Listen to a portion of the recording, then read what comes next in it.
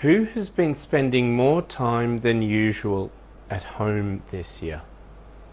Would you like to make your home a little bit more comfortable? Would you like to do this with free technology, giving you the flexibility to customize while ensuring the manufacturer can't snoop on the way you live? Let us consider a basic example: lighting. The typical light bulb has the same intensity throughout the day and night. Using bright light in the morning can help get you up and working, while using dim red light after dinner can help you sleep better. Who doesn't want to sleep better? If your city is in lockdown, or if you have personally been ordered to quarantine after returning from travel, it can be pretty tough spending 24 hours per day at home. A creatively designed lighting system can help you trick your mind to believe you are in a different place at different times of the day and night. Just about any home automation system, including the free solution we are looking at today, will allow you to specify times when lights wake you up and when they dim down after dinner. When you delegate little chores like that to your equipment, it helps you to maintain a healthy routine, and it also means you can focus on bigger things. Let's roll up our sleeves and get started. There are a multitude of home automation protocols out there. Some products simply use regular Wi-Fi networks. Most products are using one of the two protocols dedicated to home automation: Zigbee and Z-Wave. Z-Wave is restricted by patents, and some of the most popular products, such as the Philips Hue light bulbs, use Zigbee. So we're going to focus on Zigbee. We can use just about any GNU Linux based device to control our home automation network. For example, it could be a Raspberry Pi, an Intel NUC, a Turris Omnia router, or a HP microserver. To connect our free operating system to our devices, we can integrate the domotic software with a proprietary hub, or we can bypass the hub and use a Zigbee stick, a Zygate, to transmit directly to our gadgets. I prefer the simplicity and privacy of using the Zygate, and that is what I'll demonstrate today. You can order the Zygate from zygate.fr. The products we have to play with here include the Raspberry Pi, the Zygate stick, a Mueller bulb from Aldi, a Philips Hue bulb, the temperature and humidity sensor,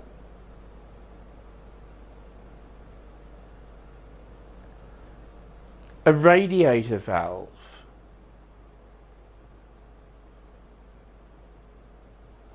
before starting this workshop, I already installed Raspbian on the Raspberry Pi SD card and enabled remote access to it. The first thing to do is adding the Debify repository so we can easily install domotics, the Zygate plugin, and firmware tools using familiar packages. All the commands you need are on my blog, so you can cut and paste them.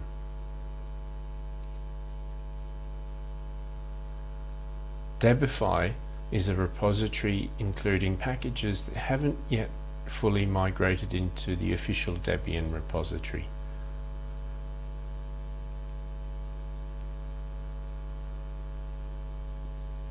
The Raspberry Pi is now able to access the Debify repository. Now we need to download the firmware matching this version of the packages. There is a link to it from my blog. The last update of the packages was tested with version 3.1a. We download it into the temp directory.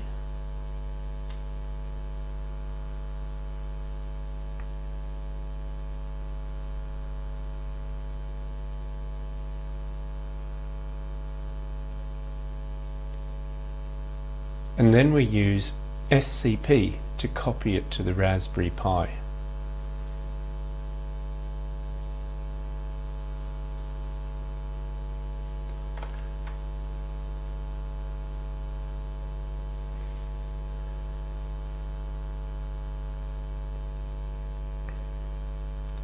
Now we can go and install the utility for flashing the Zygate firmware. There are two alternative utilities, Janic Module Programmer and Zygate Flasher. We use the former.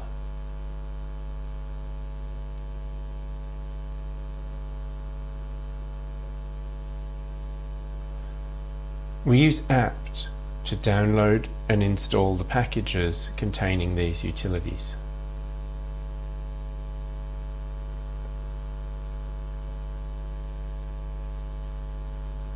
Any dependencies will also be downloaded and installed at the same time for our convenience.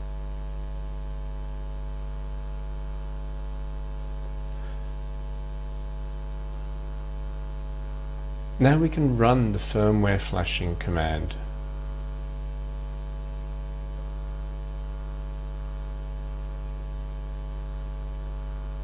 We use the firmware file in the temp directory.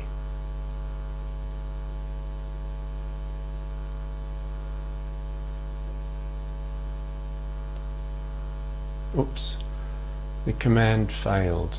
The Zygate is not properly plugged in. We can try again.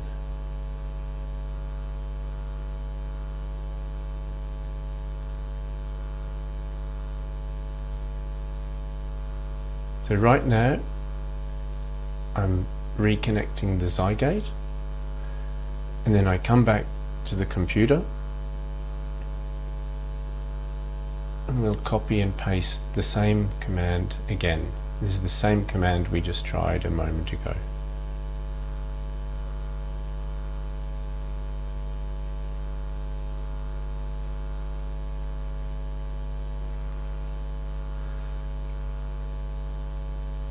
So this time it's really working. It's writing the new firmware to the flash in the Zygate.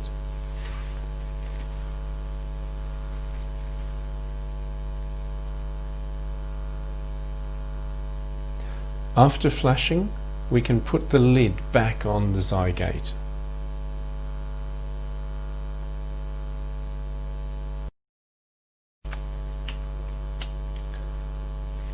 I'm sorry about the glitches in the picture here. Something went wrong assembling. Now we install the Zygate plugin package. This will automatically install the Domotics package too.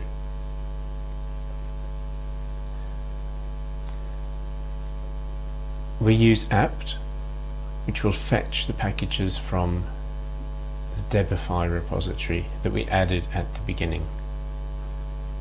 So it's all very convenient.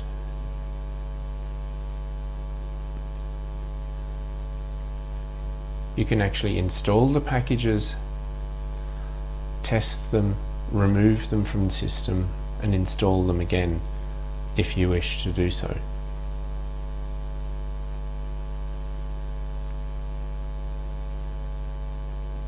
The packages are also available for standard computers and not only for the Raspberry Pi.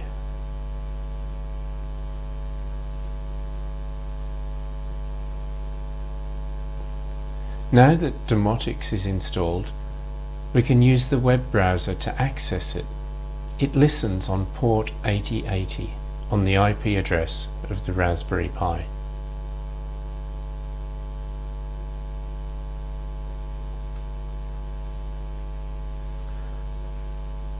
The first thing to do when we open Domotics is enabling the Zygate plugin.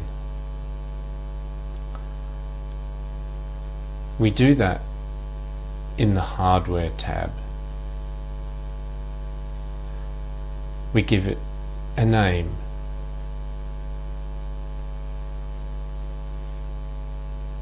Zygate 0.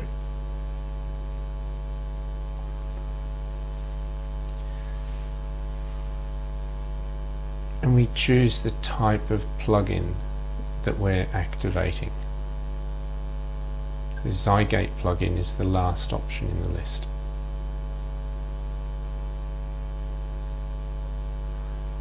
Here we can specify the time window when devices are permitted to join the Zygate network. The default is about 4 minutes. The blue light on the Zygate stick will be flashing when it is accepting new devices, and it will be solid when it is not accepting new devices.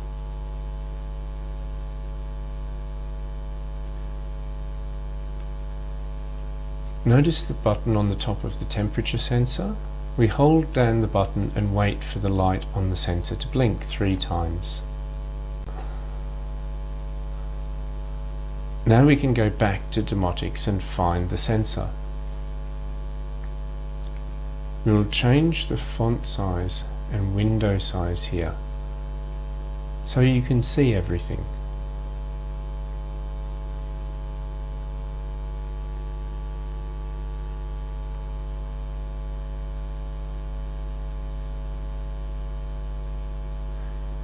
We see 3 different rows for the same sensor, but we only want to use one of them.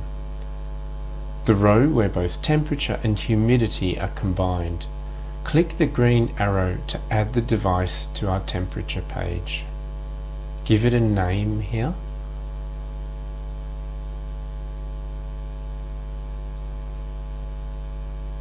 Now we begin to connect the Philips Hue bulb.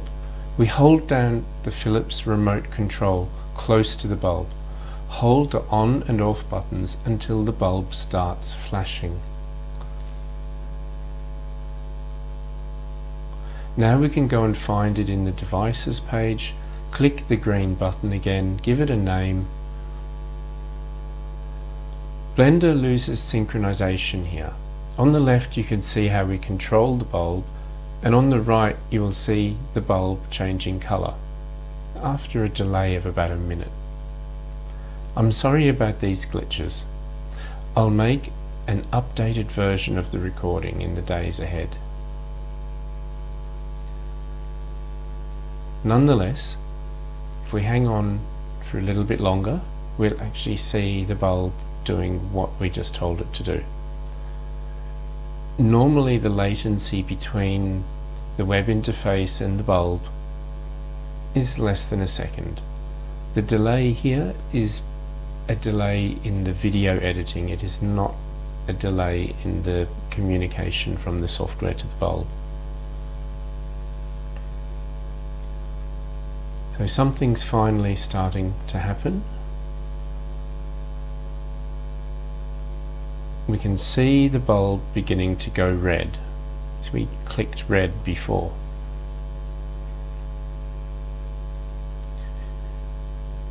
Now it's going blue.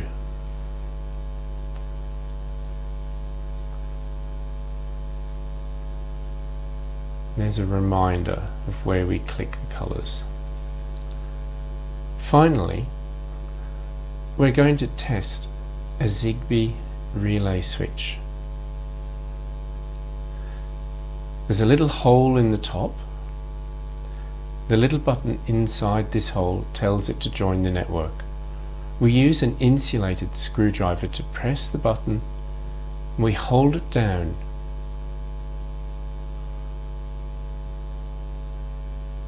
The light inside the switch will blink, and then the relay comes on and applies power to the bulb. We go back to the Devices tab We click refresh to find the device.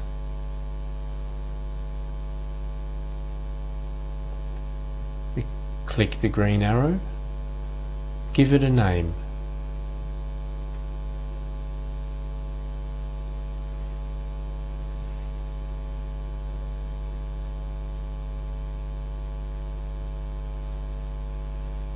Click the switches tab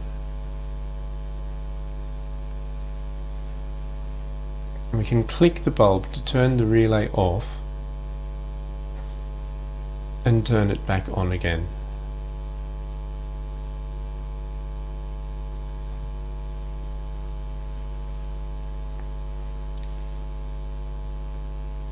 We can click edit and choose a different icon.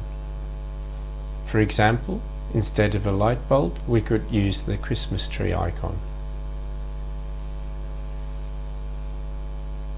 There are many other icons for heaters, fans, and all the other devices.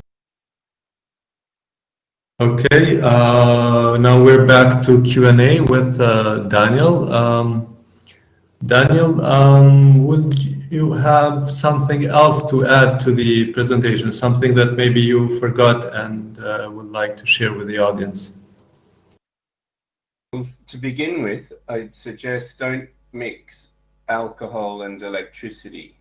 One of my projects that I'm working on involves rewiring an entire house in Dublin. The house is about the size of the Prishtina hackerspace, and everything will be connected with Zigbee technology. So it's all open hardware and open source software for a large house. This is the local Irish pub. Unfortunately, you're not seeing me in the picture. I don't know why, but I'm here. So does anyone have any questions about any of the gadgets or the software or anything else? Yeah, if anyone from the chat wants to pose a question, feel free to, or we can make you, give you a voice, or you can put it in writing. In the meanwhile, where do we source this Zigbee and other potential equipment? Where's a good place to get IoT, let's say, hackable IoT devices? Yeah, there's a website called zygate.fr. I just put it on the chat. Mm-hmm. You can order the Zygate stick. That's the little stick that I demonstrate. You can order it from that website, zygate.fr. Yeah, and regarding the brands that are more hackable, anyone that you would recommend? When it comes to Zigbee, the protocol is open. So this is the radio protocol. Mm-hmm. Each of the bulbs that I've used, and I've used bulbs from different companies. I've used the Osram bulb. I've used the Müller Lit, which is a German manufacturer. They sell them at Aldi. And I've used the Philips Hue. So from the Zygate, they all look the same. Now, I believe some people have actually tried to flash the bulbs as well. There's also the IKEA Tradfi bulb, which is also Zigbee. So if you're near an IKEA store, do you have IKEA in Kosovo now? No, not yet. Yeah, so they're IKEA bulbs. They're also Zigbee. They should work with the Zygate stick. And you can deploy firmware to the bulb. So in theory, you could modify the firmware that runs in the bulb to make it more open. I've never tried to do that, but this is the era of light bulbs that have software and microprocessors in them. And if you want to hack your light bulb, you're welcome to try, and please share the results. And you said Zygate costs how much? It's about 40 or 50 euro. I don't remember the exact price, and it depends on the way that you buy it. I'll just open the website. If you're not in the EU, then they can send it to you without VAT. And the VAT is about 20%, so you'll automatically get 20% off the price if you're having it sent outside the EU. I'm just going to their shop now to check the current prices. So the Zygate that I demonstrate in the video is €49 including the tax. So it's about €40 without the tax.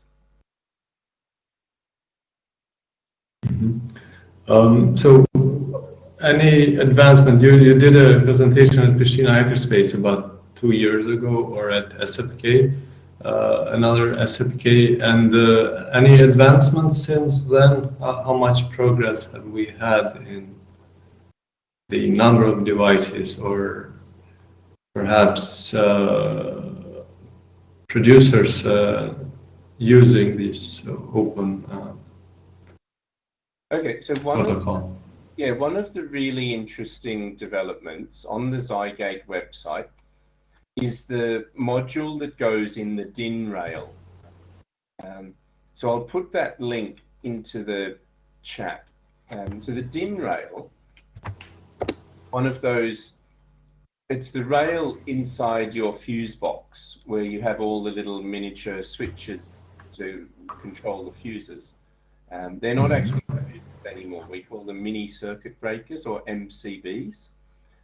So they've now made a Zygate that will go in the fuse box, and it will let you control a circuit from the fuse box. This is quite innovative. It's very convenient because you can control something like a circuit for a water heating unit. You could control a boiler and other large appliances from this unit. So that unit is about €89. Yeah, so basically everything then becomes hackable from the box. Yeah, there's a whole lot of this stuff that's just beginning to happen.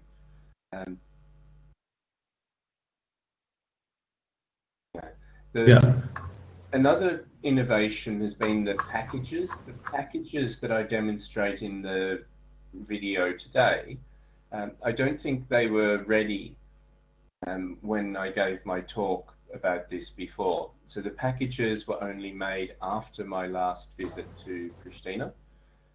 The last FLOSSK, I went off and I made the packages. So with the packages, it's now a lot easier for people to get started. Yeah, you are the maintainer on those, right? Yes. So these packages are available for both the Raspbian, so you can run them on a Raspberry Pi. They're also available just for any system running Debian or derivatives like Ubuntu. So you can install the packages on your laptop using the same commands that you see in the video. You don't need to go and buy a Raspberry Pi if you don't have one. Yeah. Okay, cool. All right. I don't know if we have any other questions, or if there is something else that you would like to add. I don't have any questions myself. Other questions? Okay. Anything for the end, Daniel? Look, it's always wonderful to participate with people in Kosovo. I hope to visit you again, whenever the pandemic permits more travel. And if you would like to do a practical activity with this at the Hackerspace, and I know you're already doing some things with this, if you would like to have a day doing stuff like this together at the Hackerspace when these types of events are possible again, I'd be very happy to visit and facilitate that. Sure, we'll consider that as soon as the situation normalizes. So we hope to have you soon here. So Daniel, thank you very much for the interesting presentation and doing some unique stuff around, let's say, open IoT. So next we'll have the next presentation at 11, and it's another workshop with Dashamir Hoja called Simple Command Line Password Manager. And we'll be back very soon with that at top of the hour. Thank you, Daniel. Thanks, Ariane. Bye-bye. Cheers.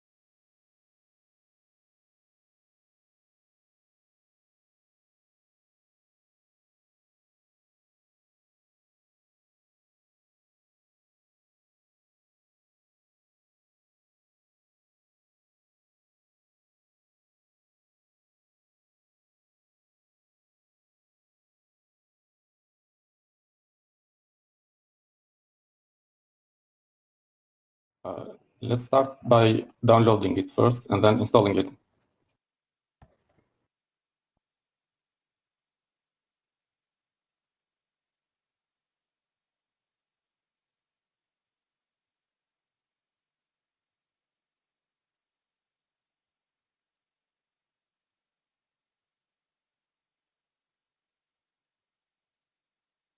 Let's check the README file.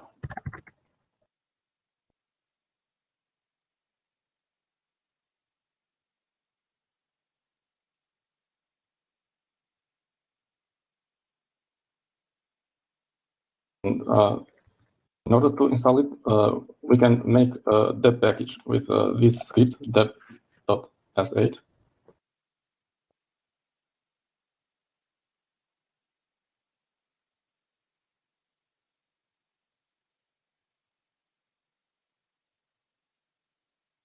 It has built this Debian package, pw.deb, and we can install it with this command, apt install, with the option F first, which will install dependencies as well, and we need to specify the path to the package.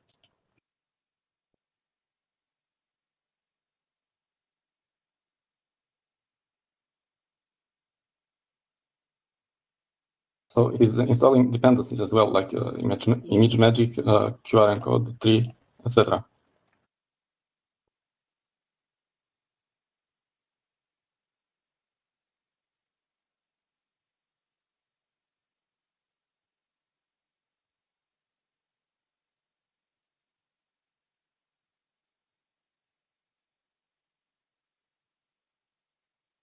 So this is the help. First of all, we can just start by typing pw. It starts by creating a new archive, which is named by default pw.pgz in this directory .pw, and it is requesting a new password for this new archive that it is being created. Type again the password. Now we are in the prompt of the password manager, and these are some of the commands that we can use. For example, list, get, show, etc. So the command set accepts the password for a password entry or password file. For example, if the password entry is a test, we can say set test, and it will ask for the password.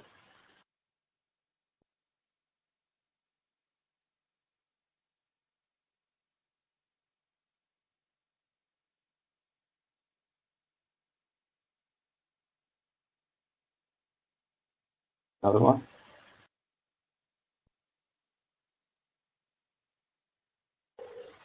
Now we can try ls again, yes, and we see there are two entries, test and test1. We can use get test2, for example, and it shows the password that is saved in this password entry.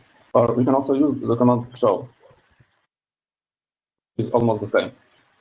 Now we can also categorize these password entries in directories and subdirectories. For example,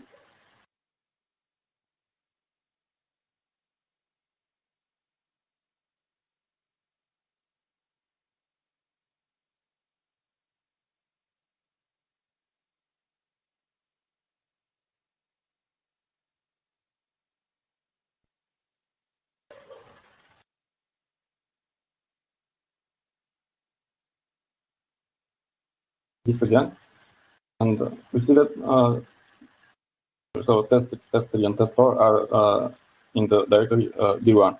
We can also use the command list with the option t, which is short for tree, and it will use them in a more human-friendly. Now the command ls can also take the name of subdirectory. For example, if you say list d1, then it will list only the content of directory d1. So with the command set, we set a specific password. We can generate a new password for an entry with the command gen, short for generic. For example,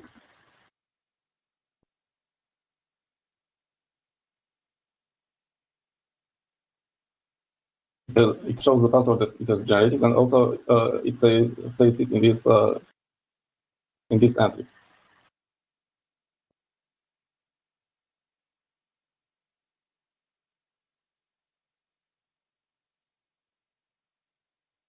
Let's generate another password.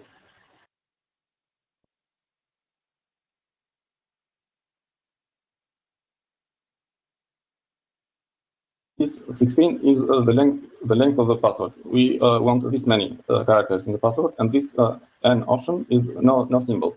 So it will only use letters and numbers, but not extra symbols like, for example, dollars or this. And it also detects that D1 test1 already exists, so it asks whether we want to override.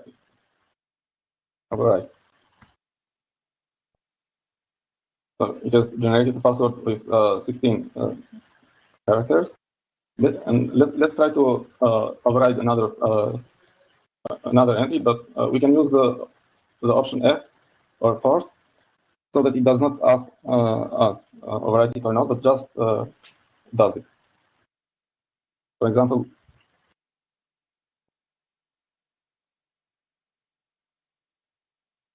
we have a password in this entry, D1 test3. Let's generate a new one and override it.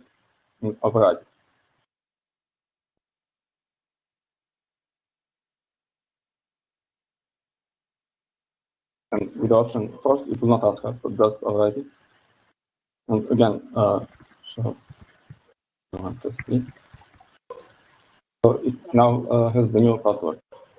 Another command is mv move, which is similar to the Linux command. So it takes an old path and a new path, and moves or renames the old path to the new path. And it also has the option force to rewrite the new path if it already exists.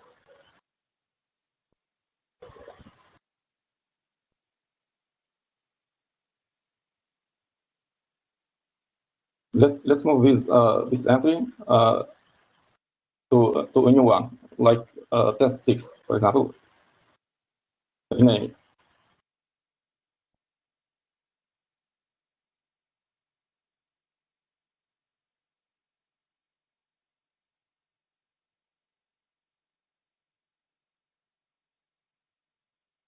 So it has been renamed from test 5 to test 6. We can also rename or move directories, for example, from dir2 to dir3.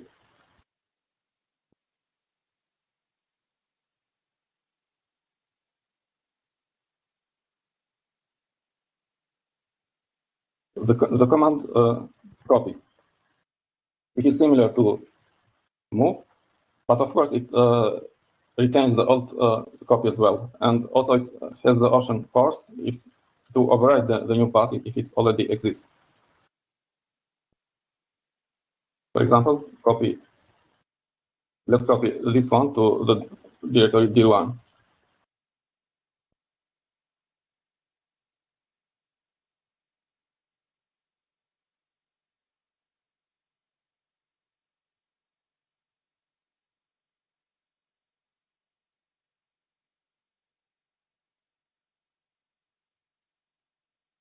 We have a new copy of this one.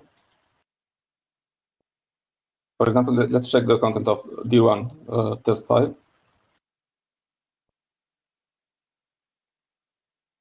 And also let's check the content of dir3 test 6. They are the same. It is just a copy of the first of this one.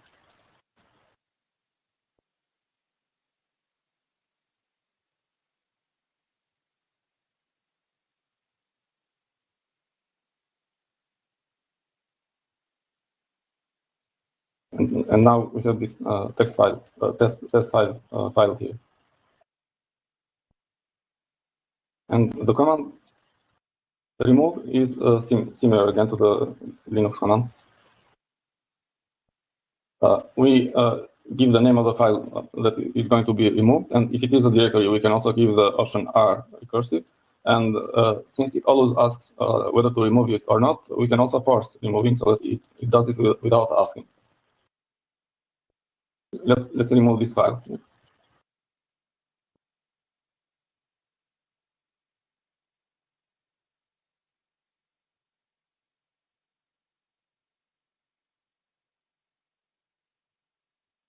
Let's try to remove this directory.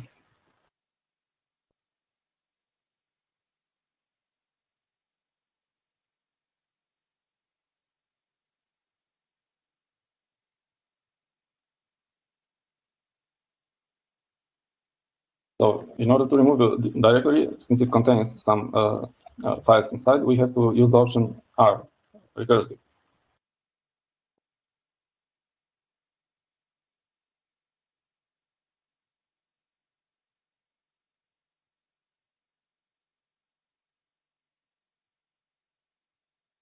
Just remove the directory directory and all its content.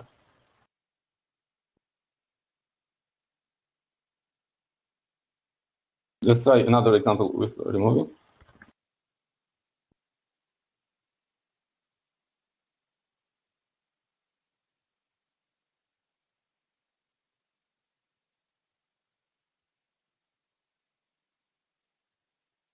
We are going to remove again this directory that we just created by copying, and we give the options RF, recursive, and force. We did it without asking.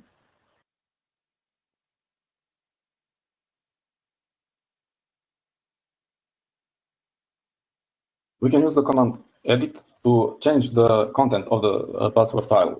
For example, each password file by default contains the password on the first line, but we may also need to add other information, for example, the username, and we add it on the second line or on the following lines, any of the following lines, or for example, the website where this password is used. So we can use the edit command, and it takes an argument, which is the file that is going to be edited, the password file. For example, let's edit this one. This one. And we see that there is only a password in this file, which is on the first line. So it is by convention, the password is almost on the first line. But we can add other lines on it.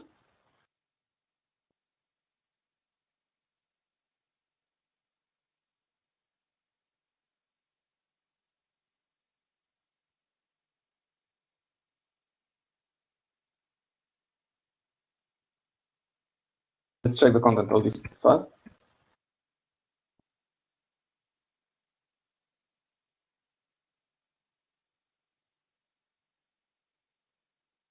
So the command show displays the content of the file, and when we just type the password file name, it shows us only the password. Now that we have some other information on the password files besides the password itself, we can use grep to search for this information. For example,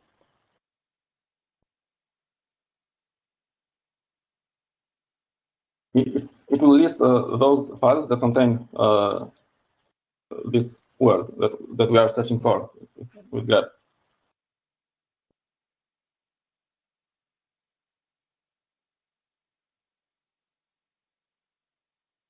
So this password file contains also a line word.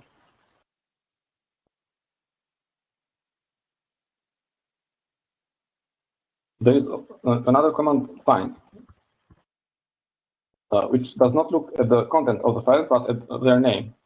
Grep is for searching on the content of the files, and find is for searching by name, name of the file, and the directory where it is located. For example,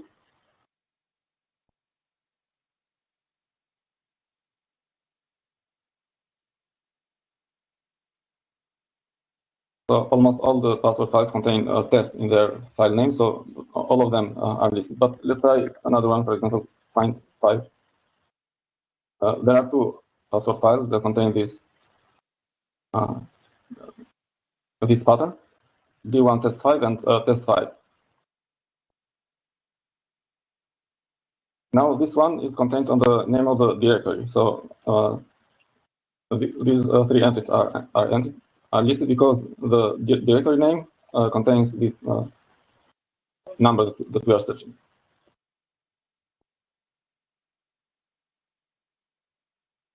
The command log.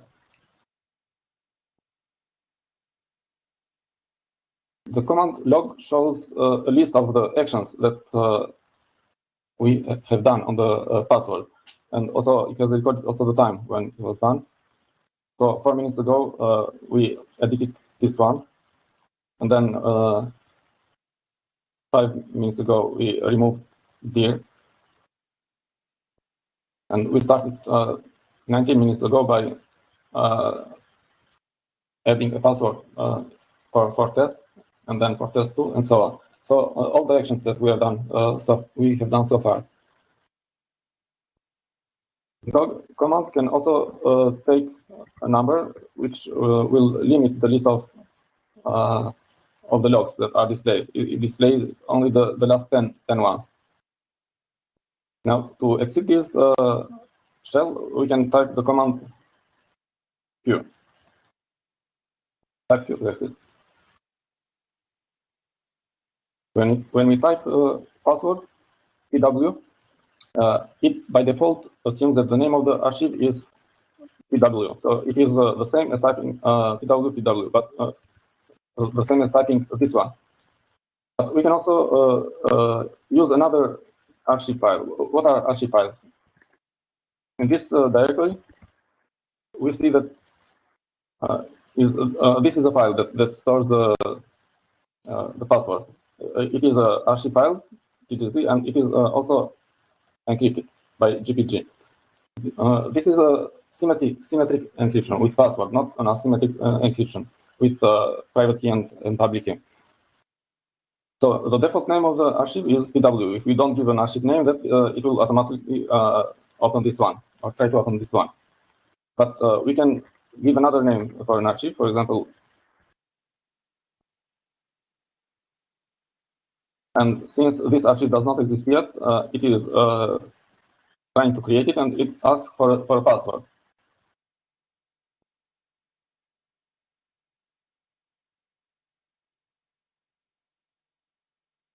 And now this is an empty archive. It was just created. Yeah? And if we check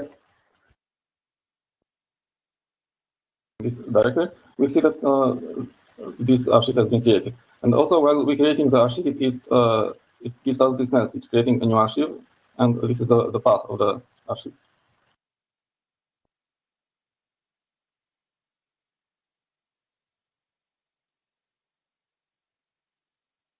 Let's remove it.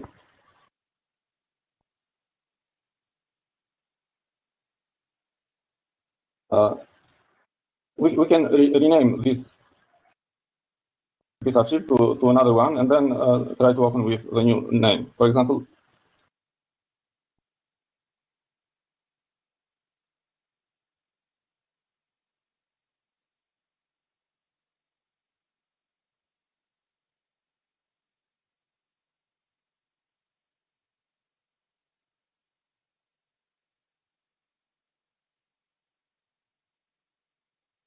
and if you try this command, then it will try to open this archive.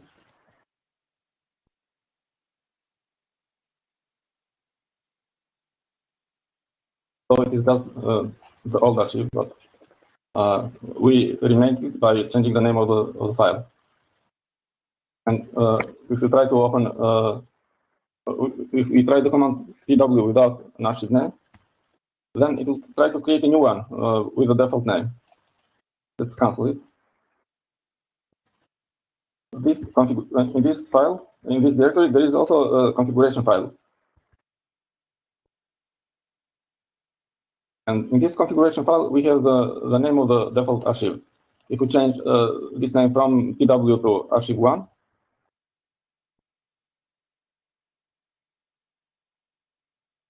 then whenever we give the command pw without an archive name, that it will try to open this archive1 pw. So it is trying to open this archive.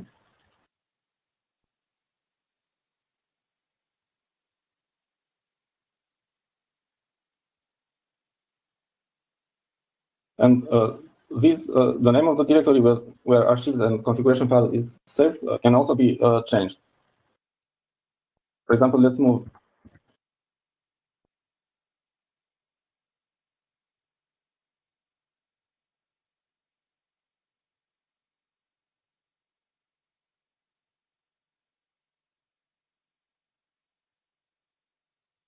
So we are calling the command pw, but with this environment variable set to the directory where the archive files are located. And now it tries to open it to open the archive file from this directory.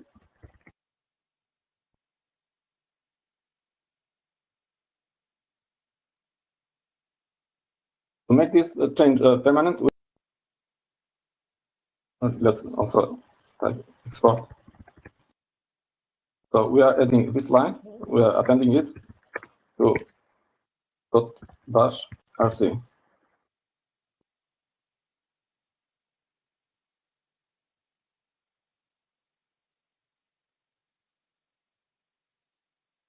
It is here on the end.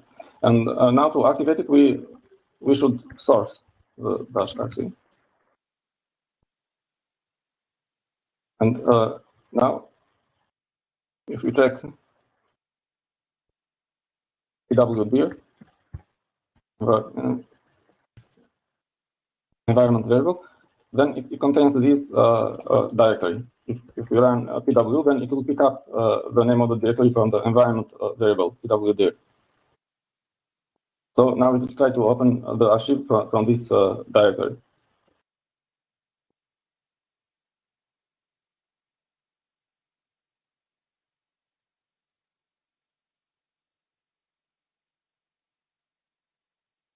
So as I said before, this archive file is a directory that has been archived with tar and is also encrypted. Let's check this. For example, we can decrypt this file with the command dpg.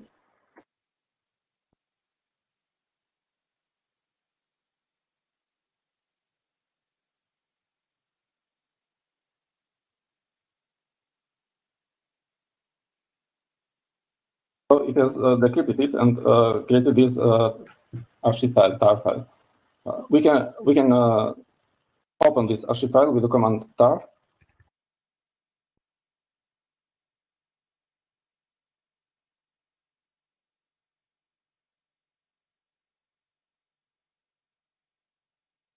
And let's open it on the directory. Let's make first a directory. It's empty.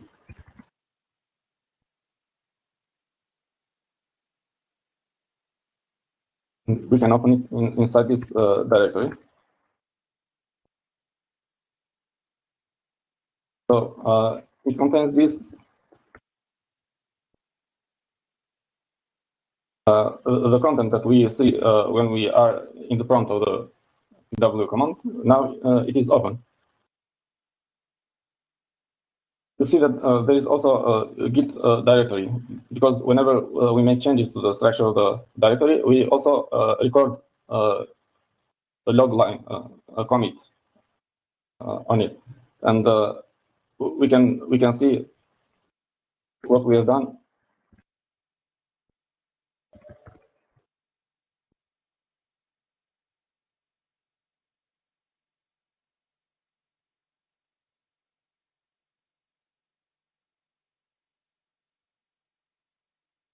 This thing that we did above, that we decrypted the archive and then we extracted the content of the archive to a directory file, can also be done with the command export. For example, pw command export. We have to export it to the directory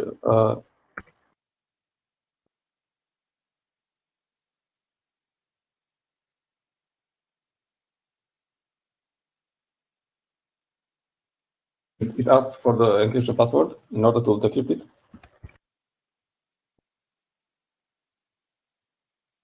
And has exported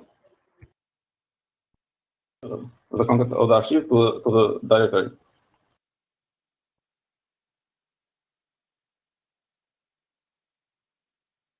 There is also a command for importing the content of a directory to an archive.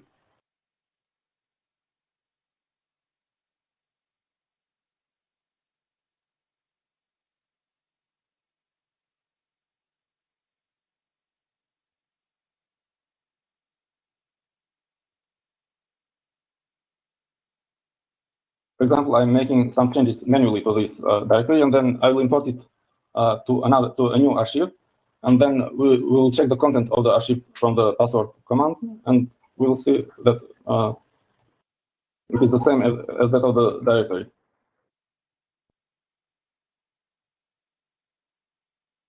Now let's import this directory to an archive with the name archive2.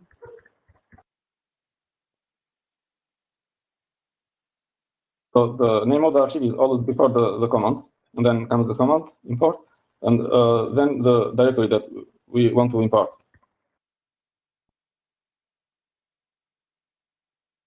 Since it is creating a new archive, it asks for a password, a new password.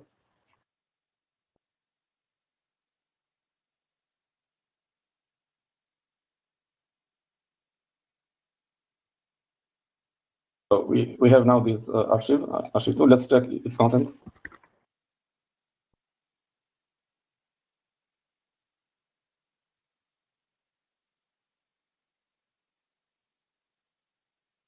So it is the same as the directory that we imported. It is the same content. We can also, in this example, in the last example, we imported to a new archive the content of the directory, but we can import it to an existing archive. And in this case, if there is a password entry with the same name, then the one that is being imported will overwrite it. For example, let's change some entries in the temporary directory.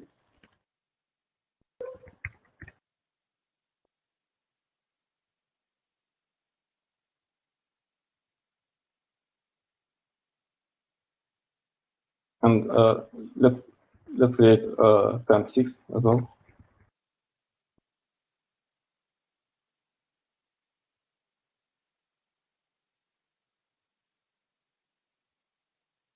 Now let's import it to the default archive, which is archive1. I will import. And since we give no archive name, it will use the default one, and the name of the default archive is archive1. And directory. Now it asks, it is asking for the password of archive1. Let's open the archive1.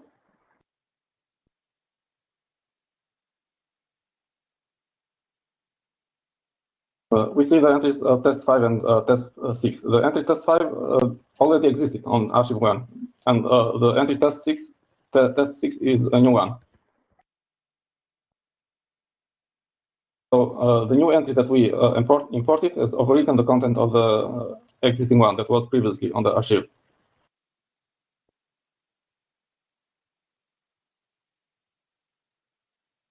So far, we always give the command pw, and we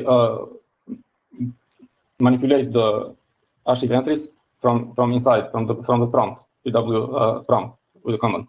But it is also possible to give the commands directly on the command line. For example, pw ls lsp. Since we give no archive name, then it will assume the default archive, ask for the password of the default archive, which is archive1, and give the result of the command. For pw show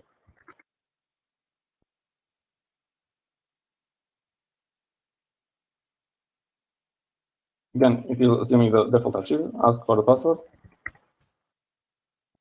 and show the content of this entry.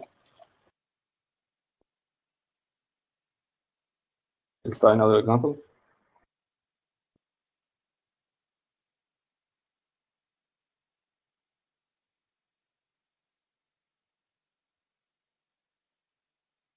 password.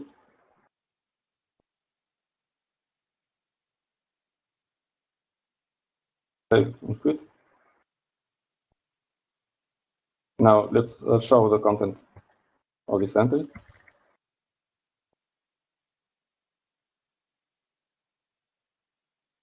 And we see that it has changed.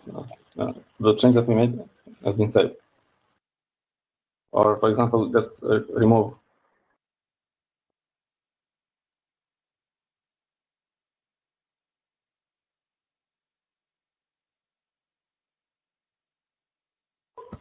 this.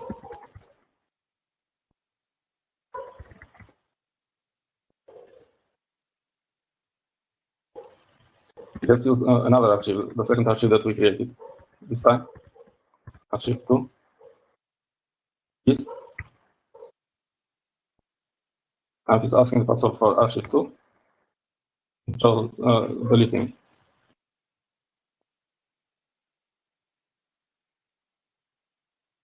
So it is becoming a bit tedious that whenever we give the password, whenever we give a command, it asks for the password.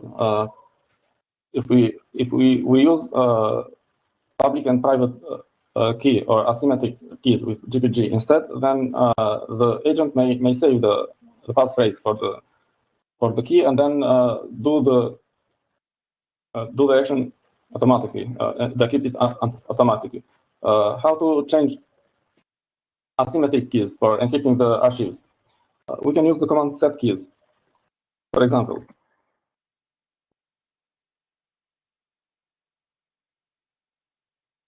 set keys actually can take some key IDs as parameters, but if we give no key ID as parameter, then it will create a new key, especially for this archive or for this for the password manager, and we'll use that one. Enter passphrase to protect your new key. So this is what it is doing. First, it is creating a new key since we did not specify an existing key. Type it anyway. Enter it again.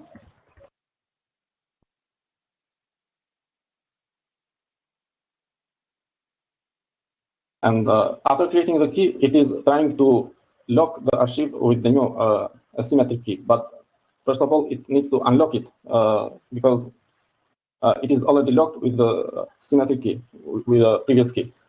So before locking it with the second key, it has to unlock it first with the old key. So it is asking for the key to unlock the archive. Press enter to continue. Passphrase for the archive 2.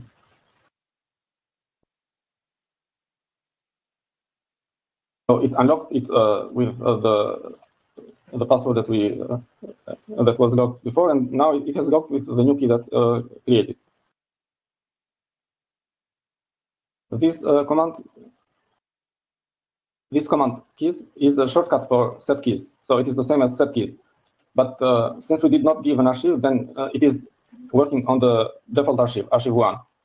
In this case, it does not need to create a new key because it can use the existing key that it created in the first case. So it just needs to unlock the archive with the old key, and then it will encrypt it with the new symmetric key. So it has locked it with the same key that the previous archive was locked.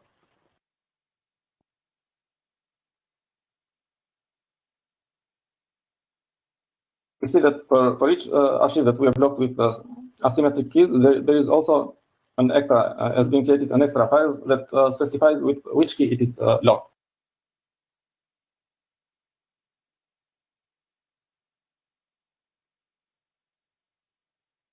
So the GPG keys is the key ID, and GPG home is .password.gnu.pg. So it is a special key that has been created for the password manager. And it says GPG keys because it can be locked with more than one key. Now let's try to open one of these archives. Second one, for example.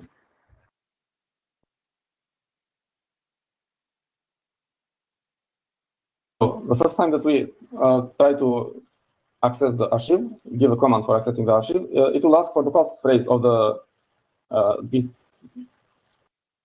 private key that has been used to lock the archive.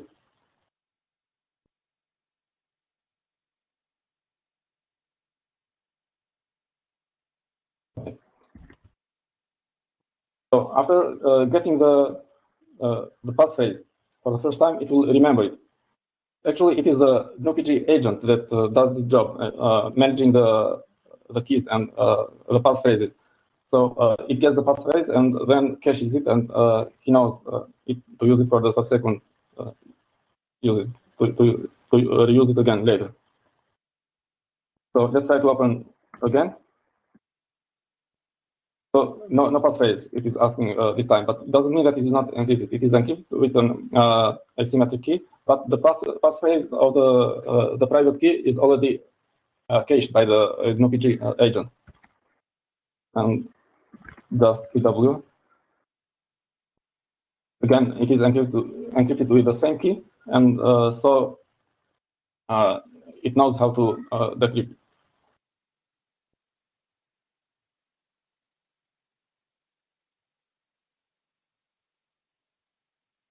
So this time, it does not ask for a password for the same reason that it knows the password and makes the usage of the password manager even easier.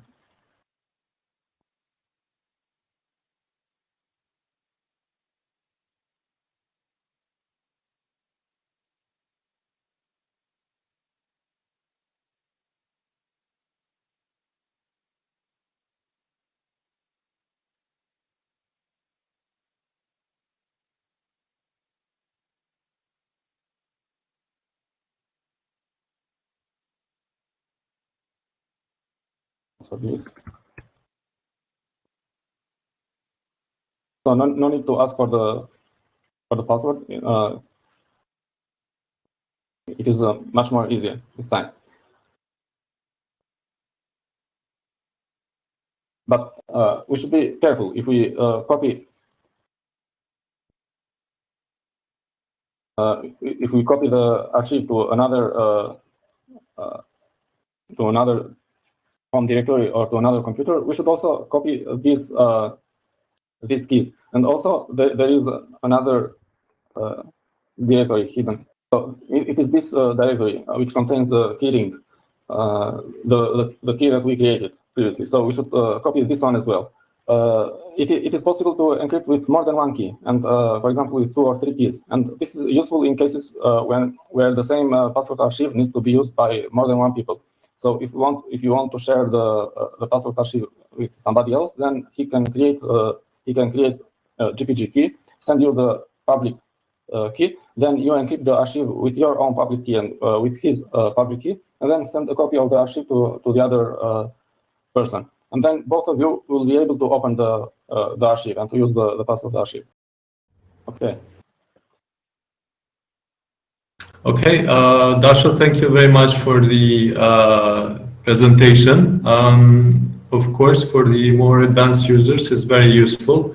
However, where I think this is most needed is actually really like beginning users, including those in other systems like Windows, who really have lax security practices.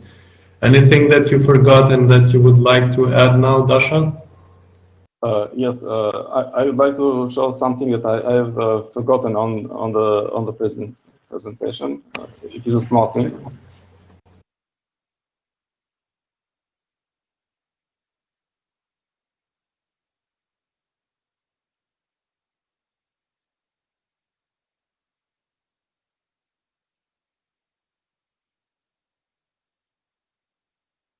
I don't know why it is broken the screen. Maybe I have increased too much the font. Yeah.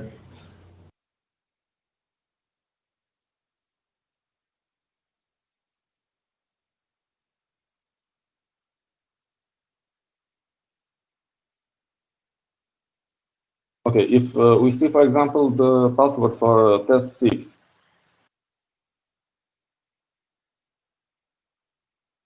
This is a long and complicated password. If, for example, we have to use this on a smartphone, it is impossible to copy it by reading and writing. And what can we do in this case is that we can create as a QR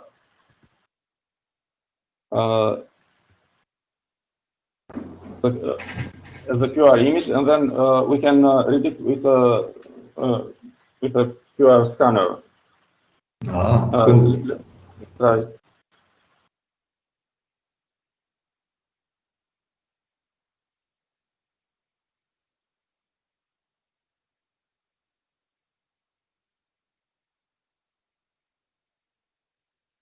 And how is this integrated into mobile apps then? Is it already available in mobile apps? There are programs that are needed that can be used for reading QR codes, and you scan the code with the program, and then you copy and paste it from the mobile to. Yeah, I see. Okay. So it's a bit manual. Yeah, I have a mobile here, and then I have installed QR code reader. I cannot show the content, the screen of the mobile. Sorry, and you hear it recognized the code, and it also copies it on the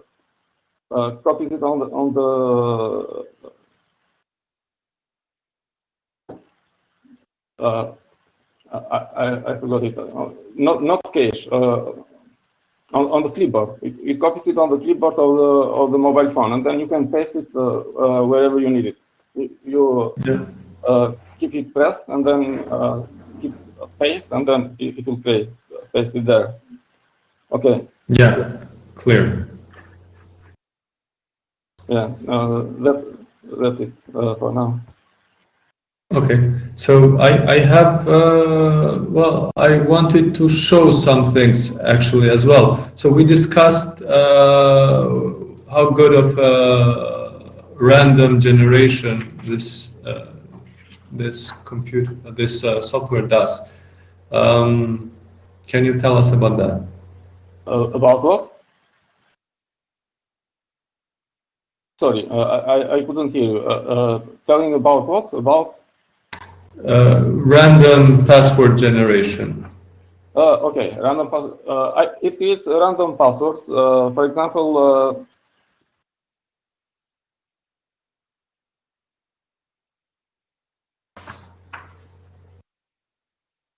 PW.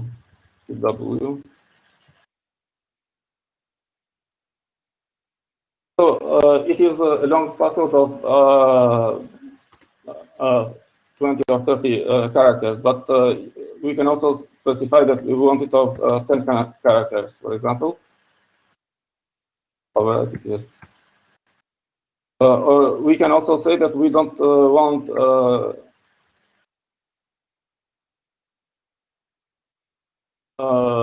funny characters, like, for example, plus just alphanumeric, making it alphanumeric.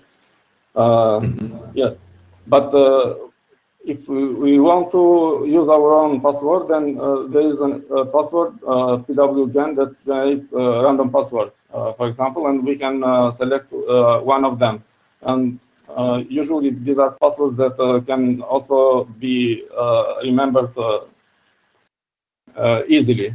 Anyway, we are using a password manager for saving them, so we don't need to remember them. But it is also easy to copy and paste them. Not to copy and paste, but to read and write. For example, I read it from the screen and write it on the mobile, for example, because they contain only alphanumeric characters. So this pwgen is a generic command. It is not related to PW, password manager. For example, apt list pwgen. It can be installed with the package pwgen. It is a generic command. So I don't know whether I asked your question or you asked for something else.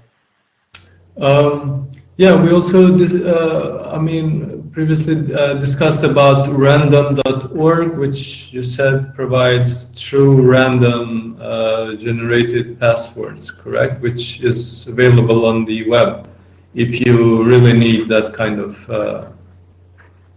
randomness. Random.org. You don't need the randomness for password. It can be anything or something that you can manage easily.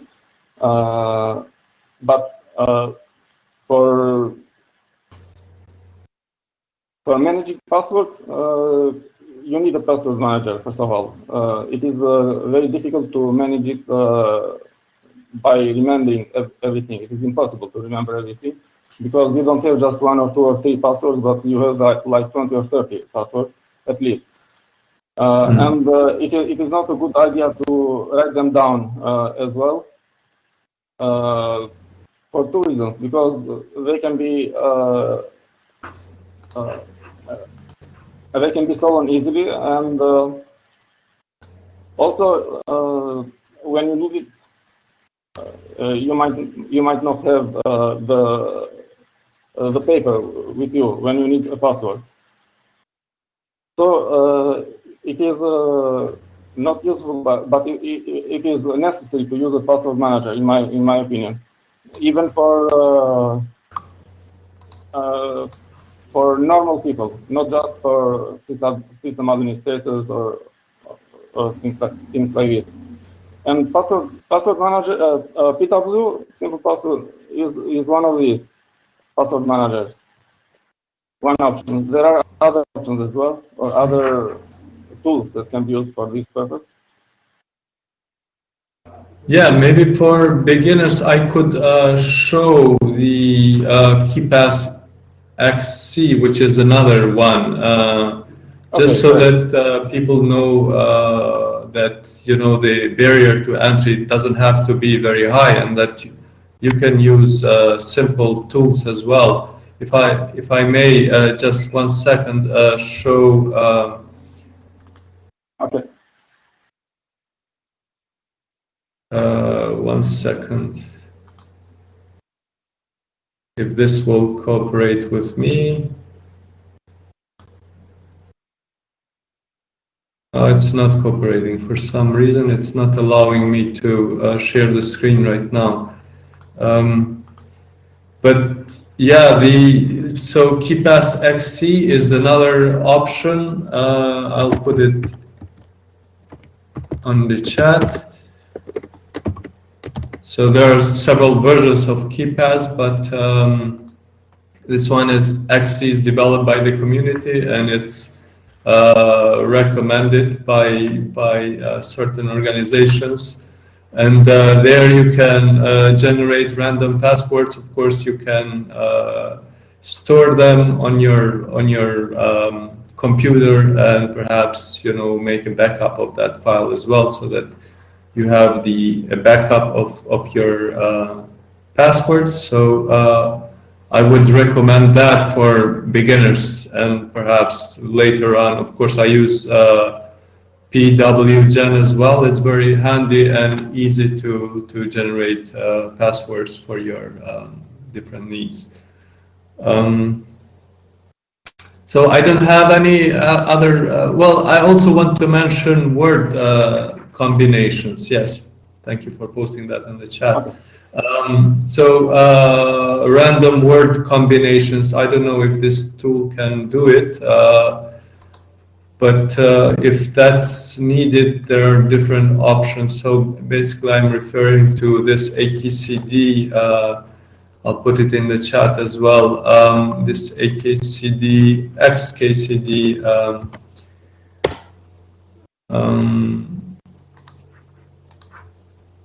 regarding password strength, and basically it says that if you're using a few random common words, memorable, it's almost as good as random characters, which are very hard to remember and would work, and are actually even very difficult to type.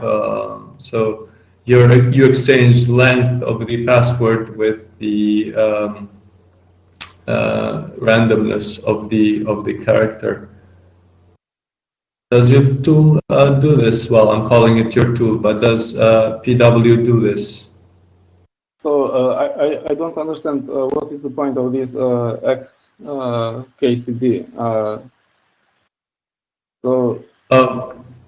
Yeah, basically it says that using longer passwords of common words is just as good as using random character passwords, which are, I don't know, 15 characters or something. So you would end up with 30 characters, let's say.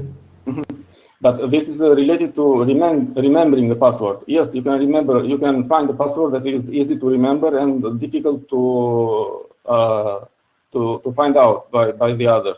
But how many of these passwords can you remember? Or it is not also recommended to use the same password everywhere, because if a site is compromised or is broken and the usernames and passwords are leaked, then if someone finds your password with the same password, he will be able to log into all the other websites or services.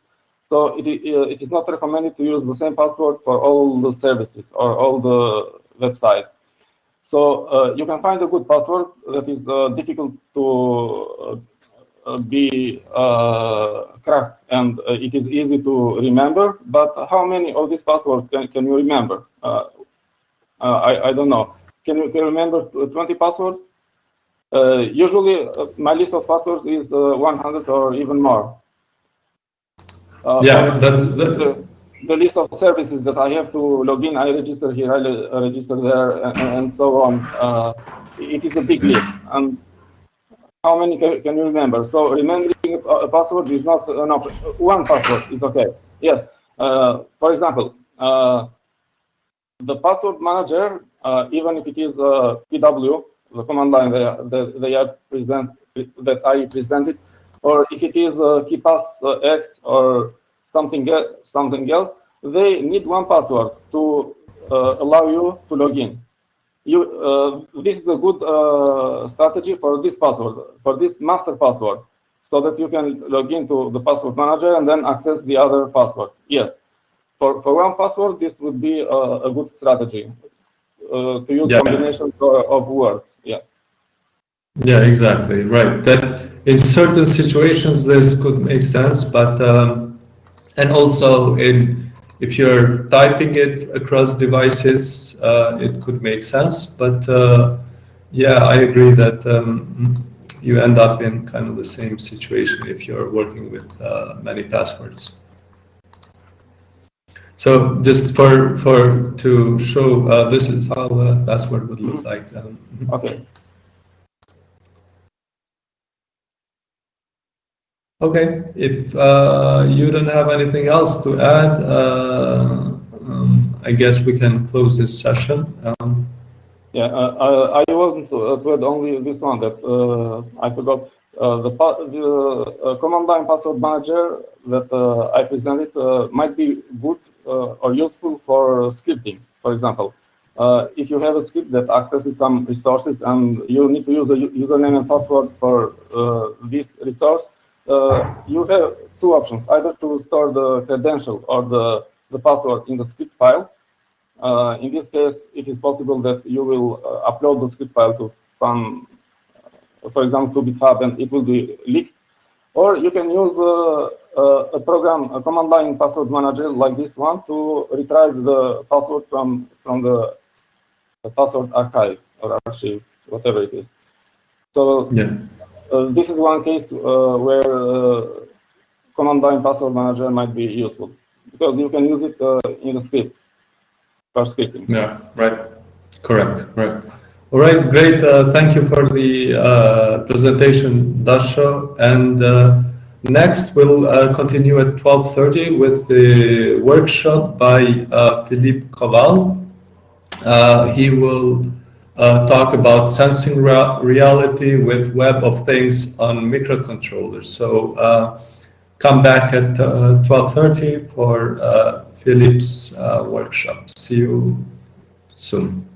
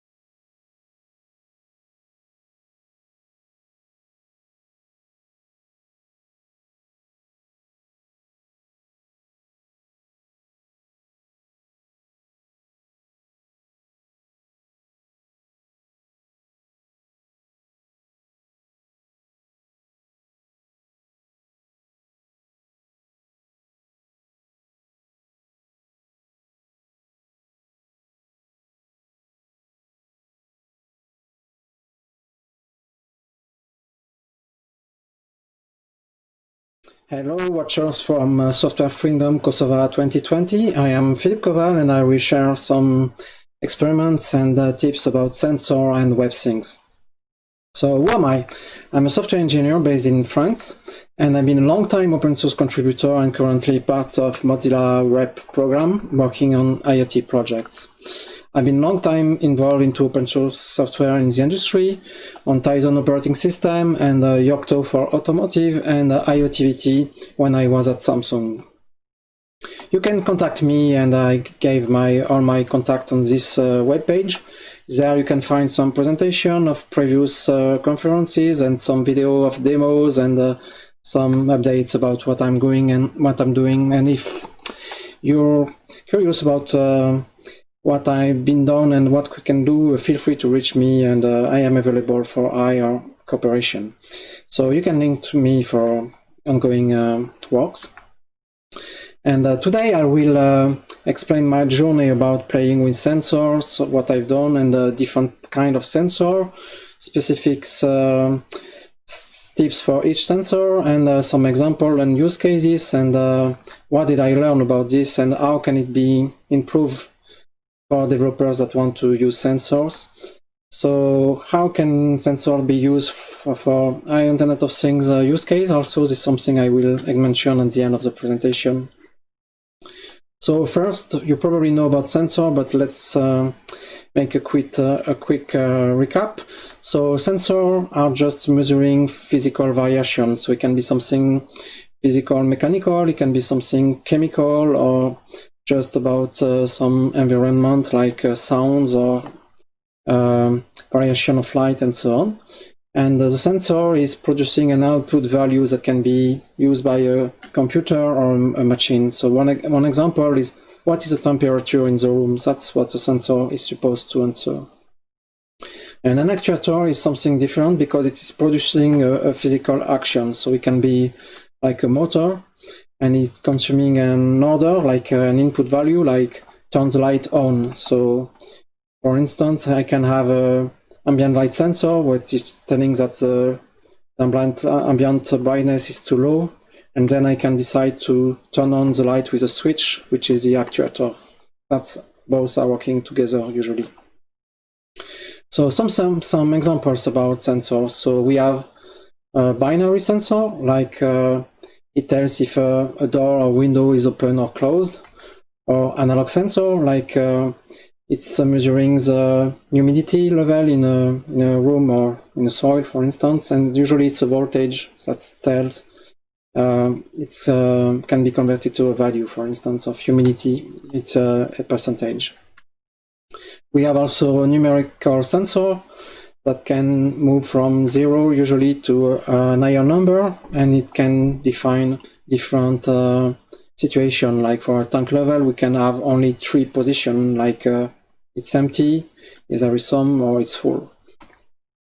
And we have also a mechanism called sensor fusion, which is usually a combination of different sensors, and it is producing a more interesting output, like air quality sensor will tell you if the air is breathable or not. And we have all kinds of so-called sensors. Usually there are devices which are connected to cloud or web, and we have also online sensors and also radio sensor. For instance, weather forecast is broadcasted in the air. So I will only speak about the 4 first sensors I mentioned here. So now let's talk about your system, which is a computer usually, and it has different kind of input-output way to interact with the outside. So for binary result, we have something called GPIO, and for analog, we have ADC input, and for digital value, we are using different buses, like the I2C, SPI, and UART. So let's talk about the first use case, but also know there is also other buses on your computer, like the pulse width modulation, the CAN wires for automotive, or USB, or other input-output standard.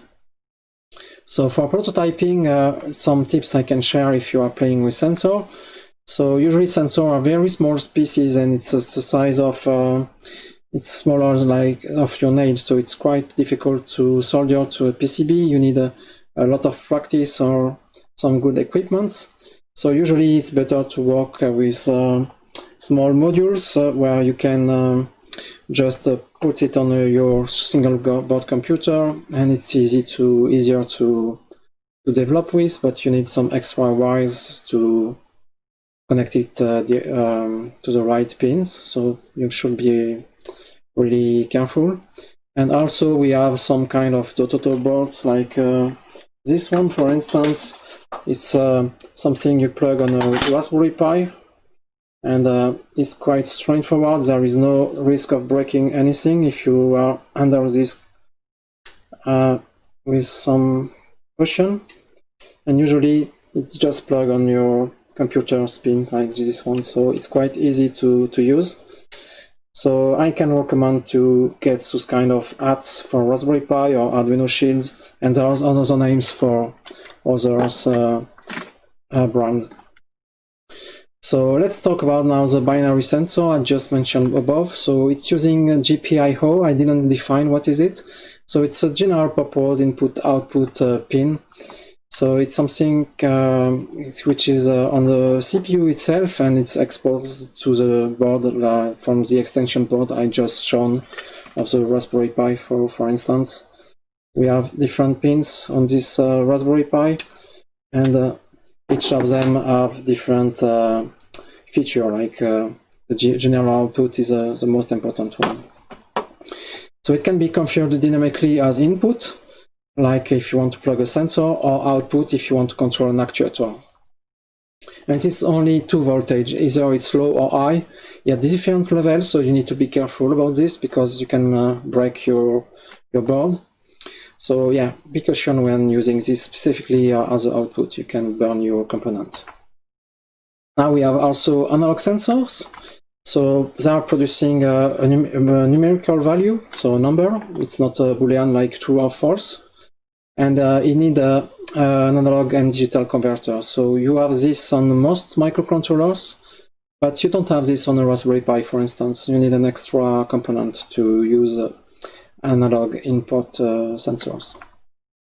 And what this is sensor doing, basically it's translating a physical phenomena to a voltage. So it can be something that should be converted in the software side. So this sensor is producing different kind of number in a range, and you need to make some computation to understand what it's measuring in the reality. So a couple of sensors. So there is a gauge sensor like MQ sensors. You have also the proximity sensor, which is a radar, which is something quite popular. And it can be plugged on the board if you have an ADC input. So here is a short demonstration with some sensors. So it's a flower. I'm monitoring the moisture of the ground, of the soil. So if there is some water inside the soil, it will be measured on this application. So we have 82% of humidity, and it's connected to this pin, which is an analog input of this microcontroller board. And the use case here on my application, I will explain a bit later, that when this input is below a threshold, I'm sending a notification to the Mastodon network. So it's a social network used in an IoT context. So basically, we have a rule that says that if it's below 77, then I'm sending a notification. So to do this, here, I'm above the threshold, and if I disconnect the sensor, it will go below this level progressively. Okay, and then it will be sent a notification to my cell phone. Let's talk about digital sensor, like using the I2C bus, that stands for Inter-Integrated Circuit. It's something that's been created many years ago now, and it provides a serial communication on a bus. So you have different devices you can put above 100, and it's only working with 4 wires, like 1 one for data, the other for clock, and the last two for supply. So to use it on a Raspberry Pi, for instance, you need first a Raspberry Pi for sure, and if it's not enabled, you can use a raspi config tool, and then it will provide a I2C file device in /dev, and then you can use this I2C detect tool, and it will list all the devices connected to your Raspberry Pi. So I can get started with this ambient light sensor, the BH1750. It's a 2-byte ambient light sensor, and it is measuring the brightness between 1 and 65K lux of light. And you can get all the detail in the datasheet. It's not something easy to read, but there you will have the flow of the I2C protocol and also the address of the device.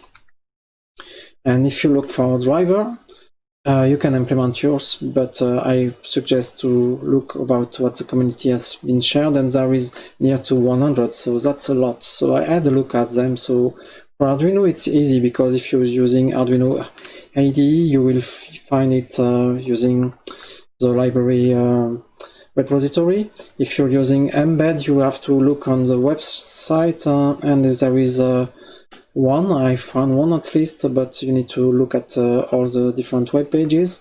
For Python, there is at least 11, and for Node.js on the npm repository, I counted 8. So let's start one. Let's try one with Node.js. So there is one driver. I need to fork it for supporting IoT.js also, but I will explain later. So first you need to import the module. Then you need to create an object with some options. So first you need to define the device for the I2C bus. So on a Raspberry Pi there is 2. You need to use one for the external bus. And then select the address of the I2C sensor and a few parameters for the resolution and the width of the data output. So you need to create this sensor object, and then you just need to call the read light function, and it will call a callback function with a value. Now, smart city proof of concept using car. I wanted to detect if my car is under a defective street light, and then share the position of my car and the brightness level to a cloud, and then get inform somebody that it should be fixed. So to do this, I have all this device here, and the first one is so it's a GPS emulated on your Raspberry Pi Zero, which is updating in real time, and I have also this extra application on the phone which is indicating the position because it's connecting to this GPS unit. And then for the street light, I have this illuminance ambient light sensor, which is under this small lamp, and also a relay to turn on a light. When it's too dark, it will switch it on. So under my my lamp, there is this ambient light sensor, and in the end you can see a value which is reporting the current brightness, and if it's below a threshold, it will turn on the light and also report the value and the position to a cloud backend.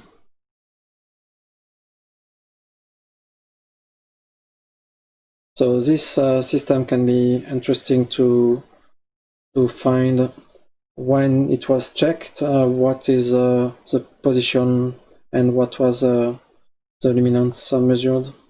So here it's using RT-Cloud, which is no more available.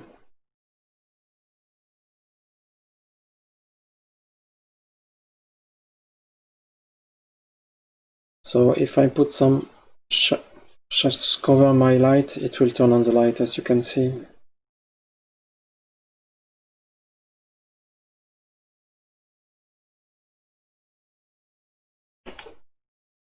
And then we have environment sensor. It's really easy to get started with a temperature sensor. There is a couple you can order online. It's super cheap. And sometimes there is a combination of temperature on humidity or pressure. And also you can get some sensor already shipped on this Sense at board for the Raspberry Pi. So there is also air quality sensor. The SDS1 is quite popular because it's used by the Luftdaten project, which aim to measure the air quality level in all the cities of Europe and probably elsewhere.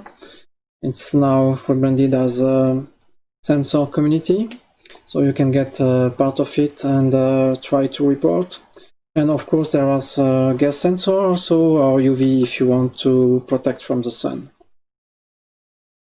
So for the temperature sensor, BMP80 from Bosch, you need to import this JavaScript module. And then you can create this sensor object, and you need to put the right address, and it can be configured in different behavior. And then first you need to calibrate the sensor, and once it's done you can read, and once it's done you can just print the data. So here is a demonstration with this sensor. So the application here is a web thing and running on this development board. It's a gateway which is connecting different devices like this lamp, and from this dashboard I'm controlling the lamp because I have an actuator, and I made some rules using this sound sensor, which can be used as a clap to turn on and off the light. I have also the ambient light sensor again, and also the temperature sensor. So if I'm putting some heating on it, it will turn a fan actuator and will try to put fresh air on my orchid. So the light itself here is an AV light controller. It's running on ESP8266. And I have also a moisture sensor here running on the Arduino Mega. And when it's below threshold, I have this add-on actuator which is sending a notification to the Mastodon network, so somebody like my neighbor can water my plant when I'm speaking elsewhere.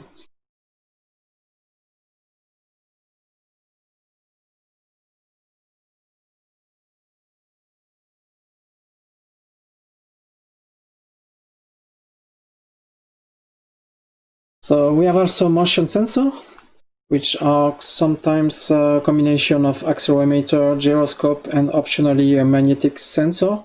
And we have a fusion to avoid drifting too much. Then you can use this to get the accurate position of your thing, and you can use this also as a compass.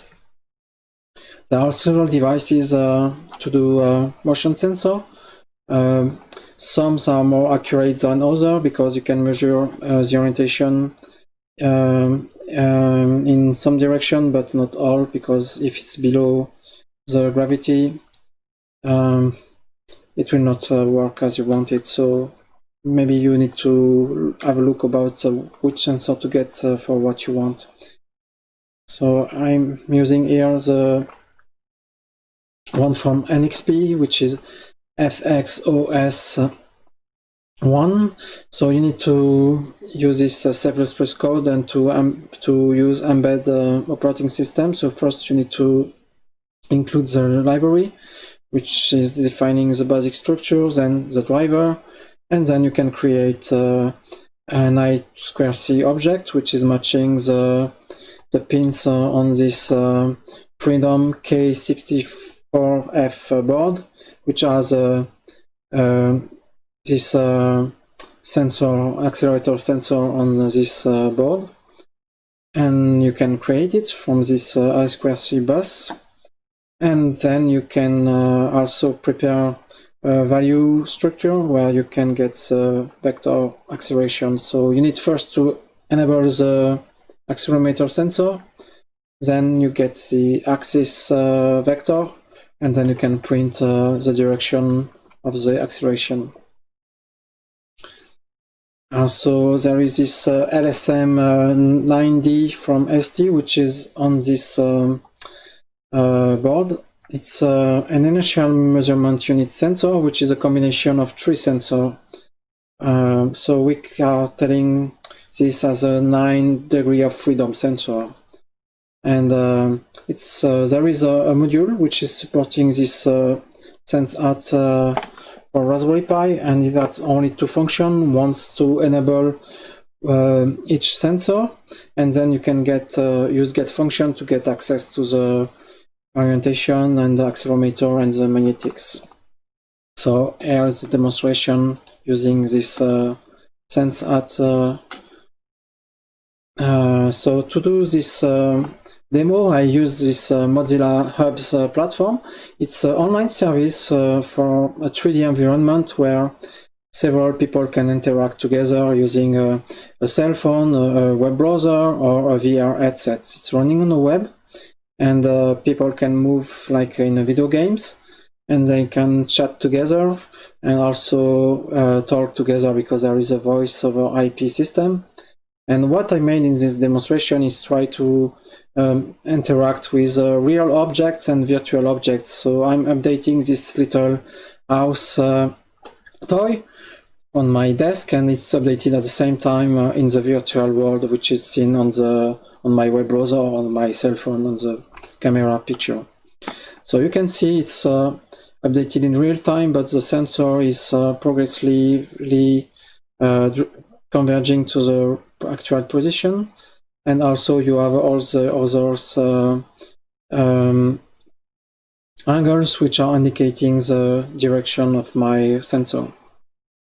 And on the SenseAt you can see there is some letters which are updating in which direction the sensor is at a given time.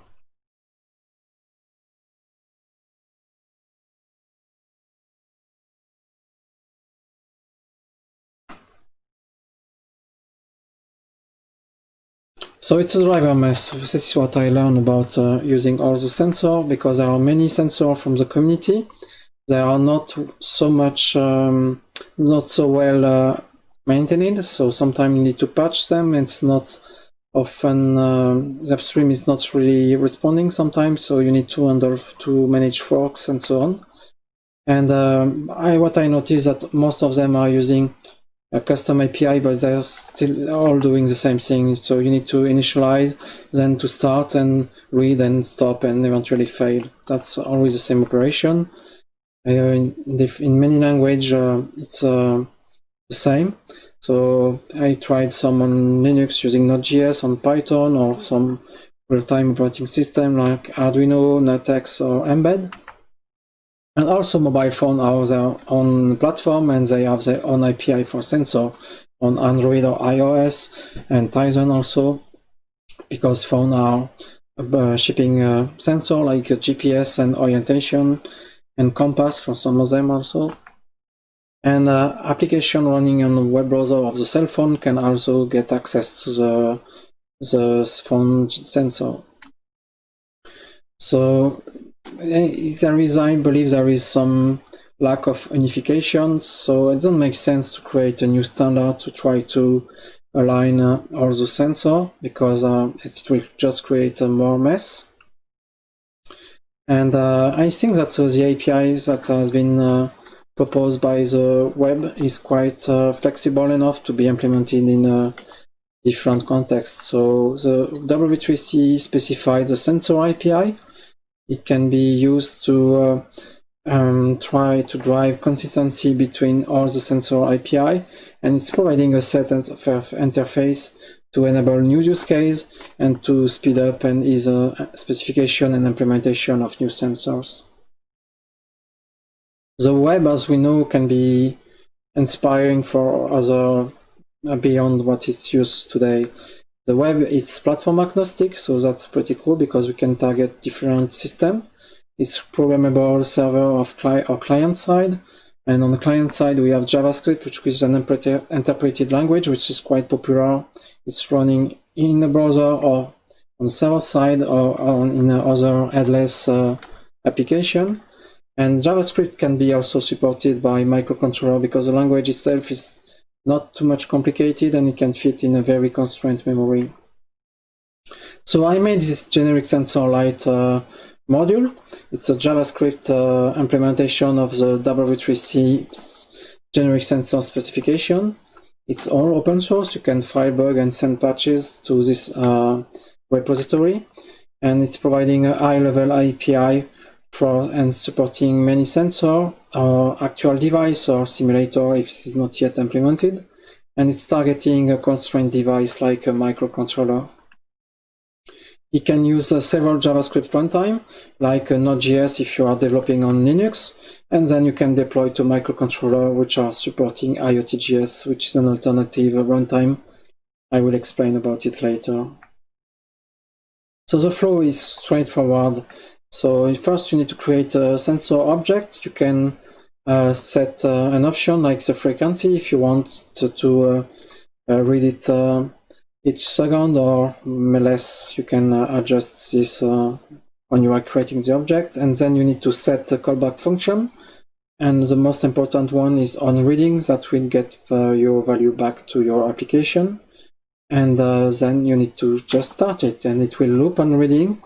The value will be updated on each read, and the on reading callback will be called, and then it will sleep until the next read.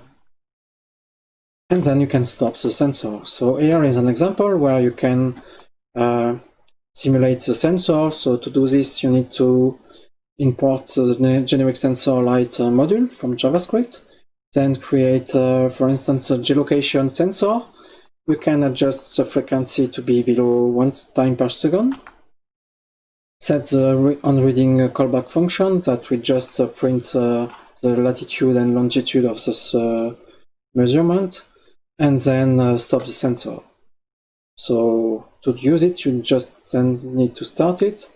And if you are running a Node.js, it will just print to console your position. So I want to share this and want to inspire you if you want to create a new driver. So you can try to look at the solar color sensor I made. It was made ready to be added to the generic sensor meta.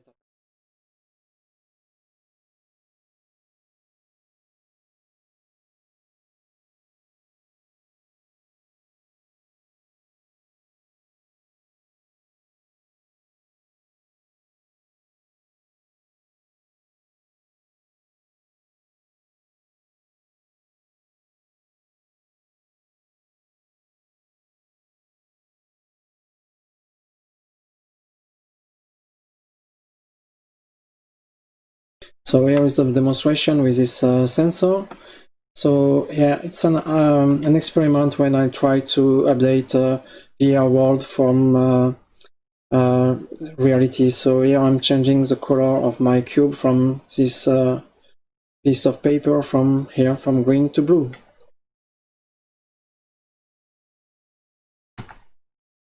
Now here are the supported device. So only 2 devices are aligned to W3C's generic sensor specification, like the ambient light and the temperature. And I was inspired also to provide the humidity and this color sensor we just shown.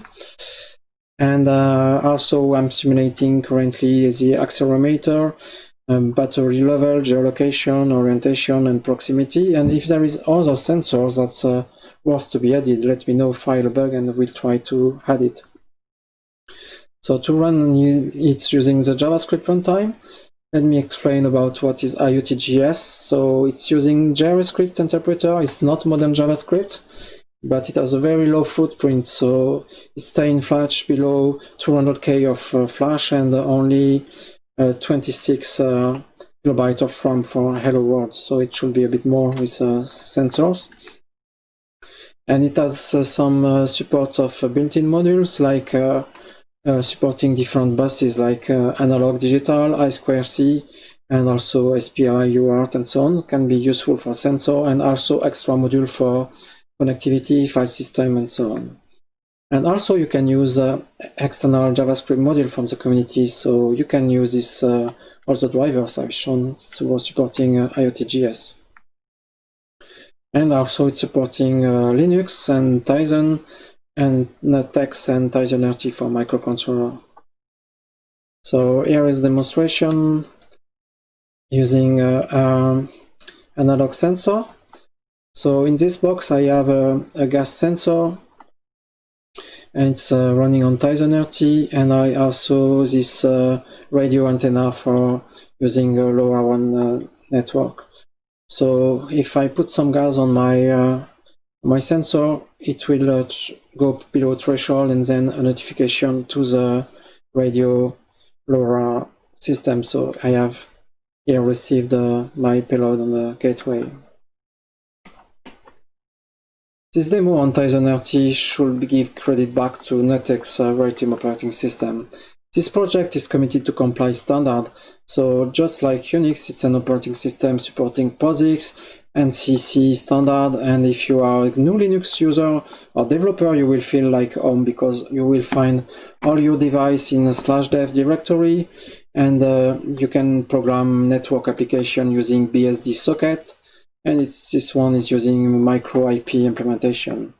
It has been released many years ago by Gregory Nutt, and recently it has been incubated by Apache 2 Foundation. As I said, it's the base of many derived projects and products like drones and also dev board and so on. The good news is that IoT.js is supporting NetX, and I can give some hints about how can you deploy JavaScript application to a microcontroller. So first, you need the NetX source code, and you need to add on it IoT.js as an extra application.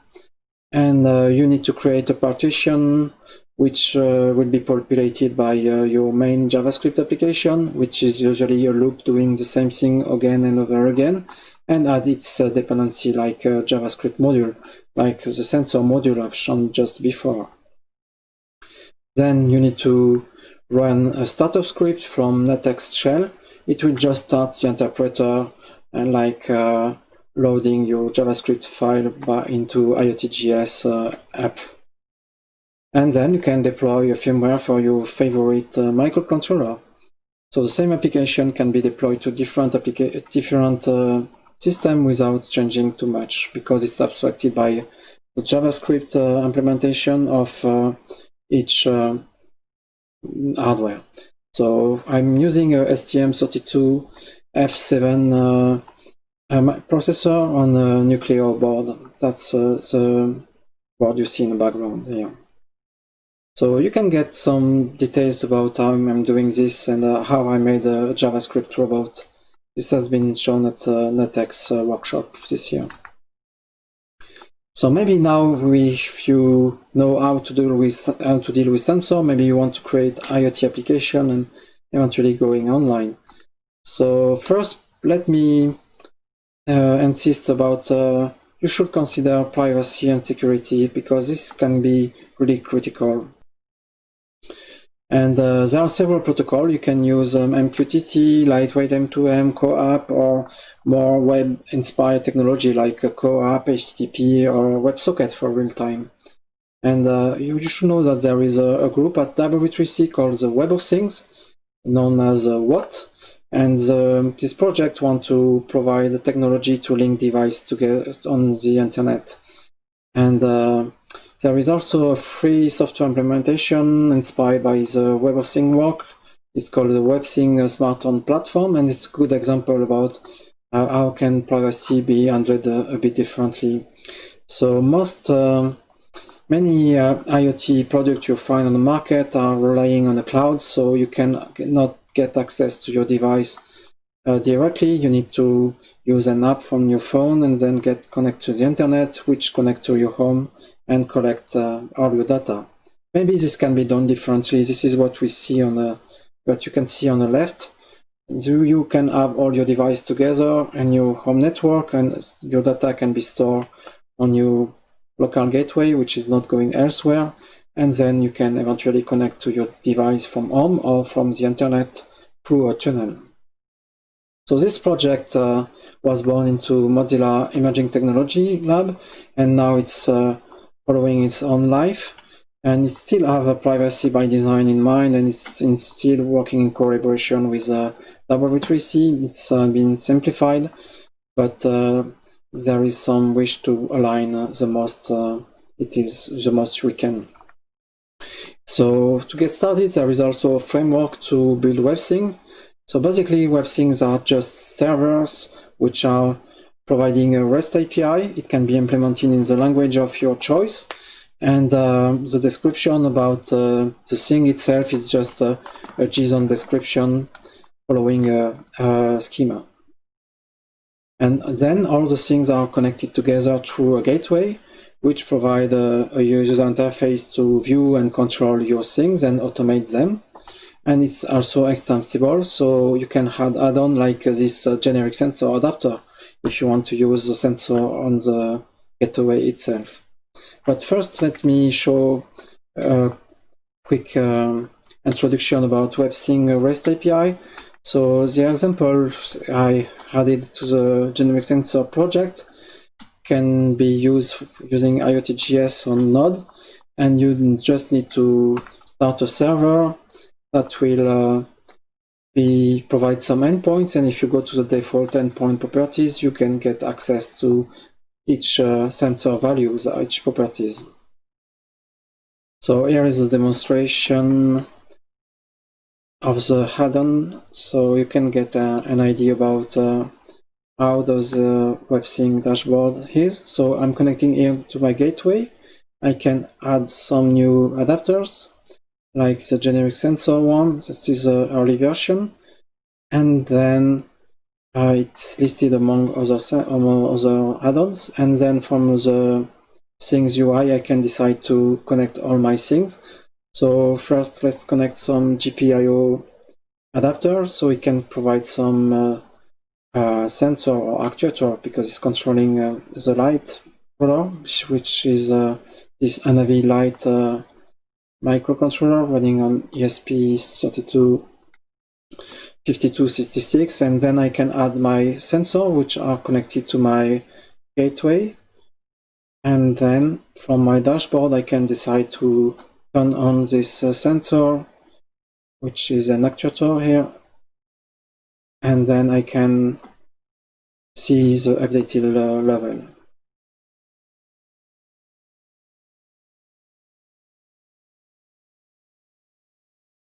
Then I have this same from the temperature sensor. I'm turning it on and it will updating at the same time.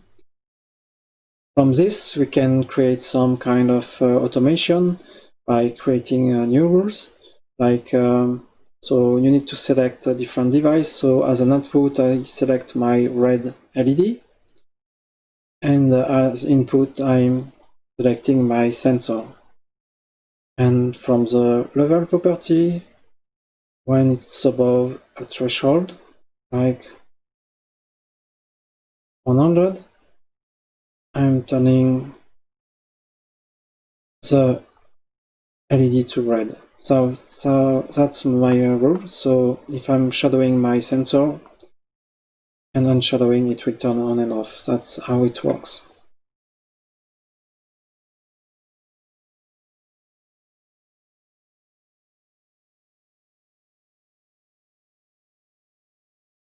So I turned it on, but I didn't turn it off. So to do this, to turn it off automatically, you need to create an inverse rule that says that when it's below 100, it should turn the light to green. So yeah, that's how it works. And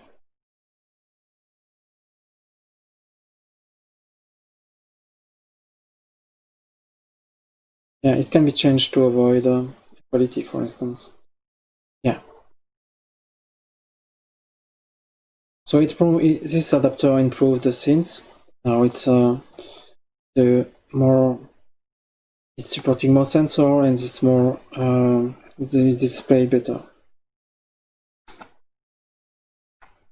So the summary of this presentation is that Sensor driver can use a uniform API like the generic sensor from W3C. And the generic sensor light is implementing this specification in JavaScript, and it can work on a microcontroller using IoTGS runtime, or a full feature operating system like Linux and using Node.js, for instance. And then you can create web things for application. You can use this smart home gateway and create web things to connect all the devices together. And you can also put sensor on the gateway itself with a generic sensor add-on. And yeah, I think we are near the end now, so your feedback is very valuable. I shared some notes and source code. Feel free to file issue or send patches if it's unclear. And I want to thank everyone which viewing this presentation in live or afterwards, and Mozilla reps and the WebThings community also are very helpful for this work. And yeah, I'm open for questions. If there is any, I can answer on the SFK channels, or you can find me online later. Thanks a lot. So that will keep going for a bit more. Okay, thank you very much, Phil, for that wonderful presentation. I would say it really started back down from the basics and to the more specific things there, where the more professional guys, people that have already been experimenting, can get involved, especially in the Mozilla project. I would say, which I think is a wonderful web-based project. So we have a few questions here on the chat. We had Ankelena asking, you mentioned communication protocols like SPI, I2C, and UART. In what cases do you use one or the other? Okay, that's a technical question. So each bus, communication bus, has different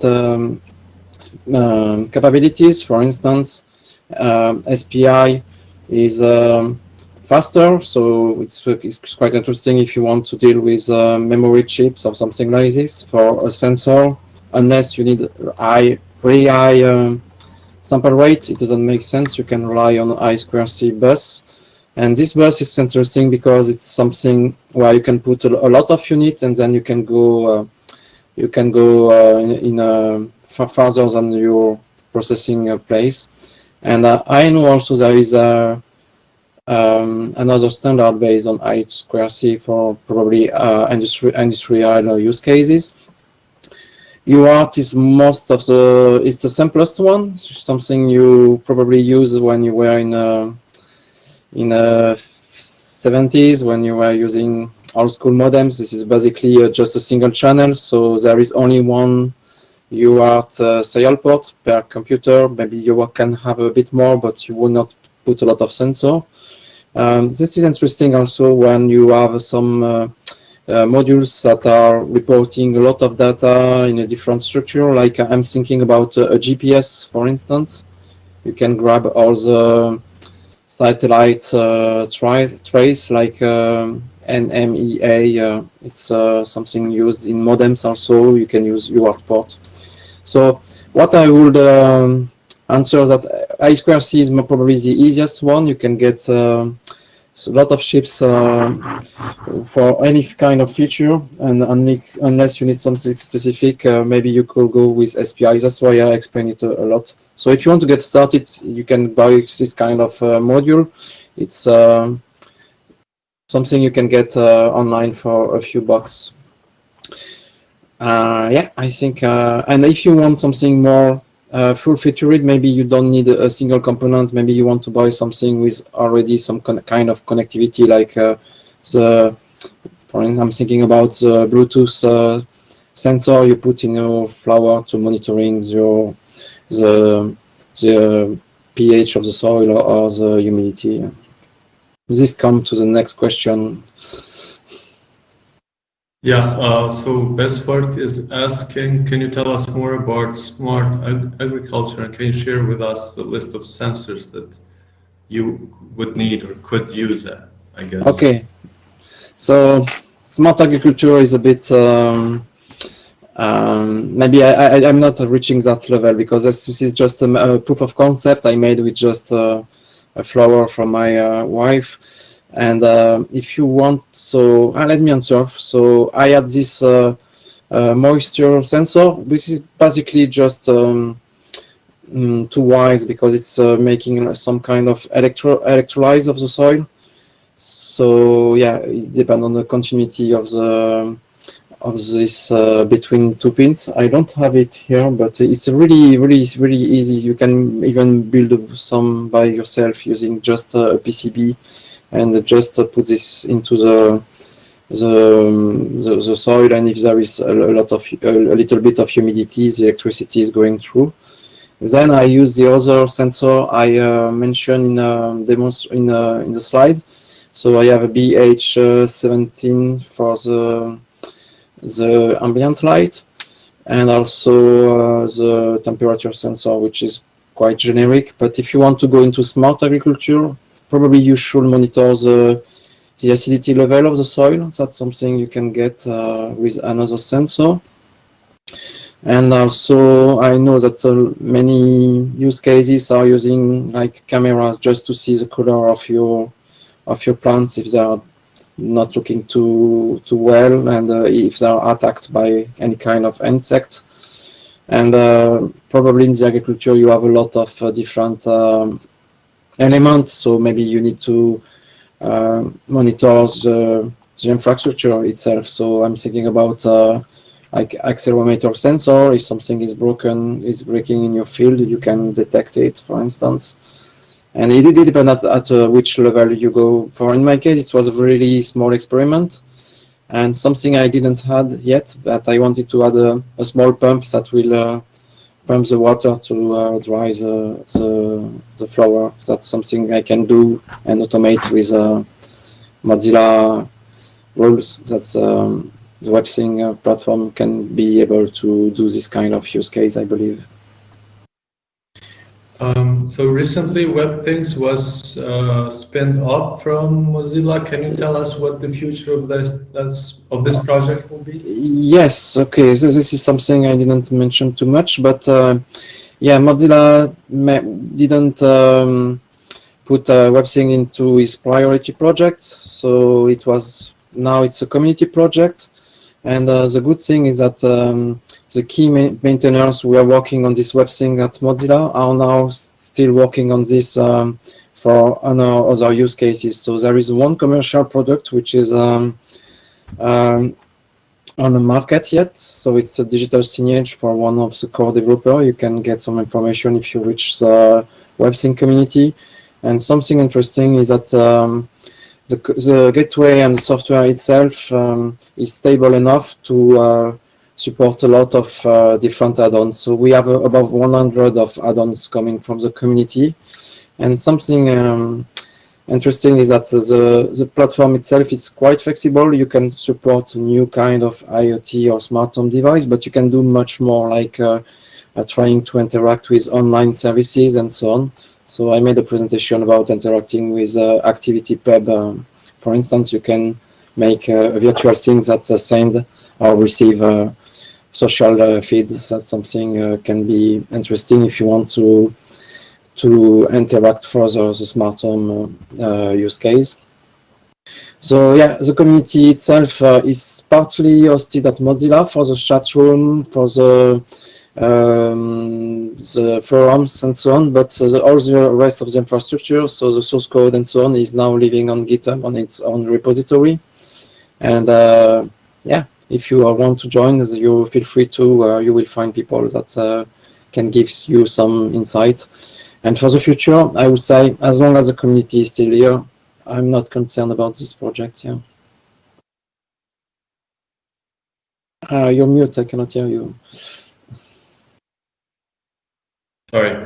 So if you want to experiment with WebThings at our hackerspace, how would you recommend that we do it? Any devices that we could get? Yeah, that's a good question. Support our members. So let me describe a little bit. So WebSync gateway is just a software image you put on your Raspberry Pi. You can deploy also on other computer, but it's easier to get the reference platform, which is the Raspberry Pi. If you just turn it on, it will work, but you will not control anything, but you have some kind of virtual things. So this means you can add a fake sensor or fake actuators. So for a programmer point of view, that's enough. You can do a lot of stuff. For a hacker point of view, it's a bit frustrating because you probably want to see real things happening in your reality. So either you get into buying some modules, the one I mentioned, that can be a good start, but I think it can be preferable if you're not used to electronics to buy some daughter board for your favorite computer. So if you are using a Raspberry Pi, I mentioned about this SenseAt module. It's more expensive than just a single unit, but what I like in this kind of product is that you have no ambiguity when you plug it on. Usually there is no false contact, so to get started, maybe it will save you some time, and maybe it's stable when if you want to move in a different place. I don't know about how is your hackerspace, but in our place, everything is moving at the same time. So when you put something on, maybe somebody can touch it and break it. So yeah, I would recommend to get a Raspberry Pi and this SenseAt from the Raspberry Pi. There is a couple of other, and let me promote also my friend Leon Anavi. Maybe you know him. He's from Bulgaria. He's making Raspberry Pi hats with some sensor on top of it. That's something interesting. And if you want to get into microcontroller, maybe I will suggest the same. So there is the ESP32 or 8266 like are popular and then rather cheap, but you can find many others like what ST is doing with his STM32 board, and you can have also some extra top hat shield. It's an Arduino shield compatible. Also, the NXP one they are not that expensive, but they have providing some connectivity, so that's good for making IoT application. So yeah, I would say if you're coming from a Linux background, go with a Raspberry Pi, and then you try to deploy with a microcontroller. And this can be done also in JavaScript, as I explained during the presentation. So good luck even if you want to make like an event or just a kickoff meeting. I can help if you need to. Yeah. Okay, cool. All right, thank you very much. We're starting soon, actually, a user group, hardware user group at Hackerspace, which will meet. So for local people, follow us and see when those meetings will happen. The situation permitting. So it won't be big groups, but hopefully we can get something started and maybe mix online and offline. In my place in France, our hackerspace is slowly recovering, and that's fine. I hope so. It will stay that way. Good luck anyway. Yeah, thank you. All right, Phil, thank you very much. And it was a very nice presentation. And, Thanks. look forward to interacting with you more in the future. Sure. Have a good day. Bye-bye. Cheers. All right, next at 1:30, we'll have, let me see here, another workshop. This one will be in Albanian, how to edit Wikipedia using different tools. So that will be si të redaktojmë Wikipedia në pas hapi duke e redaktimit nga Greta Doçis. See you in a bit. Cheers, Phil.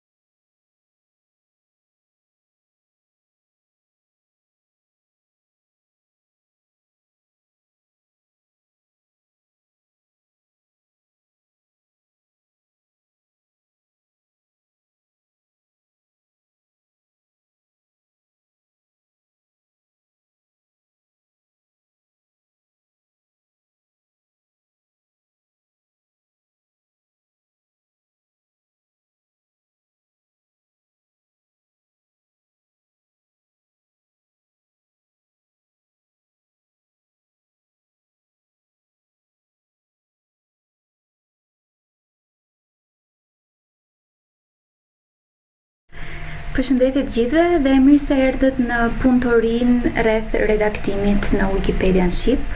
Unë jam Greta dhe jam wikimediane për rreth 8 viteve tashmë. Sot jam përfaqësuese e grupit të përdoruesve të wikimedianëve të gjuhës shqipe, ku prej vitit 2016 jam anëtar e bordi. Momentalisht unë punoj si front-end developer në kompaninë Nextcloud.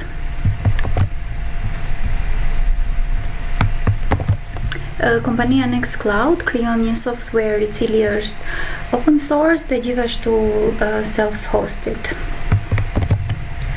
Dy fjalë për wikimedianët e gjuhës shqipe. Faqja në meta është faqja që ka gjithë informacionin që dikujt do i duhej për të bërë pjesë apo për të ditur më shumë se çfarë bëjmë ne si user group. User grupi jon përbëhet nga antar, por jo vetëm, wikimedian, të cilët i bashkon dëshira dhe qëllimi i përbashkët për të rritur cilësinë dhe sasinë e artikujve në Wikipedia në Shqip, por gjithashtu edhe të materialeve multimediale. Në këtë faqe do gjeni përveç se qëllimeve dhe se si të bëheni pjesë apo si të na kontaktoni në anën e djathtë të ekranit, do gjeni gjithashtu edhe aktivitetet që nga viti 2015 dhe bashkëpunimet që kemi bërë me institucionet ndryshme. Ne kryesisht operojmë në Shqipëri dhe në Kosovë, por kemi gjithashtu edhe një grup të vogël shqiptarësh në Maqedoni, të cilët bëjnë projekte wiki për njëjtin qëllim pra të Wikipedias në gjuhën shqipe. Për të pasur pak a shumë idenë se çfarë do të bëjmë sot, do ta cilësoja këtë workshop si fillestar mesatar. Do e nisim nga hapat më bazike dhe duke proceduar deri tek ato pak më të komplikuar, ku do shpenzojmë dhe pjesën më të madhe të kohës.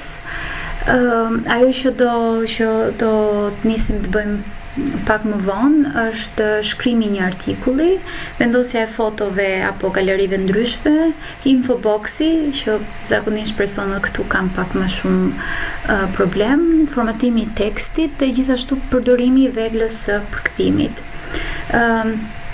4 pikat e para janë editim manual i tekstit, ndërsa pika e fundit, që është përdorimi i veglës përkthimit, është pak a shumë shkrimi i artikujve automatikisht, por me ndërhyrje patjetër të personit që po përkthen artikullin. Pak a shumë kemi filluar, si thuash, workshopin dhe do doja t'ju shpjegoja pak fare se si qëndron procesi i punës kur dikush nis të shkruaj një artikull. Pasi keni vendosur zgjedhjen e një teme, e cila mund të jetë biografi ose shkrimi i një teme çfarëdo, të duhet të bëhet humultimi. Ai që ndodh rëndom në fakt është përkthimi i artikujve nga Wikipediat e huaja, kur zotron një apo disa gjuhë huaja, dhe është më e kollajshme, le të themi, duke qenë se Wikipedia shqip ka mungesë tekstuar artikujve dhe në gjuhë huaja, sidomos tek ajo angleze dhe italiane, do gjeni patjetër diçka rreth cilës juve ju intereson që mund ta përktheni. Por në qoftë se tema për cilën ju doni të shkruani nuk ka një artikull në një Wikipedia tjetër, atëherë do duhet bëni kërkime humultime për të shkruar këtë artikull. Skicimi i artikullit, për këtë e kam fjalën kur them skicimi i artikullit, është që pasi ke humultuar dhe ke gjetur qoftë linqe online, qoftë ke një libër apo dokumentat printuara, nuk e di, mbase 50 faqe, në këto 50 faqe apo në 5 linqe që ke gjetë online, do duhet të përmbledhësh gjithë informacionin në 2-3 paragrafe. Dhe ky skicimi i artikullit këtë gjë bën, që kam gjetur këto informacione dhe do më duhet të ndaj nëse është biografi, në jetën e hershme, në shkollimin, në jetën personale, në arritjet apo në shkrimin e librave nëse është një autor, dhe ndarja në këto paragrafe të artikullit për të bërë skicimin e tij. Më pasi është bërë një skicim në kokën tuaj, fillohet shkruhet artikulli online dhe më pas publikimi në Wikipedia. Secili nga këto hapa që kam shënuar këtu do ta bëjmë bashkërisht pak më vonë live.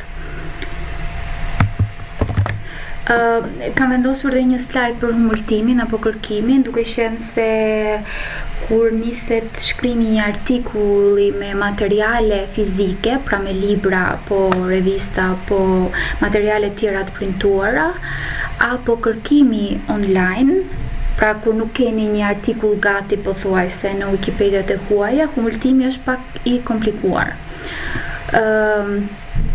Nëse ju vendosni të shkruani rreth një teme caktuar dhe kërkoni online dhe nuk arrini të gjeni as 5 burime informacioni, atëherë do të thotë që ju nuk mund të shkruani për këtë temë online sepse nuk është e shijuar mjaftueshëm për të qenë në Wikipedia. Ne themi gjithmonë kur bëjmë prezantime apo workshope që për një artikull duhet ketë minimalisht 3 referenca të besueshme apo të sakta rreth atij artikulli. Këtu kam shënuar disa sugjerime të tjera se si mund bëni humultimin nëse doni t'ja nisni nga fillimi, apo në rastet kur nuk doni të përktheni. Le të hapim Wikipedian dhe ta shikojmë konkretisht. Besoj se të gjithë ju e keni parë, keni shkuar një herë në Wikipedia dhe e keni parasysh se si duket.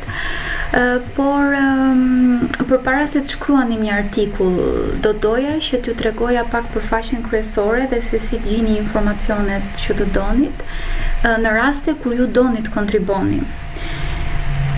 Në krahun e djathtë është dhe krahu që do ju duhet më shumë, është pjesa këtu, dhe linqet që do ju ndihmonin se si t'ja nisni në Wikipedia është pikërisht kjo pjesa këtu. Qofse klikoni për shembull në faqet e ndihmës apo se si të redaktohet një faqe, do gjeni të gjithë linqet që mund t'ju ndihmojnë sigurisht në gjuhën shqipe rreth redaktimit, krijimit nga fillimi të një artikulli. Faqja këtu është faqe që do t'ju ndihmoj teknikisht se si të nisni një artikull apo të përmirësoni një ekzistues. Këtu keni se si mund të shkruani titujt, kryerjeshtat, listat, se si të vendosni foto, të cilat sigurisht do t'i bëjmë manualisht bashk në vazhdim, dhe se si të formatoni tekstin me radhë. Në faqen kryesore, gjithashtu do të gjeni lidhjet me projektet e tjera, apo bashkëpunimi i javës, i cili është një projekt i cili gjithashtu synon pasurimin e Wikipedias me artikuj të rinj. Në krahun e majtë të faqes do gjeni kuvendin, i cili është një nga si thuash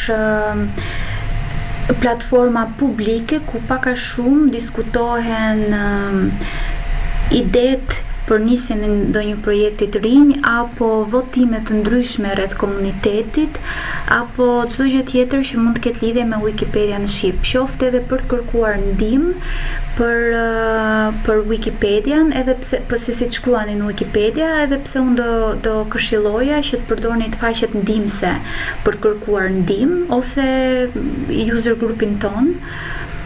Dhe në kuvend kryesisht ta përdornit vetëm për votime, për lançime projektesh të reja dhe të këtij lloji. Gjithashtu këtu mund gjeni dhe Wikipedia në gjithë gjuhët e tjera të botës që ekziston, dhe nuk e di çfarë mund të ishte interesante këtu, por mund ta gjeni në të majtën tuaj të ekranit. Dhe ne mund fillojmë nga krijimi një artikulli nga fillimi, se si mund ta bëjmë procesin, dhe pas saj do t'rregojmë se si mund të redaktojmë një artikull ekzistues. Unë kam mendova ose kam disa kohë në fakt që kam dashur të shkruaj në gjuhën shqipe artikullin për studion e Ghiblit. Nuk e di sa ju e njihni këtë studio, por në qoftë se ju pëlqejnë animet apo filmat e animuar japonez, jam e sigurt që e dini se çfarë është kjo studio. Nëse e vu të re, po e përsëris prap sepse po flisja ndërkohë që po e bëja. Se si t'ja nisni në Wikipedia është pasi keni zgjedhur një temë, shkruani sakt, dhe kur them sakt e kam fjalën për ët edhe ç't, edhe fillesa me shkronjë të madhe, në fushën e kërkimit në të djathtë të ekranit emrin e artikullit. Në këtë rast është Studio Ghibli, po nëse do kishnit një fjalë me ë apo me ç, duhet shënuar saktë që këtu. Po e bëj edhe një herë. Klikoni enter dhe ju del kjo rezultati i kërkimit. Nëse Studio Ghibli do ekzistonte, atëherë do hapej automatikisht artikulli në gjuhën shqipe. Në rastin kur nuk ekziston, jepen disa sugjerime kur fjalët që unë po kërkoj apo dua të shkruaj gjehen artikuj të tjerë shqip, ose tregon në këtë fjalin këtu që artikulli nuk ekziston, por nëse ju dini ta shkruani, ju sugjeron ta hapni një të tillë. Mënyra më e kollajshme për ta bërë është klikoni mbi linkun me ngjyrë të kuqe. Dhe ju tregon, ju po redaktoni një artikull. Disa gjëra që duhet i keni parasysh. Nëse vini re, kjo është një faqe editimi manuale. Unë do ju këshilloja që redaktimin në Wikipedia ta bëni me përpunuesin pamor. Nëse shikoni përpunuesi burim, është përpunues shumë manual, do thoja, ku ju do duhet vendosni gjithçka vetë. Ndërkohë që me përpunimin pamor, presim pak të hapet. Hapet faqja në një formë shumë më vizualisht më mirë, do thoja, sepse në rast se ju për shembull doni të krijoni një titull, sapo filloni të çononi 2 barazime, ju hapet direkt titulli. Për të bërë diferencën me përpunuesin e burimit, është faqja këtu siç e kishim në fillim, dhe këtu ju do duhet shkruanit titull, 2 barazime të tjera. Ky është markup language, se si mund të shfaqni një titull ndryshe për ta ndarë nga paragrafi, dhe këtu do ishte teksti. Dhe për të parë se si ky titull do duket, duhet të klikonit parapamje dhe do ju dilte titull teksti, ndërkohë që në përpunuesin pamor ju del menjëherë. Tani, për të ndjekur hapat që ju shpjegova pak më parë se si është i gjithë procesi i punës, pas zgjedhjes së temës do duhet të kërkojmë, të humultojmë rreth këtij artikulli. Dhe ajo që do bëja unë do ishte të kërkoja online rreth Studio Ghibli. Me një shikim të shpejt kuptohet që është një studio mjaftueshëm e shjuar për të shkruar rreth saj, sepse fillimisht shikojmë që Wikipedia angleze ka një artikull për të, por gjithashtu edhe në vazhdim janë shumë artikuj, New York Times, Wired.co, që ka artikuj rreth kësaj teme që ne duam të hapim. Unë personalisht do zgjidhja Wikipedia në angleze, duke qenë se është më kollaj të përkthesh nga një Wikipedia tjetër kur ky artikull ekziston, sepse pak a shumë selektimi i informacionit tashmë ka ndodhur dhe nuk do duhet shpenzoni kohë në të. Tek artikulli në Wikipedia në angleze do fillojmë nga fillimi i artikullit. Fillimisht ta përkthejmë dhe më pas ta formatojmë. Me fjalën formatime kam fjalën me pjesën bold të emrit të artikullit, lidhjet me faqe të tjera dhe vendosja e referencave. Unë paraprakisht kam përkthyer paragrafin e parë, do thoja, deri tek referenca e dytë, dhe po të vini re këtu, kam bërë pak a shumë një skicim të artikullit, ku fillimisht do shënoj hyrjen, të cilën dhe kam përkthyer, dhe më pas do vazhdoj me emrin dhe historinë. Sigurisht gjatë workshopin e nuk do përkthejmë gjithë artikullin, por do mundohem që secilën nga pjesët e artikullit që ju duhet formatoni dhe vendosni siç duhet, ta bëjmë me paragrafin e parë. Atëherë, po kopjoj pjesën që kam përkthyer dhe po shkoj tek artikulli jon në shqip. Në këtë rast ne nuk na duhet një titull, sepse emri i artikullit është vendosur këtu dhe artikulli në Wikipedia fillon gjithmonë me një paragraf hyrës pa shënuar që është hyrja. Në këtë rast të duhet të kthehemi në formatin normal. Dhe duke qenë se unë bëra titullin për t'ju treguar më herët, po ta shikoni këtu është vendosur krye, pra krye titull, dhe ne do ta kthejmë në paragraf. Dhe do bëj paste informacionin që përkthyem. Më pas, duke krahasuar dhe me gjuhën angleze, do bëjmë formatimin siç duhet, po për gjëra që bëjnë sens në gjuhën shqipe. Po të vini re diçka, kam vendosur referencat siç ishin tek artikulli në anglisht me numrat përkatës, të cilët do t'i heq, por i vendos në këtë mënyrë që të kem parasysh se ku duhet të vendos referencën përkatëse. Fillimisht do filloja me vendosjen e emrit të artikullit në bold. Gjithmonë artikulli fillon me emrin e artikullit dhe emri i artikullit vendoset në bold. Emri në bold bëhet këtu, në të trasha, le të flasim shqip, me i shkrimi trash. Më pas, gjëja e dytë që do bëja, do tentoja të gjija fjalë të cilat do kisha mundësi t'i lidhja me artikuj të tjerë. Për shembull, ajo që vura re direkt ishte Tokyo. Jam e sigurt që në gjuhën shqipe ekziston artikulli për Tokion. Por, unë jam e sigurt, por let na e tregoj Wikipedia ka një artikull apo jo në Wikipedia shqip për Tokion. Pasi kemi selektuar fjalën të cilën duam të bëjmë lidhjen, klikojmë tek ikona e lidhjes. Dhe pasi klikojmë, vini re që hapen disa sugjerime rreth fjalës Tokyo dhe ne sigurisht do zgjedhim në këtë rast Tokyo në Japoni, sepse kjo bën sens për artikullin ton. Dhe nuk kam nevojë ta përpunoj as ta heq lidhjen, sepse jam e sigurt që kjo është Tokyo që unë dua dhe nuk dua ta ndryshoj etiketën. Më pas shikoj në mund të bëj ndonjë lidhje tjetër. Dhe për shembull, regjizori i cili ka krijuar këtë studion, jam e sigurt që të apasionuarit pas filmave të animuar do donin dinin biografinë e tij.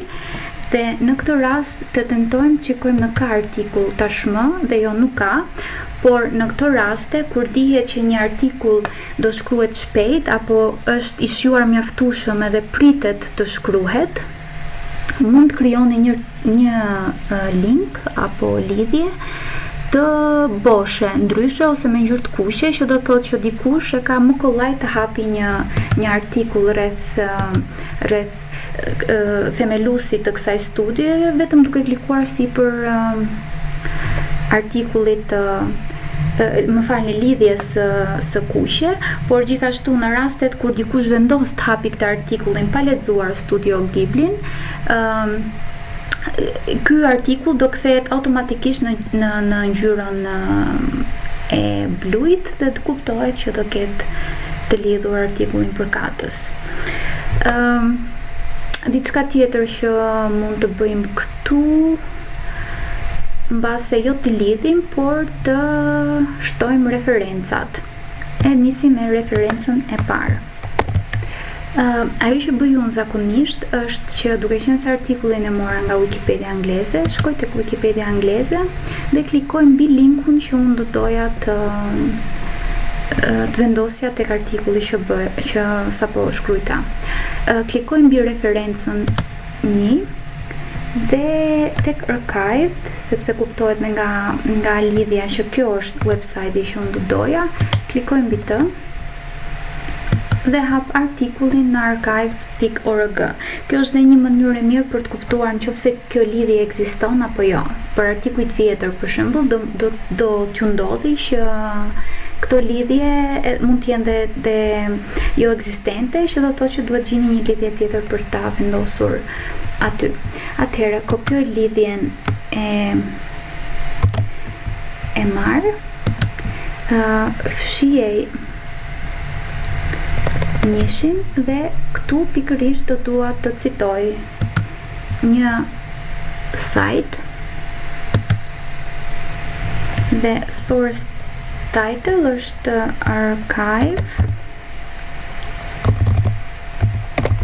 dhe URL-ja është ajo që sapo kopjova. E fusim dhe po të shikoni del në të njëjtën mënyrë siç doli tek ajo angleze. Në vazhdim do doja të vendosja edhe numrin 2, por gjithsesi ta bëjmë siç bëmë të parën. Klikoj tek numri 2, do hapim faqen, do kopjojmë lidhjen e faqes pasi kemi parë që ekziston.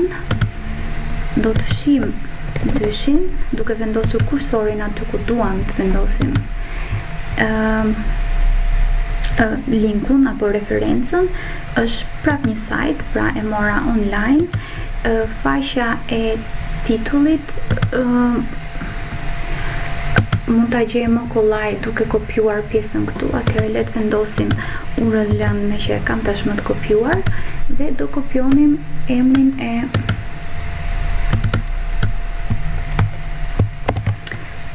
e artikullit. E kopjojmë, sigurohemi që do ta bëjmë paste sakt, pa presje. Do propozoja në fakt ta përkthenim në këtë rast. Dhe le ta fshim dhe kjo është zemërimi i shtrikës së bardhë. Ta bëj paste direkt dhe e vendosim. Okay. Do ju sqaroj pak në rastet që të keni të njëjtin problem. Do ju dali i njëjti problem në referencë, sepse për ju që përdorni veglën e përkthimit që do ta sqarojmë në fund, është shumë e rëndësishme pjesa e gjuhës.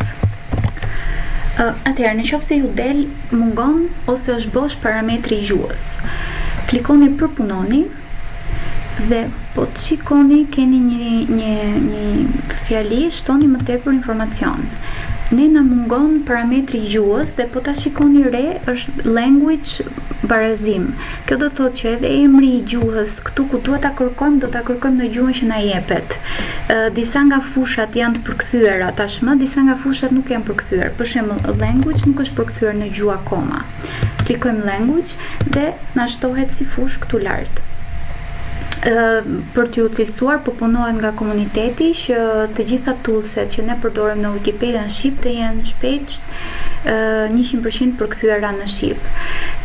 Faqja të cilën e hapëm këtu është në anglisht, kështu që gjuha te kjo këtu do vendosim anglisht. Zbatoj me kodin e N, zbatoj ndryshimet dhe po të shikoni u vendos sakt. Dhe ne s'kemi asnjë error të shfaqur tjetër. Tani, diçka tjetër që do doja t'ju tregoja. Ne vendosëm një referencë apo cituam një referencë të cilat të dyja referencat i morëm nga dy website të ndryshme online. Në rastet kur referenca do merret nga një libër apo diçka tjetër që nuk është website, po ta besoj se e vu të re kur po tetoja të vendosja këtë, që pasi klikuam citoni, për shembull, le të supozojmë që do vendosim një referencë këtu. Kur klikoni citoni, keni sajtin, një libër, lajm apo ditar. Për shembull, besoj se të gjitha ditari dhe libri janë pak a shumë e njëjta logjik siç është dhe sajti me lajmet. Por let për pak më shumë detaje ka libri, kështu le të imagjinojmë sikur do vendosim një referencë nga një libër. Na hapet faqja e cila nuk është përkthyer 100% në shqip nga komuniteti, por me sa di unë po punohet që të përkthehet në 100% nga komuniteti. Keni fushat të cilat ju tregojnë ndihmën se çfarë duhet shkruani te kjo fushë. ISBN-ja, mbi emri i autorit, ku ndodhet ky publikim, tek faqet zakonisht është, duke qenë se në këtë rast për shembull në vitin 1994 u krijua filmi animuar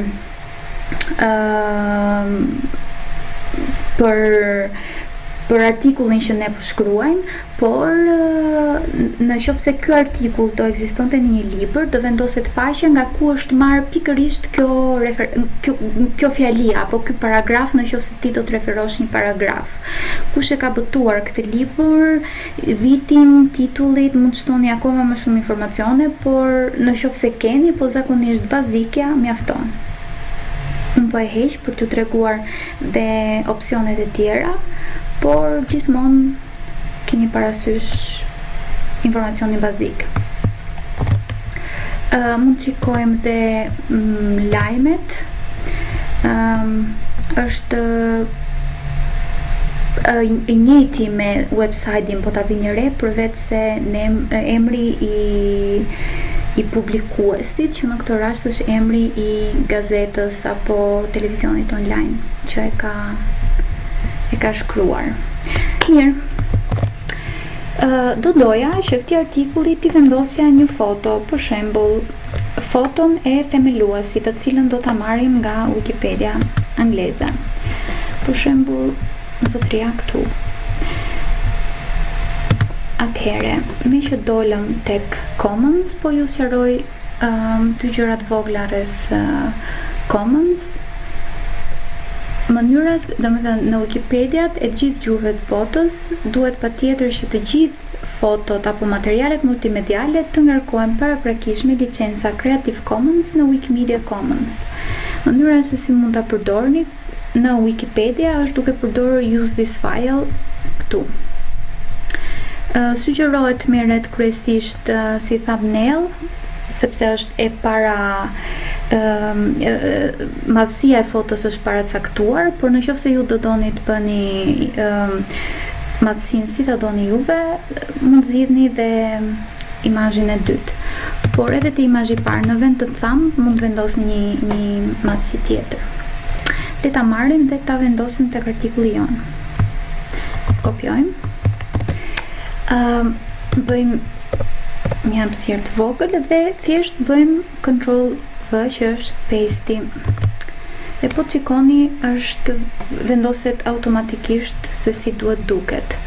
Këtu të thoja të ndanim një paragraf, të vendosnim një titull, për shembull, sepse kemi filluar tashmë me historinë apo me krijuesin. Atëherë, ka dy mënyra si mund ta vendosni titullin. E para është duke vendosur, siç e bëm në fillim, dy barazime. E shkruani historia ose vendosni, klikoni tek formatimi i tekstit dhe klikoni krye. Pra dhe nëse ju nuk dini markup language, se si të shkruani si të formatoni një artikull në Wikipedia, tashmë me anë të visual editorit, edituesit pamor, keni mundësi ta bëni kollaj. Dhe le të shkruajmë historia përsëri.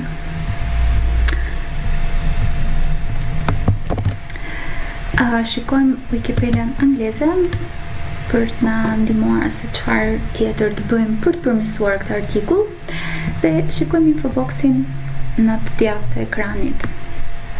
Kjo është kutia informacioneve bazë. Për këtë, në gjuhën shqipe ne kemi kategoria stampa infobox, tek lidhjet që ju thash në fillim për ndihmën se si të shkruani një artikull, keni dhe linkun e infoboxeve, nëse do ju duan. Dhe po të shikoni, këtu keni të gjitha stampat që janë të para përkthyer në shqip. Jo të gjitha për këtyre janë përkthyer, sepse janë shumë dhe me sa diun po merren disa persona që po i përkthejnë. Kur them përkthejnë, është përkthimi i fushave kryesore. Dhe ne në këtë rast do na duhet stampa kompani. Kërkojmë kompani dhe e shikojmë si do duket. Dhe është kjo. Është e pa përkthyer në shqip por ne do tentojmë të kemi sa më shumë prej fushave të përkthyera në shqip. Në fakt le të kthehemi edhe një herë mbrapsht, sepse fjala kutia kompani kishte 3. Kështu që kam përshtypjen që duhet të jetë përkthyer. Okej, stampa, tabela informative kompani. Okej. Kemi të përkthyer në shqip. Shumë mirë. Atëherë kopjojmë dhe e bëjmë paste në fillim të paragrafit. Shumë e rëndësishme, të gjitha infoboxet janë në fillim të artikullit. Para se të fillohet çdo gjë tjetër, fillohet infoboxi, por unë personalisht sugjeroj që artikulli duhet të ketë mjaftueshëm informacion bazik me paragrafe, pra, përpara se të ketë një infobox. Kështu që ju, nëse nuk dini si të shkruani infoboxin, apo ju del çuditshëm, apo nuk gjeni dot tabelën informative, është okay që të shkruani vetëm artikullin pa infobox. Më pas e ripërpunoni për ta përmirësuar me një infobox. Po e bëj paste. Duket pak çuditshëm, po mos u shqetësoni sepse tani do ta përpunojmë. Atëherë këto informacione që do plotësohen te kjo tabel, do thoja, do t'i marrim nga artikulli në gjuhën angleze. Drejtues është Hayao Miyazaki. Dhe e shënojmë këtu. Emri i kompanisë është Studio Ghibli. Emër të shkurtër me sa di unë nuk kam. Faqja e internetit ja ta gjejmë. Dhe po e bëj direkt paste. Industria filmat animuar mbase. Në faqen angleze thot video games, TV commercials edhe motion pictures. Mund t'i shënojmë ose të treja duke i përkthyer, ose ka disa raste dhe që përshtasim. Unë do shinoja filmat të animuar dhe të animuar, do ta rregulloj filmat të animuar dhe video lojra. Rregullojmë më falni, ku e kam në fakt të shënoni më mirë në këtë mënyrë. Video lojra, kapital, lloj kompanisë, logo, legjim. Këto informacionet i shënojmë në një moment të dytë që të eci pak më mirë workshopi dhe pak më shpejt. Le të gjejmë logon në Commons. Unë kërkova tashmë Studio Ghibli dhe këtu është file wordmark. Hapim faqen dhe përdorim vetëm file. Përdoret vetëm emri i filet, pra jo e gjithë thumbnaili. Në fakt mund ta marrim më kollaj duke kopjuar këtu se sa duke kopjuar nga kutia që na u hap. Dhe e bëjmë paste këtu. Në fakt bëhet pa file, pra vetëm emri i logos, vetëm emri i skedës specifike. Pamje, produkte, pronar, mund të shënojmë përsëri Hayao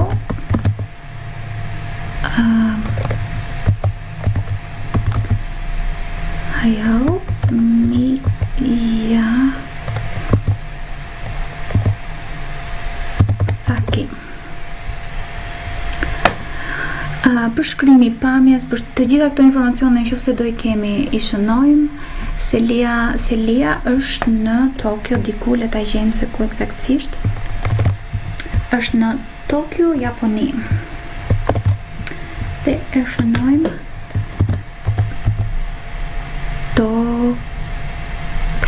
le të gjejmë si e shkruajmë në shqip Tokyo. Është me I. Tokyo, Japoni. Territori themeluar, po kjo do na duhet data. është themeluar në 15 qershor 1985. Dhe shkruajmë 15 qershor 1985. Ka shumë informacione në fakt që mund të shënohen, por unë mendoj se basiket i kemi në rregull. Zbaton ndryshimet dhe do shikojmë që na doli kutia infoboxi anash me informacionin si që donim ne. Okej, diçka tjetër, po ta vini re, tabela jonë është më e vogël dhe më bazike se ajo anglezja. Fillimisht ne nuk mund të marrim këtë foton e lezetshme këtu, sepse është ngarkuar lokalisht në Wikipedian angleze dhe ne nuk mund ta marrim. Po ta vini re, nuk na çoi tek Commons. Dhe në Wikipedia angleze janë të plotësuara të gjitha fushat, ndërkohë që ne nuk i plotësuam të gjitha për arsye kohe. Le të procedojmë me shkrimin e historisë, le të themi, që të krijojmë një artikull pak më të strukturuar dhe më pas vendosjen e referencave ose shfaqjen e referencave në fund të artikullit ashtu siç duhet. Po marr një pjesë nga historia, pjesën e fillimit, dhe po e përkthejmë më pas do ta vendosim tek paragrafi në shqip. Dhe tani pasi e kam bërë përkthimin e tekstit, shpresoj mos kem gabime, por mund t'i rregullojmë dhe pak më vonë. Procedoj me vendosjen e referencave siç e bëm në fillim. Kam lënë numrat siç ishin që të mos harroj se ku i kam vendosur, dhe të gjitha referencat janë faqe, web faqe, dhe do t'i vendosim siç vendosëm në fillim. Po bëj të parën, atëherë fillojmë nga pesa, e fshim, pesa dhe 6, do t'i bëjmë të dyja për një herë. Dhe klikojmë citoni. Në fakt referenca e 7 që kemi këtu është libër, kështu që le ta vendosim bashk një referencë të re. Citoni një libër dhe mund ta shikojmë detajet tek ajo në anglisht. Dhe është referenca e 7. Atëherë le të marrim ISBN-n, edhe pse nuk është fusha e parë, por është më kollaj ta kopjojmë. Numri, më pas emri dhe mbiemri i Camp Brian dhe David. Ok, le t'i marrim të dy.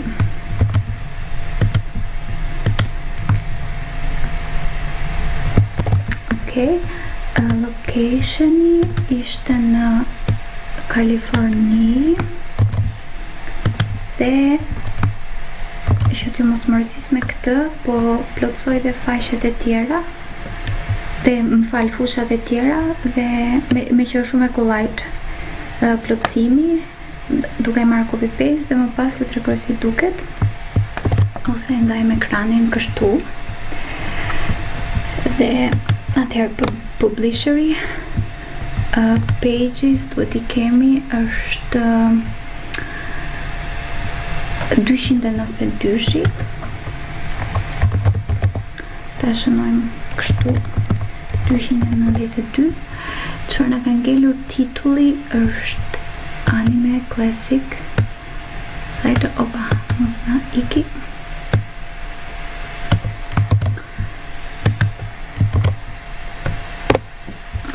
Viti është në 15 shtator 2007. Të dhënat të tjera i plotësuam, s'ka. Okej. Futem dhe na ka ngelur edhe një tjetër. Për t'ju saktësuar pse na u ndryshua neve numri, sepse artikulli në anglisht ka dhe një paragraf tjetër emri, ja ta gjejmë bashk, dhe numrimi i referencave fillon në bazë të referencave që ke në artikull.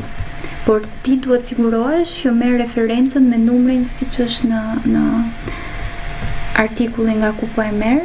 Në rastin kur është Wikipedia, shikoni është artikulli këtu që ka referenca dhe gjithashtu artikull pjesa e paragrafit të hyrjes ne nuk e kemi përkthyer akoma dhe ka akoma referenca. Prandaj ne kemi më pak referenca tek Ioni dhe kemi dhe një referencë të fundit që unë e fshiva në Tokyo.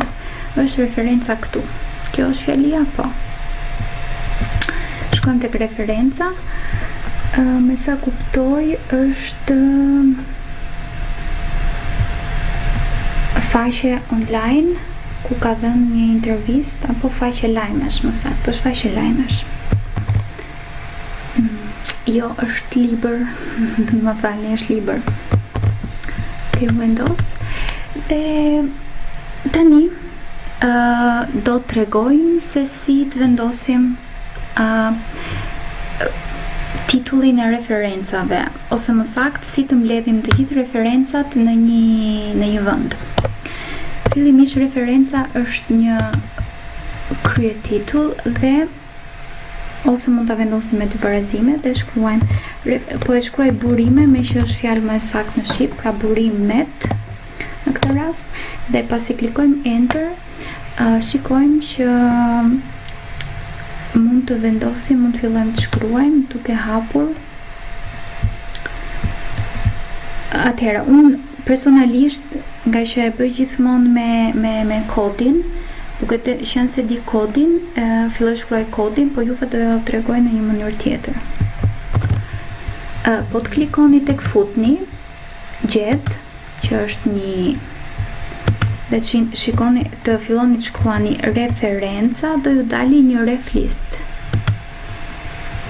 Pasi vendosni fute, do ju dali kjo imazhi apo një shfaqje e tillë. Që është okay. Pasi ju të publikoni artikullin, do ju mblidhen gjithë referencat këtu. Le të tentojmë ta publikojmë. Publikon ndryshimet. Le të mos e shtojmë në listën e mbikëqyrjes, sepse zakonisht shtohen faqe të cilat kanë një diskutim në faqen e diskutimit dhe ti do të ndjekësh diskutimet, por është gjithmonë në dëshirën tuaj. Këtu përshkruajmë kur hapni artikullin për herë të parë, nuk është nevojshme të përshkruani diçka, sepse Wikipedia tregon me ngjyrë të ndryshme tek historia e artikujve që ky artikull u hap për herë të parë. Në qoftë se ju bëni ndryshime, është mirë të çnoni një përmbledhje ku thoni që rregullova gabimet, apo shtova historinë, apo shtova një imazh, që ato që kontrollojnë artikullin të kuptojnë se çfarë ka ndodhur me këtë artikull. Unë po shunoj hapje artikulli dhe shtim informacioni, me që e publikova gjatë testimit për herë të parë dhe publikon ndryshimet. Dhe po të vini re, të gjitha burimet janë listuar siç duhet listoheshin. Tani po të vini re, kemi 3 gabime gjuhe. Gjatë kohës që ne po i shkruanim nuk na u shfaqen, që është gjithashtu okay. Nuk është okay, por rezultati final do na tregojë gjithmonë gabimet që ne mund të mos na jenë shfaqur gjatë kohës së shkrimit, kështu që rikthehemi edhe një herë për të rregulluar parametrin e gjuhës tek referencat. Për momentin, duke qenë se ne i vendosëm nëpërmjet si thuash një tabele, edhe nuk i vendosëm në burim, do duhet që për ta rregulluar në këtë rast të hapim të redaktojmë tekstin nëpërmjet burimit dhe jo pamor siç e bëm deri tani. Për t'u vërtetuar, klikojmë në redakto nëpërmjet kodit. Dhe për të kuptuar pak a shumë se çfarë duhet rregullojmë, shikojmë referencën këtu e kishim të saktë, pra me gjuhë, sepse bashkë me gjuhën, sepse gjatë kohës që po e redaktonim na doli si pop-up që ka diçka që mungon, ndërkohë që tek tjerat nuk na doli. Ajo që bëjmë ose që bëjmë zakonisht, kopjoj fushën që na mungon dhe vendos tek tek referenca që na duhet. Për shembull, e treta e kishte gjithashtu në mungesë. E gjejmë dhe e bëjmë copy. Një moment. Okej, është këtu. Vendosim, në fakt e kopjojmë bashkë me visën e drejtë ose ndryshe pipe. E bëjmë paste dhe jemi në rregull. Më pas do duhet të bëjmë dhe dy të tjerat, kam përshtypjen, sepse dilin gabim, këti shikojmë. 4 dhe 5, pra dy referencat e fundit është edhe kjo dhe referenca si për kësajt që i bie një më lartë. ISBN-ja këtu. Le ta shikojmë. Klikojmë parapamje dhe ja ku rregullua faqja. E publikojmë, më duket se kemi pak hapësirë në fillim. Jo, është në rregull. Dhe pak a shumë ky është artikulli që do kemi. Okej. Sigurisht artikulli në anglisht ka shumë informacion dhe do duhet të shtojmë akoma në vazhdim, por për momentin, për efekt kohe po lëm vetëm kaq. Diçka shumë e rëndësishme kur krijoni artikull të ri është ta lidhni me faqet e tjera. Në krah të djathtë keni shtoni lidhjet. Gjuha zakonisht kur vendosni gjuhën që ta lidhni me faqet e tjera, duhet shtoni një gjuhë që ju jeni të sigurt që ekziston. Në këtë rast ne e dimë që ekziston në anglisht, kështu që shënojmë kodin e në wiki dhe faqja duhet shënuar emri sakt siç është në gjuhën përkatëse. Në këtë rast ne e hapëm po me të njëjtin emër siç është, pra nuk kishim nevojë të përkthenim diçka. Dhe ja ku është. Lidheni me faqen, por në rastet kur ne e përkthejmë fjalën apo emrin e artikullit që do duam të hapim, do duhet ta shkruajmë siç është origjinali. Ngarkojmë faqen dhe ja ku doli ky artikull në të gjithë gjuhët e tjera, në të majtë e ekranit. Nëse do duam në të ardhmen ta rregullojmë këtë artikull, tashmë nuk është e nevojshme të hapim gjithë artikullin, por hapim paragrafin ku do donim të shtonim informacion. Për shembull, historia në artikullin anglez ishte shumë e gjatë, kështu që ajo vetmja gjë që do duhet bëjmë është të klikoj redakto, në këtë rast që ta hapim të paraformatuar, pra po ta klikojmë do hapet siç duket tashmë. I publikuar. Nëse do klikonim kodin burim, që t'ju tregoj diferencën, redakto nëpërmjet kodit, hapet i gjithi siç është burimi i informacionit që ne kemi shkruar. Për shembull, duket referenca bashkë me kodin që ka prapa, historia shënohet me kodin që ka krye radha apo krye titulli, siç i themi ne. Dhe kështu me radhë. Ajo që do doja unë është të redaktonim një artikull tjetër nga fillimi, jo nga fillimi sepse artikulli ekziston, por po shikoja këngëtaren Ella Fitzgerald dhe përveç se ka shumë pak informacion, ka dhe gabime në referenca. Është një njëjti gabim siç na doli dhe ne gjatë kohës që po krijonim Studio Ghibli. Për të rregulluar gjuhën, do veprojmë si herën e parë duke hapur redakto nëpërmjet kodit burim dhe do propozoja që të shtonim një infobox për Ellen. Tani të rregullojmë fillimisht gjuhën me që është kollaj dhe ajo që bëhet është gjejmë ku është referenca, është këtu. Atëherë shënojmë kodin language baraz e në, sepse është në anglisht, po t'ishte, dhe shënojmë një përmbledhje dhe shkruajmë që rregullova referencën gabim. Publikom. U rregullua. Tani do propozoja që të fillonim të shkruanim rreth infoboxit të Elës. Ela duket qartësisht që ka artikuj në të gjitha gjuhët e botës pothuajse. Duke qenë se flas anglisht, do e hap në anglisht dhe do të gjej te kategoria stampa kategorinë këngëtare ose kategorinë person. Po shikojmë te kategoritë këtu, kategoria këngëtare nuk është akoma e vendosur, kështu që do shkoja te kategoria person. Do ta hapja dhe do të marr kodin që ka pas kjo kategori. E marr të plot dhe siç bëm dhe herën e parë, vendosim vetëm pjesën e informacionit që kemi. Në fakt, për infoboxin kemi disa mënyra se si mund ta shtojmë, por kopjimi i informacionit i infoboxit nga një faqe që është tashmë gati është relativisht më i thjeshtë. Këtu keni dhe të treguar se si do duket ky infobox. Ose më mirë, po e bëjmë nëpërmjet kodit, duke qenë se kjo është, si thuash, një nga mënyrat më të përdorura nga njerëzit që shkruajnë shpesh në Wikipedia, po gjithashtu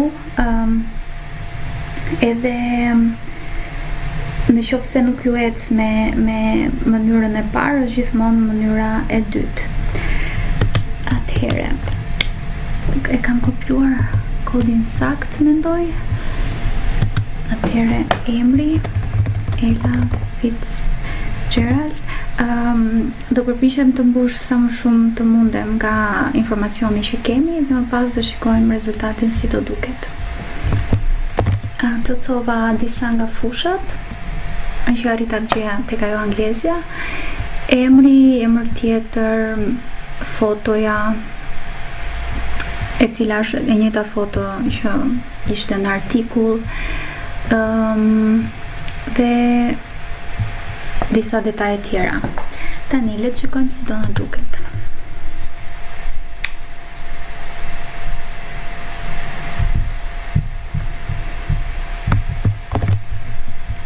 Okej, gjithçka duket në rregull, nuk na ka dalë asnjë gabim dhe gjithmonë mund të plotësojmë fusha pasi marrim informacion rreth tyre. Mund të shtojmë paragraf tek hyrja apo informacion tjetër që ekziston te Wikipedia angleze tashmë. Mendoj se deri këtu jemi mirë. Kështu që le ta publikojmë dhe të kalojmë tek toolsi i përkthimit. Vegla toolsi i përkthimit gjehet poshtë kontributeve, pasi i bëni hover, po edhe po ta klikoni kontributet, do ju dali këtu përkthimi.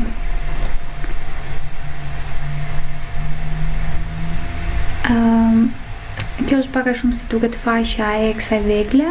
Ju jep disa sugjerime për faqet që do doni të përktheni dhe mënyra si funksionon është që ose klikoni një nga faqet që ju sugjerohen, ose duke klikuar përkthimin e ri, ju hapet një faqe ku ju kërkoni rreth artikujve që doni të përktheni. Është e rëndësishme që gjuha këtu është gjuha e artikullit nga të cilin ju doni ta përktheni në shqip. Në këtë rast unë do zgjedh Wikipedia në angleze, po mund zgjidhni çfarë do lloj Wikipedia tjetër, gjuhë të cilën ju e zotroni. Unë mendova të përktheja një framework të cilin unë e përdor shumë këto kohë në punë, që është Vue.js, dhe pas që nuk ekzistonte në shqip. Dhe ju tregon artikujt sugjeruar ku fjala Vue është, ajo që dua të përktheu në pikërisht e para, ju tregon dhe një preview, një fjali se për çfarë bëhet fjalë artikulli në fjalë, pra ne kemi rreth 4-5 sugjerime për të siguruar që artikulli që ne do hapim është pikërisht ai që ne duam dhe mos e ngatrojmë për shkak të fjalëve të njëjta por me kuptime ndryshme. Klikojmë Vue.js-in që doja të bëja, e përkthej nga anglishtja në shqip dhe filloj përkthimin. Qofse shikoni, do hapet artikulli i plot në anglisht dhe artikulli për të përkthyer në shqip. Mos harroni, fillohet gjithmonë me titullin. Përkthehet titulli, në këtë rast nuk ka nevojë sepse edhe në shqip i njëjtë është, por ka disa fjalë që ndonjëherë harrohen sepse vëmendje më të madhe ta tërheq teksti. Dhe ja nisim nga puna, duke përkthyer fillimisht paragrafin e parë, që është paragrafi këtu.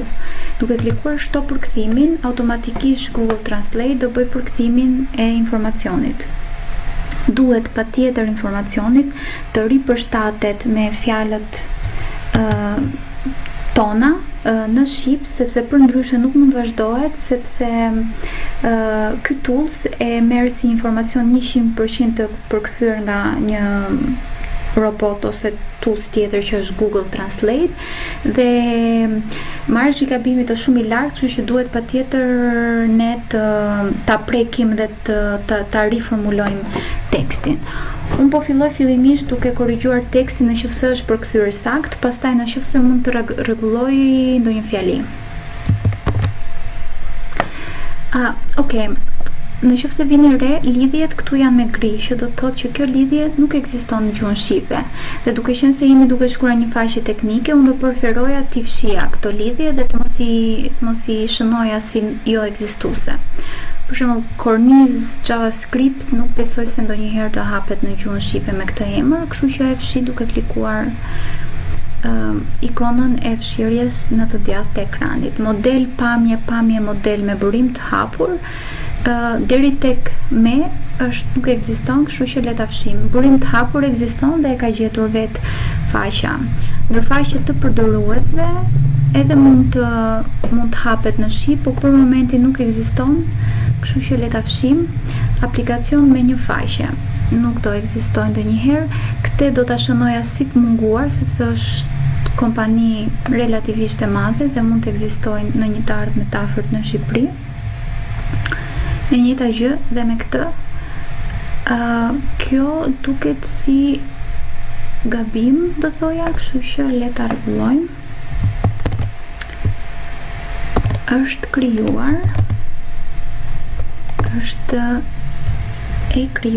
krijuar nga Evan Yu dhe mirë mbahet nga ai dhe pjesa tjetër e antarëve. Okej, nuk shikoj ndonjë problem tjetër. Po të vejmë re, referenca e parë është marrë sakt, ndërsa referenca e 11 ose e dyta në radhë tek ne nuk është shënuar sakt. Kjo ndodh zakonisht kur referenca në kodin burim është ose shumë e gjatë dhe është e pamundur ta përshtatësh në shqip, ose ka probleme në përkthimin e templatit. Në këto raste ajo që bëj unë fshi numrin tek i cili referohet, më pas pasi publikoj informacionin e shënoj referencën manualisht nga kodi burim, siç e bëm tek ajo fillimisht kur rregulluam gjuhën. Le të përkthem dhe një paragraf tjetër dhe më pas të tentojmë ta publikojmë. Përkthem fillimisht titullin, që është historia, është përkthyer sakt dhe lem të tillë. Përkthem dhe pjesën këtu. Në tekst vëre dy mundësi për të rregulluar, që ishte data korrik 2013, që ne mund të themi ishte në korrik të 2013-s dhe viju u lëshua për hir të parë shkurtin vijues në 2014. Ne themi pasardhës në shqip, zakonisht pasardhës. Le të sigurohemi që do vendosim referencat në fund, përndryshe do duket jo i strukturuar. Kemi një resources që mund ta përkthejmë, burimet. Le të përkthejmë dhe pjesën këtu. Është stamp, kështu që në këtë rast e përkthejmë manualisht dhe vendosim manualisht, sepse nuk është përkthyer në shqip dhe do dukesh dhe hapja e një stampe kërkon më shumë kohë.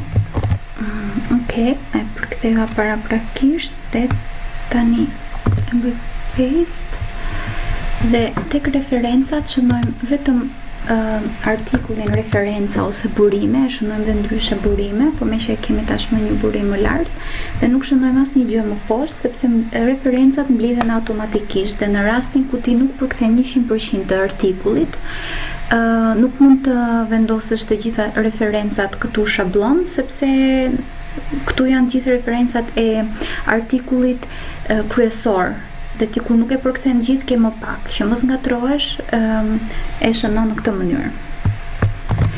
Le tentojmë ta publikojmë dhe të shikojmë në qoftë se do na shfaqë ndonjë problem.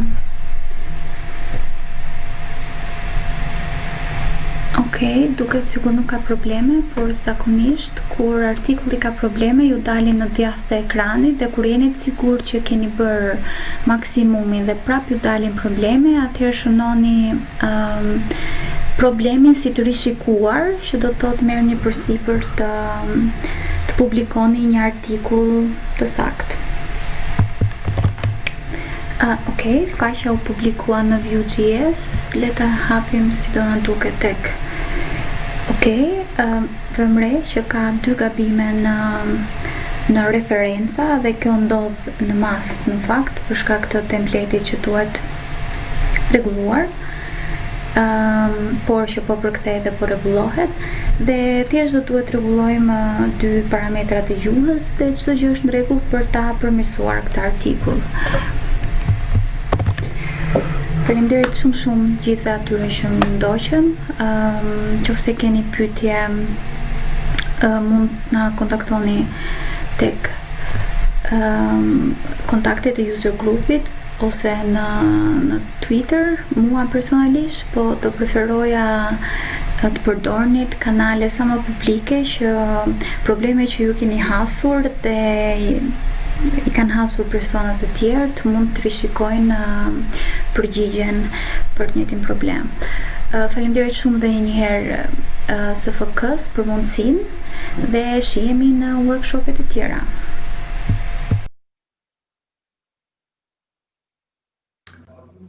Okej, faleminderit shumë Greta për prezentimin. Nuk e di nëse po më dëgjon.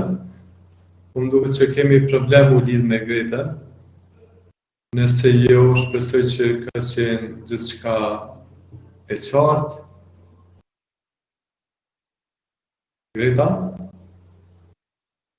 Jo, më duket që kemi problem. Atëherë faleminderit shumë Greta, edhe shihemi herave të ardhshme. Normalisht Gretën dhe grupin e Wikimedianëve shqiptar mund ta kontaktoni në wikimedia.org edhe mundeni me kërku Wikimedians of Albanian Language User Group në Facebook edhe në rrjetet tjera me ranë kontakt për bashkëpunimet të mundshme, qoftë në Kosovë, Shqipëri apo Maqedoni. FLOSSK-u është i nderuar që e mbështet grupin e Wikimedianëve të Shqipërisë. Atëherë po vazhdoj me një pushim deri në ora 4 edhe në ora 4 kyçemi prap. Po Greta tash po të shoh, më dëgjon tash. Ta provojmë edhe një herë.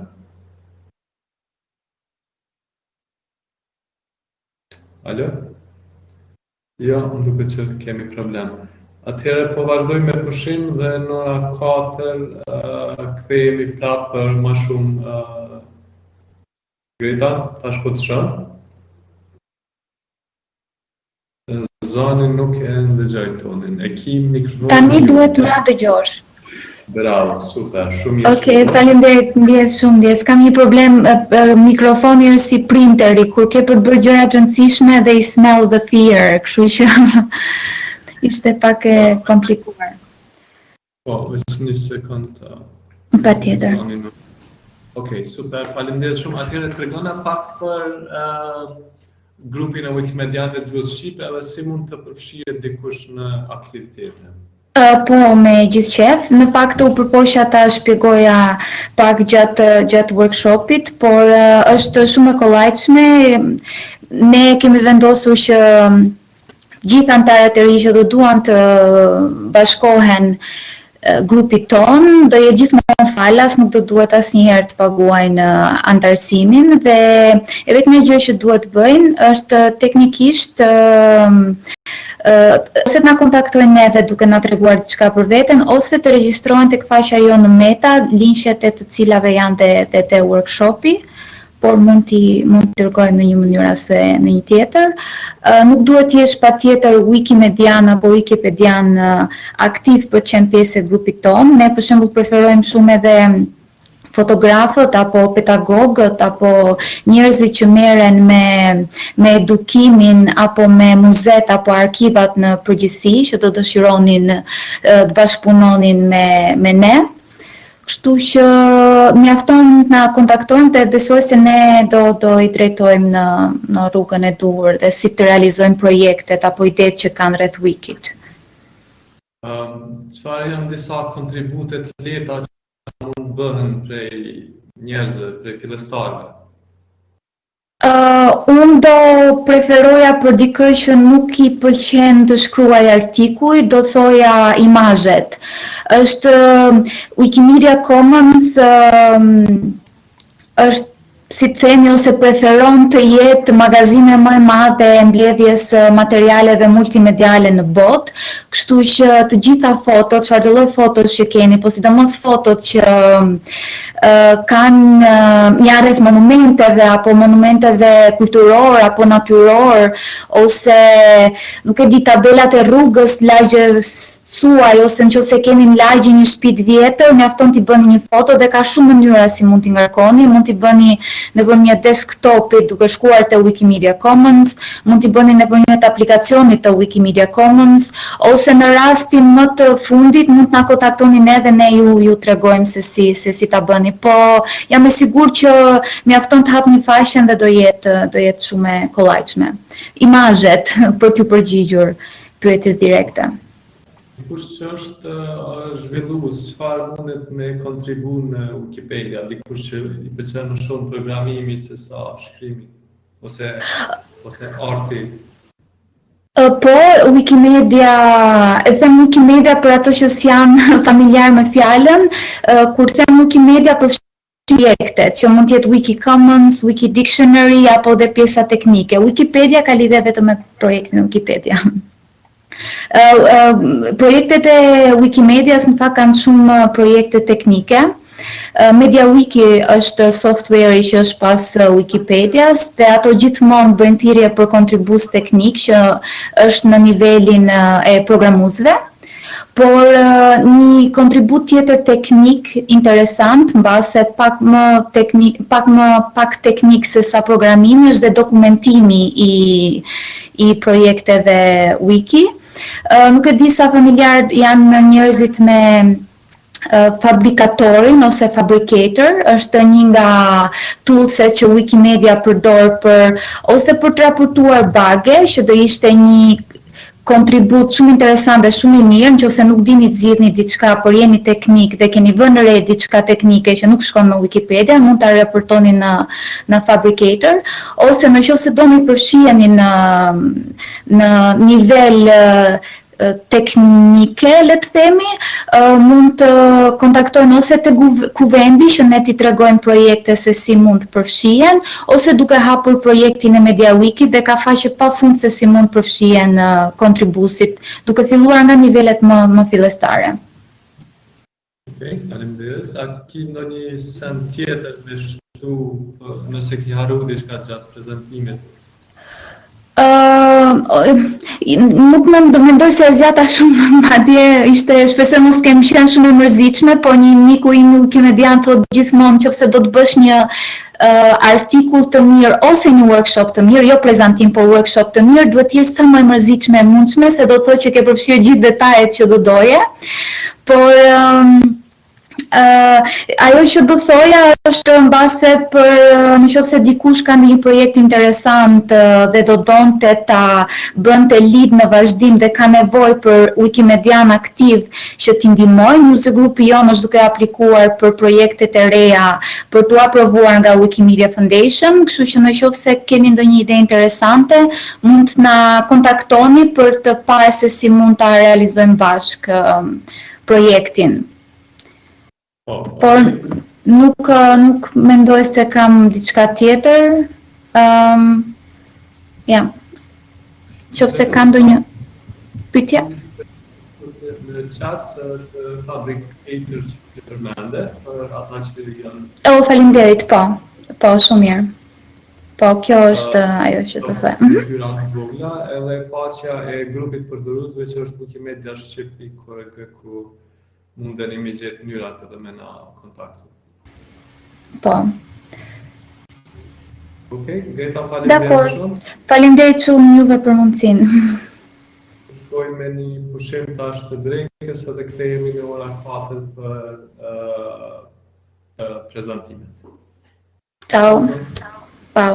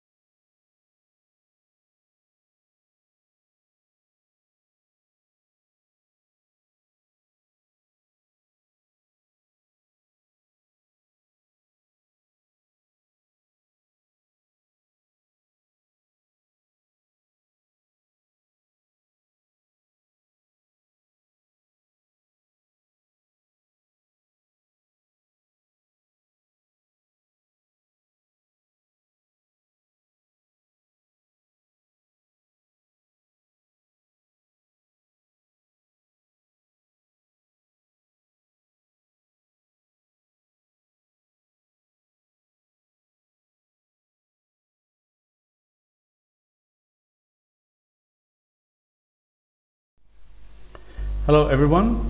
Thanks for joining the presentation about small and medium enterprises moving away from big tech in the easy way. I'd like to thank once again the SFK team and the FLOSSK team for organizing the whole conference. Basically, my name is Redon Skikuli. I come from Tirana, Albania, and I'm a long-time contributor in open source projects, including Wikimedia and OpenStreetMap. I'm actually the initiator of Open Labs Hackerspace and LibreTech School, both local initiatives hosted in Tirana. And since more than a year now, I'm heavily involved in the development of the business for Cloud68.co, an initiative I'm going to talk a bit later on in this presentation. So while I was coming here, I was listening to the music, to some playlists, and I ran down to some 60s and 70s music, and I started thinking about the past and how this was before, how the situation was before, and it reminded me of the Summer of Love, which was in the 60s in the United States. Basically, a group of youngsters, they started gathering during the summer in San Francisco, and a lot of people started thinking differently from the previous generation after the Second World War, right? And this happened in the 1967, where the majority of the participants in these gatherings and these festivals and these meetings, they had some similar characteristics. A lot of them were suspicious of authorities in general, and specifically of the government. They were rejecting consumerist values, and of course, since it was the talk of the day, they were heavily opposed of the Vietnam War.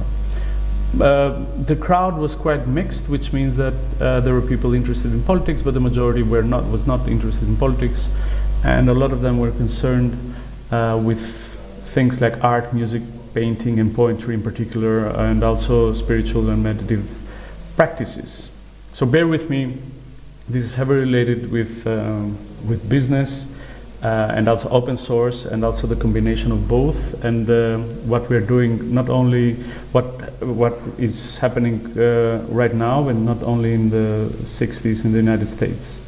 So 1 year after this, in 1968, 1 year after 1967 and 1968, a duo called Zachary and Evans, they released one of their most well-known, or the only well-known single of the time, called In the Year 2525, which is actually released after the Summer of Love, and it's the music that started me thinking about this presentation and how to connect it with what we're doing right now in this day and age. So it's considered a one-hit wonder status, which means that it's a group that had only one huge hit, #1 hit. It's weirdly technophobic, which was, and very, very different from the hits of the time. And but it reflects the moment where the youth in the United States, and in general in the Western Hemisphere, in the Western world, the so-called Western world, was at the moment. So if you listen to the lyrics, if you go and search online, you're gonna read some very, very interesting lyrics. You can also, I urge you to listen to the song as well. It goes something like this: you ain't gonna need to tell the truth, tell no lies, in the year 3535. Everything you think, do, and say, it's in the pill you took today. And it goes on with, in the next years, for example, 1,000 years, in the year 45, you ain't gonna need your teeth, won't need your eyes, you won't find a thing to chew, nobody's going to look at you. Very, very like skeptic or technophobic in general, and it goes on. It describes how an android is going to be. For me, listening to the song while I was at the bus, again, it made me very, very skeptical, because I connected it with what's happening right now. And the song goes on and on, talking about how you can pick your sons and daughters, and you won't need a wife, or you won't need to get married and stuff like that. So again, very, very technophobic. And this happened in the late 60s,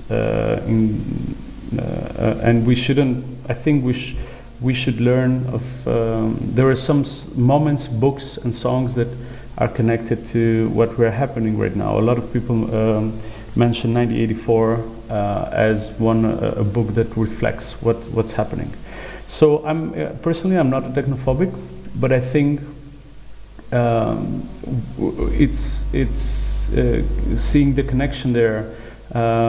It's very weird for me that the same in 2000 and something, a guy called Ian Brown, who is a solo artist and also used to be very well known from the fame of the Stone Roses, covered the song in the year 2525. Which is quite interesting, and this happened some years ago. And if you remember the description that I mentioned, of the lyrics that I learned before, they were mentioning how technology has advanced so far and we are less human than we used to be before. And I connected this also with Elon Musk and his project about connecting the brains of animals and also humans with computer chips, and see how our brains react to different stuff. This is one of these Elon Musk's latest projects, which I find very, very interesting, but also scary at the same time. And but if we see less, let's say, technologies that are used on a daily basis and not the advanced stuff that Elon Musk does, we are actually living in a world where the dominance of the small number of companies in 2020 is beyond anything I would imagine in 2002, when I got from my summer job, I got my first computer connected to the internet. So if you can see the expansion of a company like Amazon at this moment is huge in terms of market value.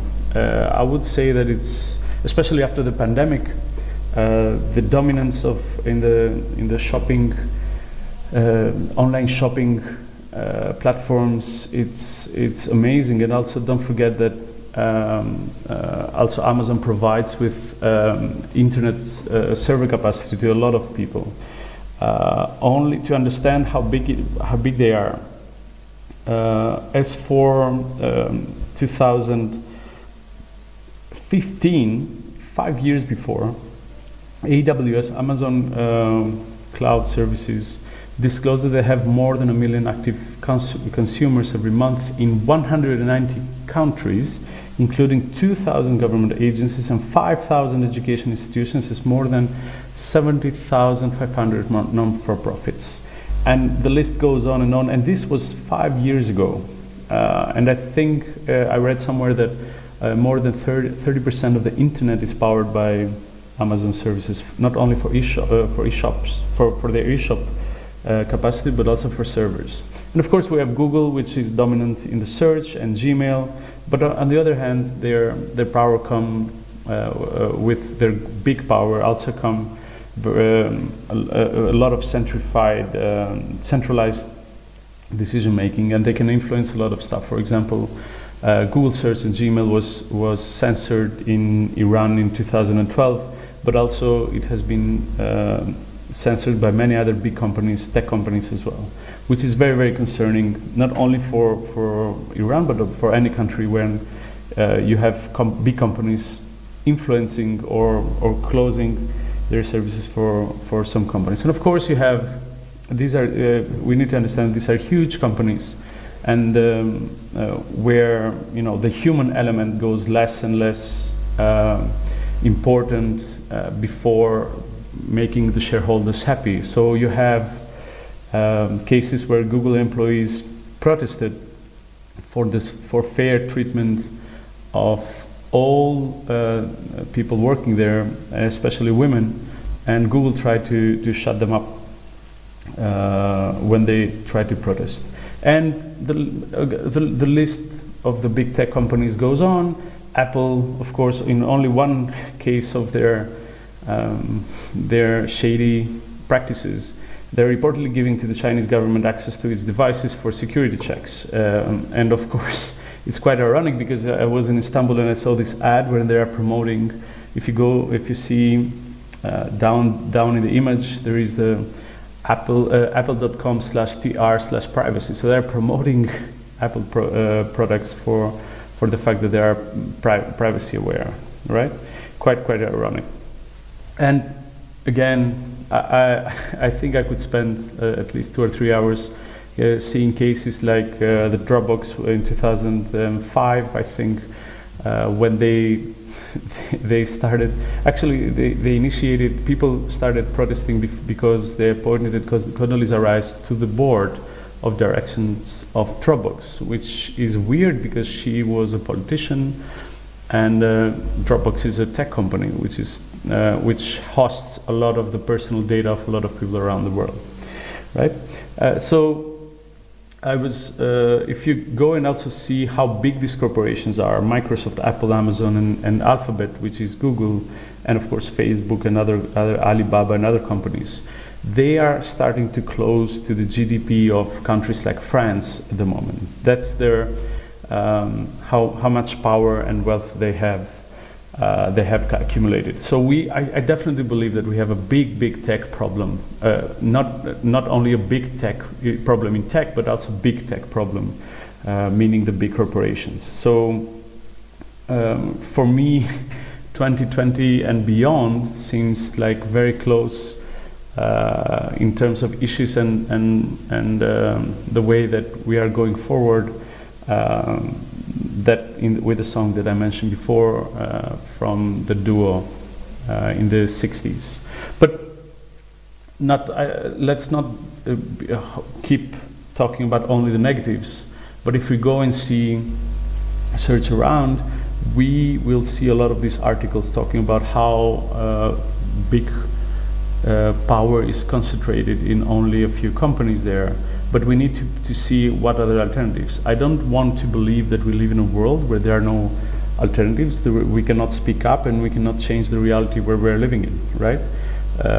So I think that if you search, we will definitely find some of the alternatives to the big tech companies that I mentioned that have accumulated all this wealth and power, and which can also influence a lot of people's lives on a daily basis, and most important, can influence democracy, how democracy works in these countries, right?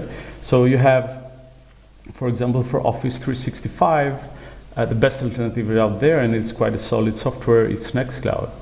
And if you search for Nextcloud, is a self-hosting platform where you can host your files, and you have online calendars and all kinds of applications. The only difference is that it's not on the service of Microsoft, but you can host it yourself everywhere you want, right? And you know where their data are going with it. It's open source, of course, which means that you also know if you have the know-how, you can also check the code and see if it's sending somewhere else the data or not, right? So of course, another example is the popular email service. It's called Gmail, and one of the very good alternatives out there, which I would propose, is ProtonMail, which is hosted in Sweden, and it's the easiest way you can encrypt your email with someone else.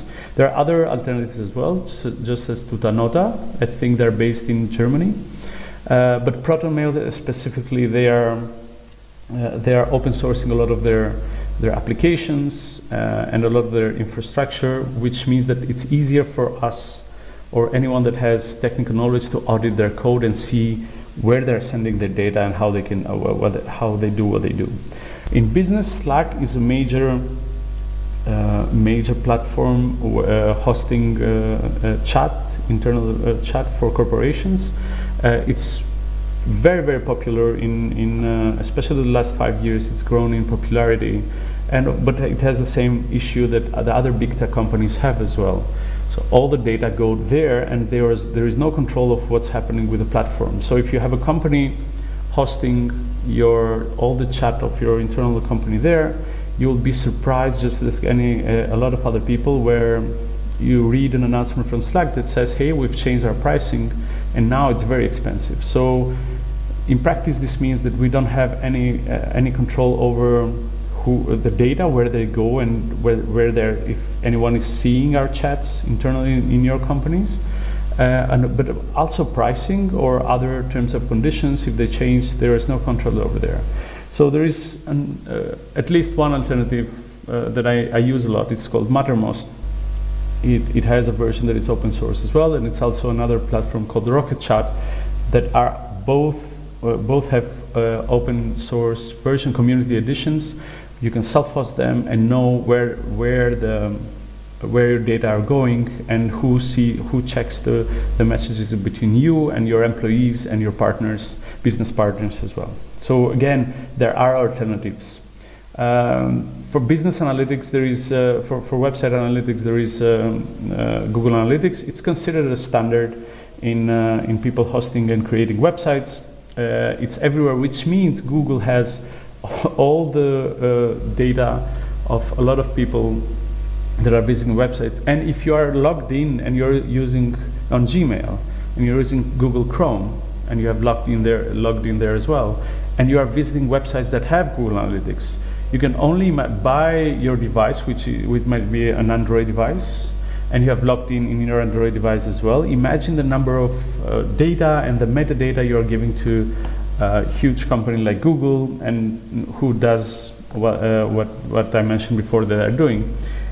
Thankfully, there is an alternative called Matomo, at least one alternative. There are also more other open source alternatives out there. This is the one I'm using on a daily basis for my business purposes. It's called Matomo.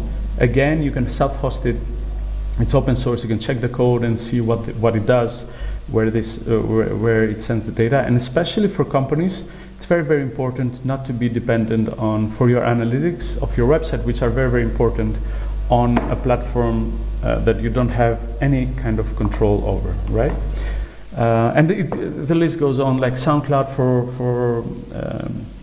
it's the cloud platform for music hosting. The alternative of SoundCloud is Funkwhale. It's a federated platform where you can self-host all your music out there, and again, doesn't track you. You are not dependent on their pricing, and etc. etc. Trello, very popular planning tool for project managers.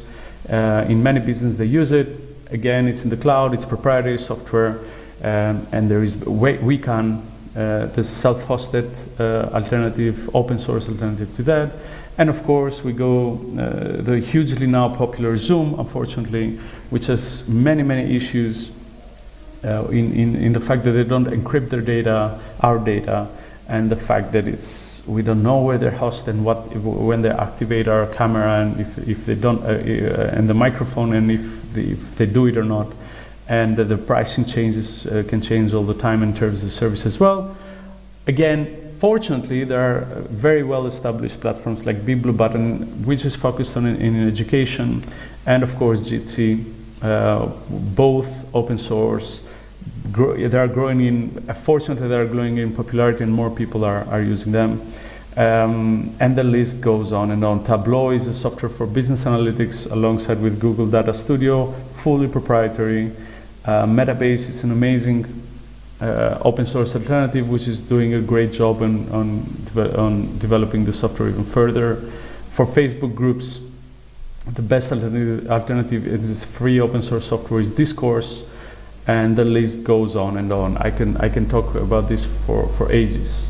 So, and also you can search yourself. If you go on a search engine, not Google, but you can use DuckDuckGo to search.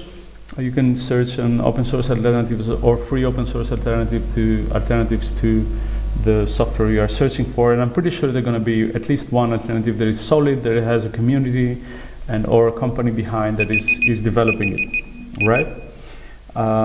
So But if there are alternatives, why aren't people massively using those alternatives? This is a question I have on a daily basis, and also it's something that frustrates a lot of people in the free and open source communities.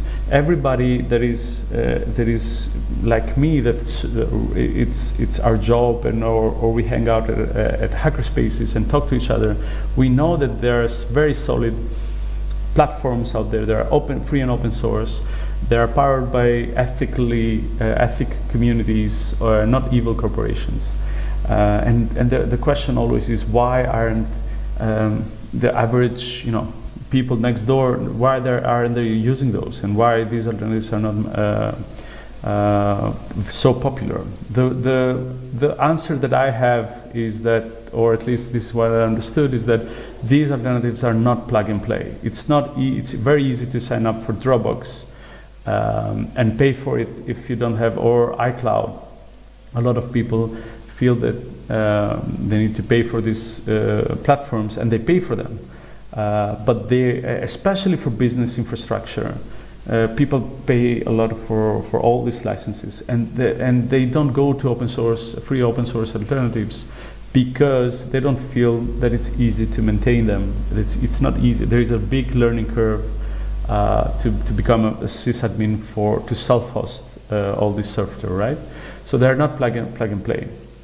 And basically, if you want to self-host, you need to learn what server space is, what's the best server company, or if you want to host it in-house, you need to buy the hardware and research and do all the research needed out there.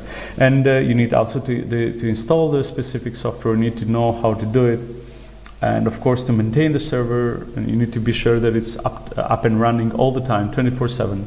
And you also need to check the maintenance of the server software. You need to update security updates, check the communities, what they're doing, etc., etc. There are alternatives. There are also not only alternatives in terms of software, but the good news is that there are also alternatives in the way that people are doing. They can move on from big tech to free and open source software instances. Framasoft, a French-based initiative, has done an amazing job in France by implementing or developing software that is alternative to the well-known big tech platforms. And you can, especially if you live in France, they are a very good alternative. But also, if you don't live there, you need to check them in order to see what they offer, right? But there is also a network called LibreHosters, which is the network of people and organizations and cooperatives that are using, focusing on values like transparency, fairness, privacy, data portability, and public contributions to the commons.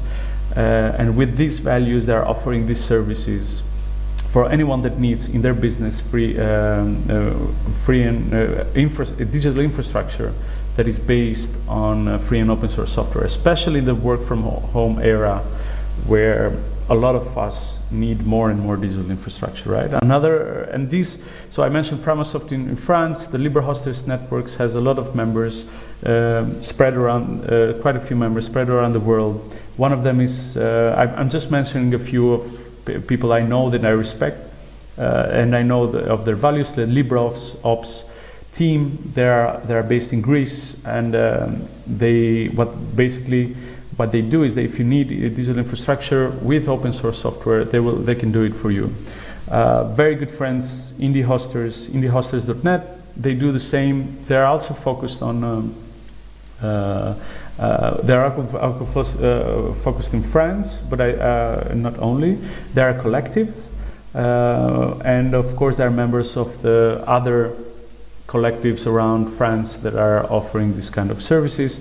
Again, in Greece, there is some very good friends from a collective called Stipriza. They do the same. And last but not least, there is I'm mentioning my company here, Cloud68.co. where me and my friends, we are actually basically managing these instances for you so that you don't have to, right? So there are companies out there. There are very smaller companies, just like the ones I mentioned before. And fortunately, you now can host digital infrastructure easily than ever using open source instances. And by this way, you can know where your data are. You can know if your servers use green energy or not. And you can know if it's that it's easy for you to move around your data from one instance or from one platform to or hosting provider to the other.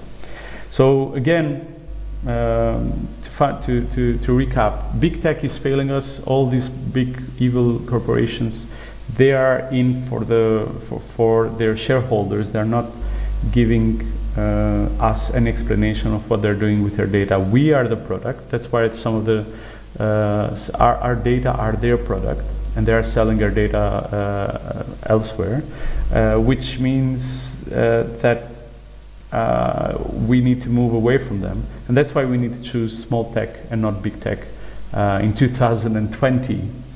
Otherwise, we're gonna go through a reality where our data are in places that we have no idea what's going on, and I think we all need to choose ethics and not ethics-oriented companies and organizations and collectives, and not profit-oriented. Again, collectives over corporations, and the end goal here is not to move to hosting providers, but each one of us, for our businesses, to move to self-hosting solutions, right? So it's very important in this day and age, not only for individuals but also for small and medium enterprises to have these options. I think we're in the last 2 years, a lot of ethical companies hosting infrastructure are out there, and if you choose carefully and you avoid big tech, I think your data are in good hands, and you won't be based on are in good hands, in the hands of people that are working for the freedom of for software freedom and for ethics, and not for profit. Thank you very much, and I'd be more than happy to answer your questions over Mastodon or email, or also here at the chat of the SFK team. Thank you.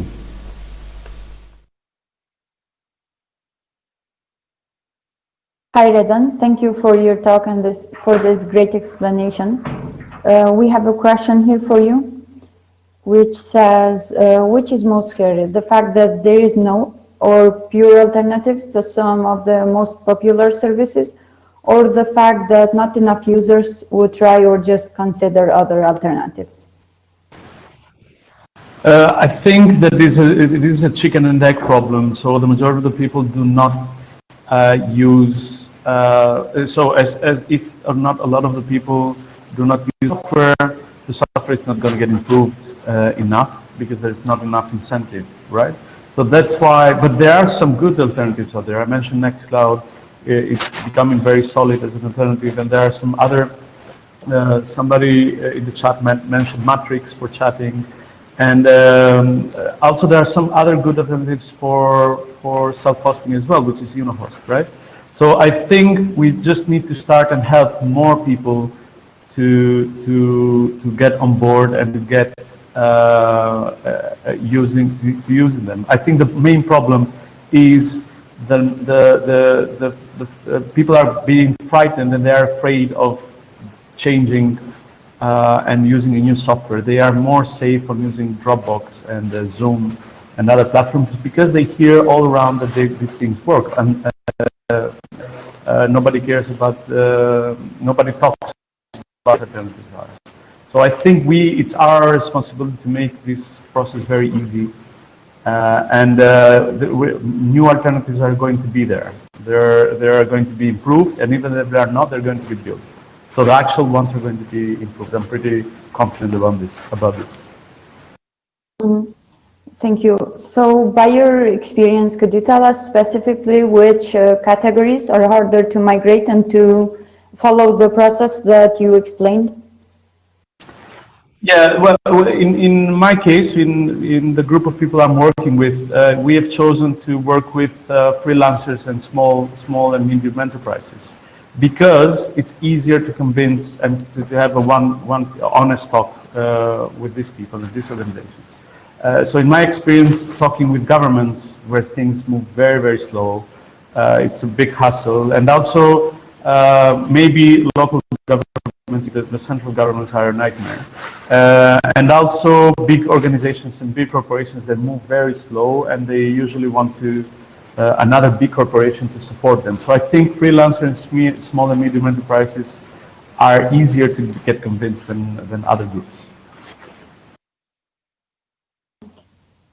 I see, but you just mentioned big organizations and the government. Could you tell us more about their willingness to finish all this whole process? Yes. So again, I mentioned that central governments are harder to get onboarded. Local governments are easiest because also they are smaller as organizations, and they are willing to talk to if you offer them solutions and arguments, right? So a good example is the municipality of Tirana, where the local community there started talking with them and convinced them to change. But if you want to change big organizations, for example, like the EU, there are other organizations that know how to talk in their language, let's say. So, for example, Free Software Foundation Europe, or the Central Free Software Foundation, or EDRI, as well, are good organizations that know how to talk big organizations like the government. So, if you are a smaller community, go to the local government. If you are a big organization, I think it's not easy, but if we are patient and we work a lot, we can make it. I'm very confident. Okay, lastly, because we don't have much time, I would like to ask you if you can explain us the role of the local communities in this whole process. Local communities are absolutely, for me, they have a crucial role on helping people migrate. Because, for example, again, if you are a local community and know what you're doing, you can help a local school, which is a small organization, central government, to migrate to free libre open source software, and also on other digital infrastructure. So also local communities, they localize, they translate. They do the ones I know, they do a lot of work also on promoting and also onboarding new people that will improve the software on some kind of basis. You had yesterday Italo Vignoli from LibreOffice, and he mentioned that the organization has quite a few contributors from local communities for all around the world. So the role of the local communities, especially in countries like in Albania and Kosovo, are critical in helping organizations, companies, and institutions to migrate from these evil corporations to more ethical solutions and to free and libre open source software. Thank you, Redan. Thanks a lot, and it was a pleasure to have you here. So in the next session, we have Service Bus and Microservice Architecture by Birem Hayrizai.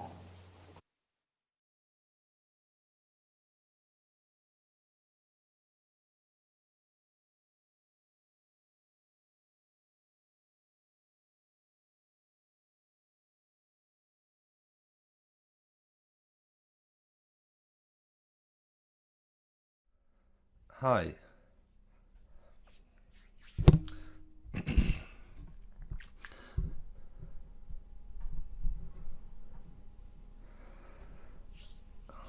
Okay, let's start this talk, and in this session we will talk about Azure Service Bus and microservices.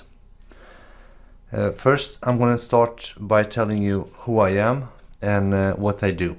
My name is Borem, and I'm a software engineer. I have more than 20 years of experience as a software developer. I work most of the project that I've been involved, I have been working as a backend developer, but in some project I've been architect as well. So this is who I am. I live in Sweden, just outside of the Gothenburg, and run my own company, work as a subcontractor here. So if we start this talk and with a question, what Service Bus is. Service Bus is a cloud-based messaging system that that enables communication between multiple services, both for services that run on cloud and on premise. So the key word here is cloud-based messaging system, which means that it can run only in Azure. But the good part here is that it can be accessed from anywhere else. It can be accessed from services that we run on premise, or from the services that we run on different cloud platform. It doesn't have to be Azure for us to be able to consume Azure Service Bus services. If we continue with the question why we should use Azure Service Bus or Service Bus, before I answer this question, I just want to say that most of the service brokers or service buses work almost the same. So if we understand one, we will pretty much understand or be able to set up different providers as well. So if we understand how Azure Service Bus works, the principle for RabbitMQ is pretty much the same. So if we continue why we should use Service Bus, there are two main reasons why I think we should use Azure Service Bus. The system that we build, if we build it using microservices, will become more loosely coupled, and we will talk about more about that later on. And the system, the workload will be distributed by Service Bus itself within the scale of that we have configured for our service instances. So let's say that we have one service and we have 10 instances of the same service running. The Azure Service Bus will distribute the workload between those 10 instances. So I'm going to describe you how that works soon. But let's just understand the main or the basics how Service Bus or queues work. So let's imagine that we have a publisher and we have a consumer. Publisher publishes a message to a Service Bus, and the consumer will receive a copy of that message. This is done by Service Bus. So let's imagine publisher publish a message, Service Bus will take over, and the publisher's responsibility ends there, ends where the message reaches Service Bus. So publisher will say, okay, I have a message to publish, and it tells Service Bus, the publisher's responsibility ends there. Now Service Bus will take over and deliver a copy of that message to a consumer, and make sure that that message is going to be processed only once. This is very important. Service Bus makes sure that that copy will be processed successfully only once. So as soon as we tell Service Bus, now we can acknowledge the service or the message, the Service Bus will remove that message from the queue and send the next one in queue.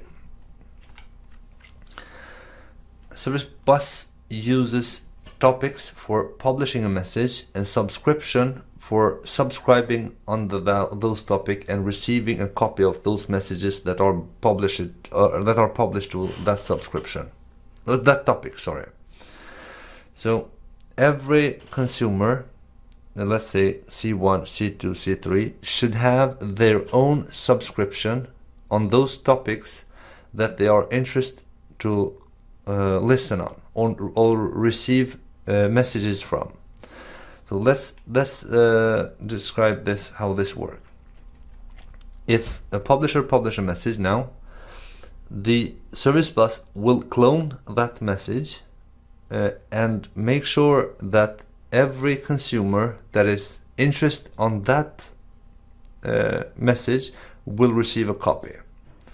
So consumer number one can be, let's say, person service. Consumer number two can be invoice service. Consumer number three can be payment service. And if a publisher says, okay, I have a message to publish because a subscriber has done a payment, that message will be sent to all the services that are interested in that topic or that message. This is how Service Bus works. Now, how does Service Bus make our system more loosely coupled? If we look at the example where we have a publisher, and let's say we receive a new request for adding a new customer, the publisher will publish a message, let's say new customer added, and consumer, which is service 2 in this case, will receive a copy of that. But in case that service 2 is down or is in maintain mode and we cannot consume the message, the message will be there for service 2 to consume. So service 1 can continue and publish messages to Service Bus, and those will be saved in Service Bus until the consumer consumes them. So when the consumer is back online again, the messages will be delivered to Service 2 one by one, and those will be consumed successfully by Service 2. Now I've chosen Azure Service Bus and microservices because I helped a friend here in Sweden redesign the architecture for their system, and I'm going to show you how we've done it and what we've changed. So today in Sweden there are cars with hybrid cars or electric cars are becoming more popular, and companies have started building their own charging stations around big cities now and sell subscription to their customers. I'm a customer, and because I have an electric car, so there are different places where you can just park the car and start charging it. So as you can see, around areas here in Gothenburg, we have 77 charging stations in this area, 53 here, 61 here, 30 around here, and so on. So companies are selling subscription, and then you can just park the car, go buy groceries or whatever you need to do, and then come back and then continue drive, and the car hopefully will be charged or fully charged. Now the architecture that they had was with using two different layers. First layer was the public layer, and the other one was the private layer. Both of them were APIs. So when a call came from front end, from app, or from our sensors that was out, so as soon as the customer tried to authenticate or identify themselves by RFID card that they received, a call came here to public layer, and then based on what they needed to do, they call it different services. This is fine because it has been working for a while now, and it started with trying to split the logic. So having the public layer only as an API and the private layer little more accessing data or handling data for every database. So the good part here was that none of these services shared the database with each other. So what they've done is build an API for every microservice, and then the public layer tried to call them based on the need that they had. This sometimes can be very costly, because let's imagine that you have a call like that, and you should think that, or you should take into consideration the latencies that you introduce. So customer might call an order might call a shipping or invoice or payments or accounts, and every call that you do between services introduce approximately 100 milliseconds. That is approximately, because what happens is that when you call from public layer, the private layer here, you have to do serialization of your payload, and then transfer the payload to the customer in this case, and deserialize that part of the payload, and then call database back again, serialize the payload, and deserialize it in service 1 here. So in this case, maybe you will need to authenticate the user. You need to check if the user has any unpaid invoices, or if the subscription is still valid, and so on. Or if that card that the customer is trying to use is valid, because you might lost the card and then you need to order another one. So this is how they've done it. But in many cases, the call, when the user parked the car, or the customer parked the car and wanted to start charging the charging station, it took almost 30 seconds for them to make sure, or to receive a response from the system. And they got longer and longer because the services need to call each other, and it took them very long time for responding. Now, what we've changed is that we said that we want to have two different axes: the write axe and the read axe.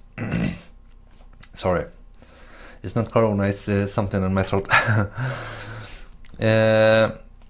So when Gateway API called an aggregate, we read the aggregate, and we have the business logic there now, and it generates an call or an event to a service bus. The service bus will deliver that to those services that are interested in here, and make sure that they receive a copy of that message for those that are interested in that message. Now, when we need to access the user profile, we had different read models. And by saying, I have a card that I need to access, boom, the API called the one of these services and said, this user is trying to authenticate. And we knew automatically that what read model to call, which was a denormalized model, and we just added the information. We just showed the information, and we didn't need to call multiple services to complete the operation. We just had everything in place there. So it was like more CQRS architecture, or SQL planning the pattern over the services. And when we needed to change something, we called always our write axe here, aggregates, publish a message, and then update the read models. So next time you call them, the response were extremely faster. So it was just an object and we needed to return. So this is how we changed from calling services one another, we changed to having services more relaxed.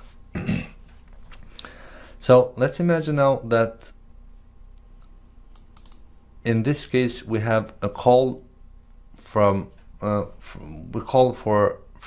new customer that tries to register, and when the call from the front end reaches public layer, we call the customer and we save data here, and in the meantime we need to call notification service here for notifying or for sending a thank email and send the maybe authentication information. Now for some reason notification is not working and the process cannot be completed, because if a user tries to access that, we might have information in our database here that hasn't reached the notification service. As we discussed earlier here, if we would use service bus will save those messages here one by one, and when the service is back online again, those services will be delivered to our service, and our service will be able to consume them. Maybe we will have information about a new customer but send the welcome letter after 30 minutes or something like that, but we will still have that information in place, and the services will be able to consume them soon as they can, or back online again. So talking about microservices and service bus in 20 minutes, it's just scratching a little bit of the surface, just because this subject is very big, and I am planning to just share some more small things with you, just so that you can take those things in consideration when you plan the microservice architecture and service bus. So when using microservice architecture, try to not save your cache within one service or in your, how can I say, in your memory, because if you have multiple or if you run two instances of the same service, the cache might be different in different instances within the same service. So that's why we should use distributed cache. Consistency vs or versus inconsistency. Consistency vs inconsistency here is that consistency are sometimes painful to have, or to guarantee 100% consistency. So what I try to do is when I draw my bounded context, if something is critical to have consistency within the whole model, then I try to draw bigger bounded context, because inconsistency might occur when using, or it will occur when using microservices. And another thing is that don't share logic or database between services, because sharing logic between services, you might end up doing special cases or building special cases within your code for different services. Better to duplicate the code and run the service separately. Sharing database is a bad thing, because your database will become your central contract, and in those cases it's hard to change, because you never know what services uses what tables or what part of the collections. So that's why I never recommend sharing logic or DB between services. Now, API first is a good thing, because using API first, you will build your gateway API so that your front end does need only one call per view. And having that, your gateway API receives a call, and then call maybe multiple services and return and build the contract and then return to the front end. So the front end doesn't need to do an extra call. So that's why I recommend having API first when you work with the architecture, Microsoft architecture in this case. Logging is very important as well. So try to log everything, because logging, it will help you keep track on things. And correlation IDs are very important to have, because you might have a message that runs through different services and in one of them fails. Now, being able to chain those the path for the same service or for the same message through all the services is very important. So if you can chain them, the action, you can see exactly how it went on each services and why it failed on a specific one. That is very helpful to have correlation ID. So this is what I have prepared for this talk. Thank you very much. And if you have a question, try to send me an email or write a question here. I am more than willing to discuss different topics with you when it comes to Service Bus and microservices. This is my email here, and you can reach me on that or try to send me a question here. Thank you very much. Question here. I am more than willing to discuss different topics with you when it comes to. Thank you, Burim, for this talk and the great explanation you made about microservices and Service Bus. I would have liked to ask you, what is the role of open source on the development of this architecture, the microservices? Why do you think it's important, and how does it affect the improvement of it? Sorry, can you repeat the last part one more time, please? The last part, what's the impact, and why is it important, and what's the effort that it takes to make integrate a microservice and its relation to open source? Microservice architecture is a plan for all the type of systems, so it can be used from any, or it can use in any system, and the open source or the similar something that is to Azure Service Bus is something called the RabbitMQ. There are many others. It can be Kafka, it can be many others that can run on premise, and they can be used free. They can be used for free. No license or no other things are needed for them, as soon as you can set up them by yourself. So benefits is the whole architecture using Service Bus will be more relaxed, because consuming those messages means that the services will be able to consume them whenever they're ready.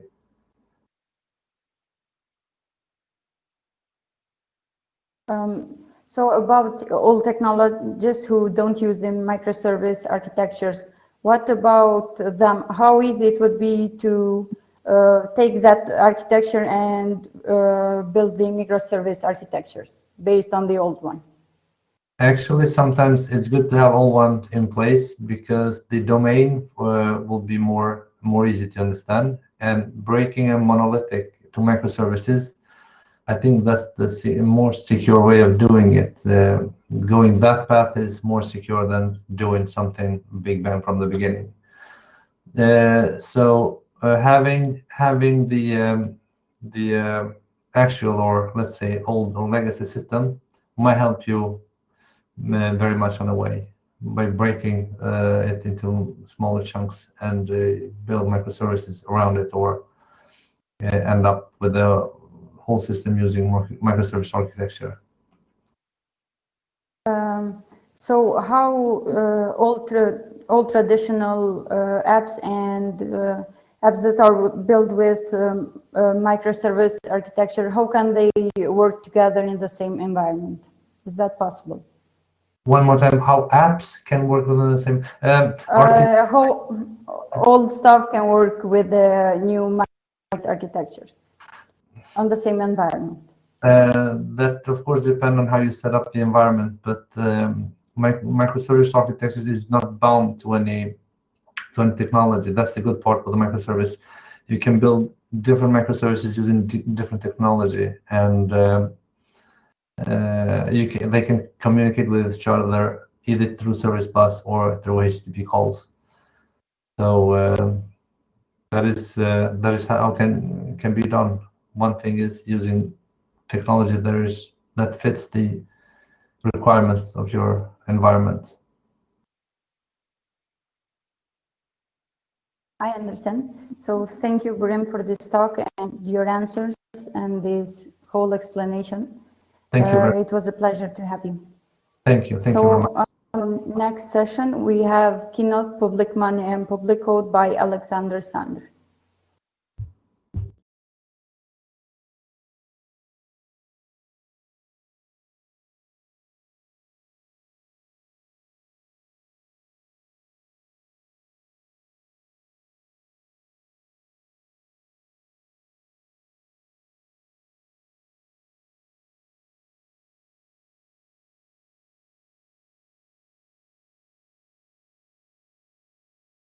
Public money, public code.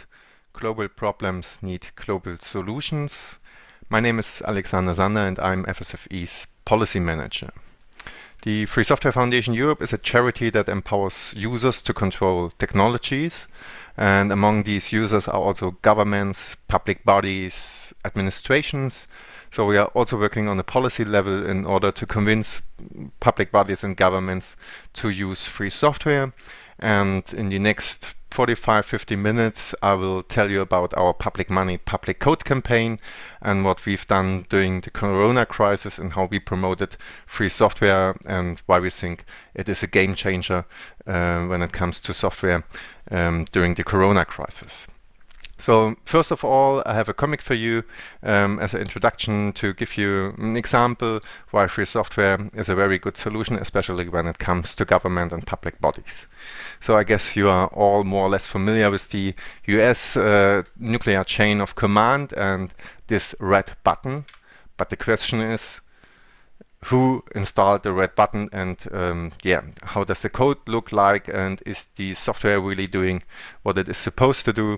So if there is no transparency, we won't see what the red button does and if it really follows this chain of command.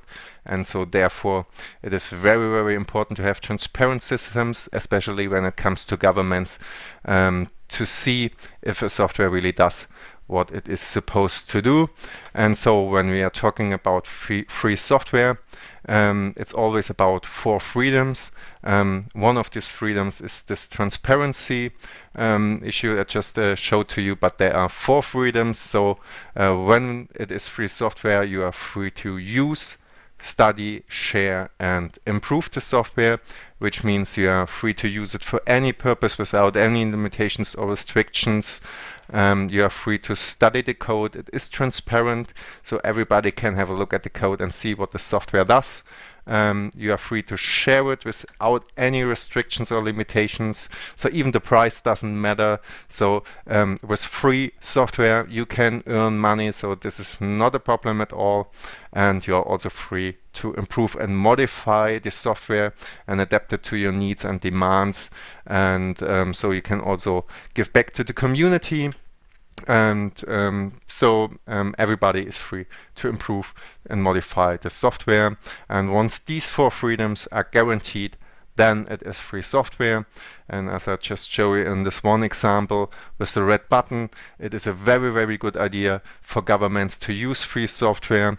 And in the beginning, I will tell you a bit more about the arguments, especially for governments, why they should use free software. And then later on, we will have a look at the specific corona problems we have seen and how free software was a game changer here and could be also a game changer for the future.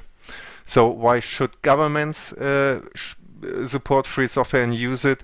There are some really good reasons for this, and also this is true for you and other users. So the first one is about digital sovereignty.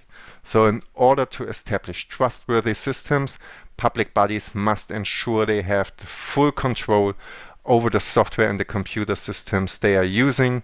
And I mean, this is also true for you, but especially for governments, as we've seen with this red button, but also in recent debate about backdoors, for example. It is very, very important that there is a digital sovereignty, and that especially governments and so also citizens know what software, for example, does. And also it's about public money. So public bodies are financed through taxes, and so they must make sure they spend the funds in the most efficient way possible. And so that's why we started this public money, public code campaign. And but maybe first of all, let's have a look at free software compared to proprietary software, and this will also make it very, very clear why free software, especially for governments, is a very good solution. So first of all, you have no interoperability if you have proprietary software, so systems can't talk to each other, you can't share data easily, you have no open standards, no open formats, so we will always have problems with sharing for example, documents or data with not just within this network, but if you go to, for example, other countries or administrations using other systems, then you have no interoperability, and this is really a huge issue. And you're also very quickly in a vendor login if you are using proprietary software.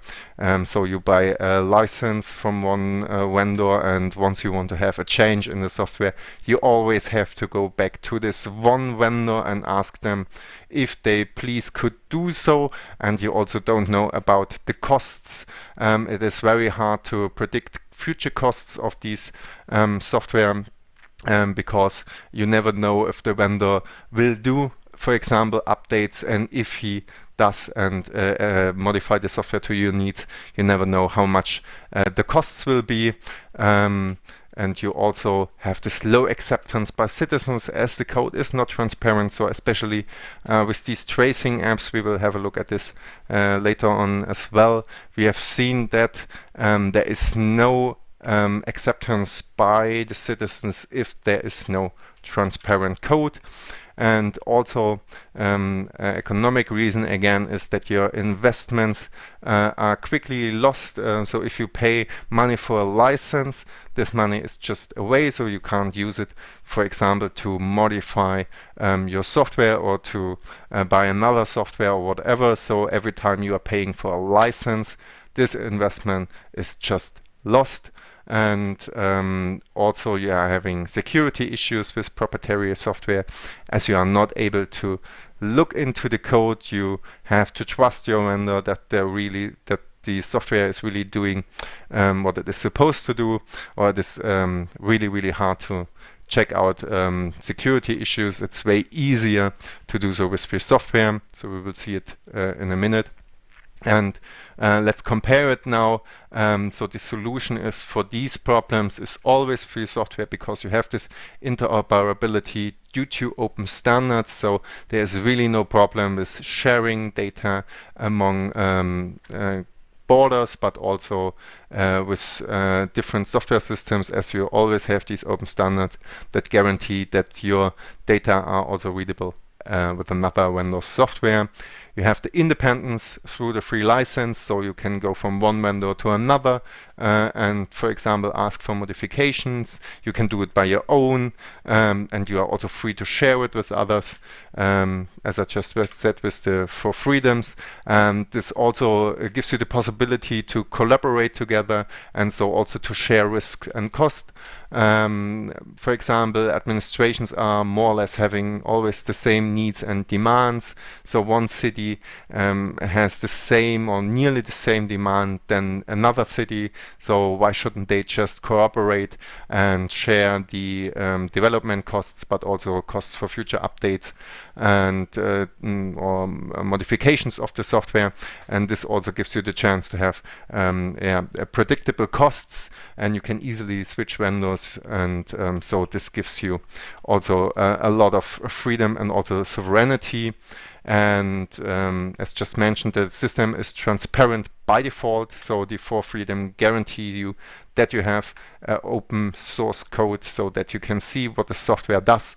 And so this also gives you the chance to involve local partners. This don't have to be necessarily just coders, but also other stakeholders who could help you to improve your software. And for example, also in order to make it more secure, your solution, so you can run bug bounty programs or hackathons or other projects in order to improve the security of your code. So free software gives you the chance to have a very secure product in the end. At least you have the chance to do so. It doesn't mean that the software itself is secure just because it is free software, but as the code, for example, is transparent, everybody have the chance to look at the code and also help in order to modify it and make it more secure. So we see that especially for governments, it's a very, very good reason to use free software solutions, but this is for sure also true for companies, individuals, and all other users around the world. So, and as I just mentioned, some economic reasons why governments should invest in free software. I have some more for you, and one is very, very interesting in my point of view, and that is that the governments are one of the biggest player on the IT purchases. So they are among, also they make up to 27% of the revenue of software firms comes from governments. So they are a key player on the market. And if just imagine if these administrations work together in order to procure software, for example, then they are really a key player. But at the moment, most of the times they are acting alone. So that's why they are quickly running in these vendor logins and paying or wasting a lot of money. And so just imagine what happened if we have this, let's say up to 27% of the revenue directly invested in free software projects. I'm pretty sure we would have way better solutions in place than we are having today. And also, if you look to countries which already introduced some free software regulations, for example France, you can quickly see that it helps your local IT market, and that it helps, so it also helps your local economy. And so in France we have a free software friendly regulation compared to other countries in Europe, and this led in the last years to the fact that there is a significant increase of companies using and distributing free software on a yearly basis. Also, the IT-related startups are increasing year by year, and so also the jobs are increasing in this sector. And what's also very, very interesting is that on the other hand, software-related patents are decreasing if you are going in the direction of free software. And so here you can see with these figures that even if you are introducing the first steps, let's say it like this, in order to go into the direction of a free software policy, you will directly see it on your local IT market, that there are more and more companies and more jobs created if you switch to free software.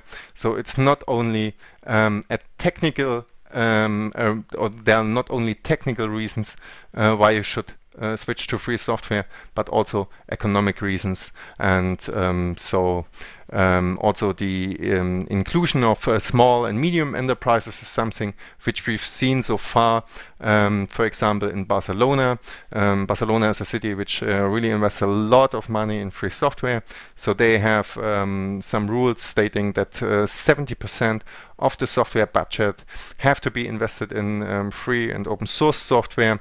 And this also led to the fact that from 3,000 companies which have been involved so far in the development of these software projects, there have been 16% small and medium enterprises. So we can clearly see, once you decide that you want to go in the direction of free software, it will help not only your IT business and in the region, but also will help small and medium enterprises. So from an economic perspective, there are also very, very good reasons why governments should support free software and use more free software in the future.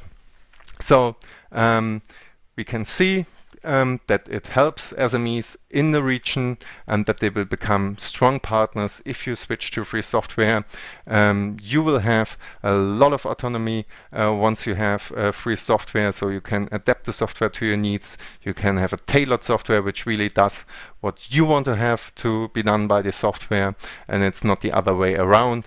And it's also very, very efficient to use free software because you don't have to reinvent the wheel again and again, and your investments are not lost, but you can share it with others. And also, so this is how you can improve the software, and administrations can collaborate across borders. This happens already today, but so this is why we started our Public Money, Public Code campaign.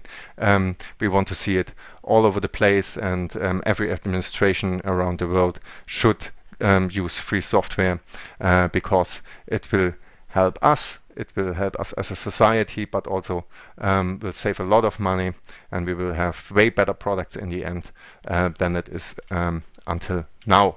So, as I just said, roughly 3 years ago, we started our campaign, Public Money, Public Code, in order to be precise with our demands and to not just talk about it, but also have a clear campaign with clear demands where we can go on a policy level to decision makers and tell them about the advantages of using free software.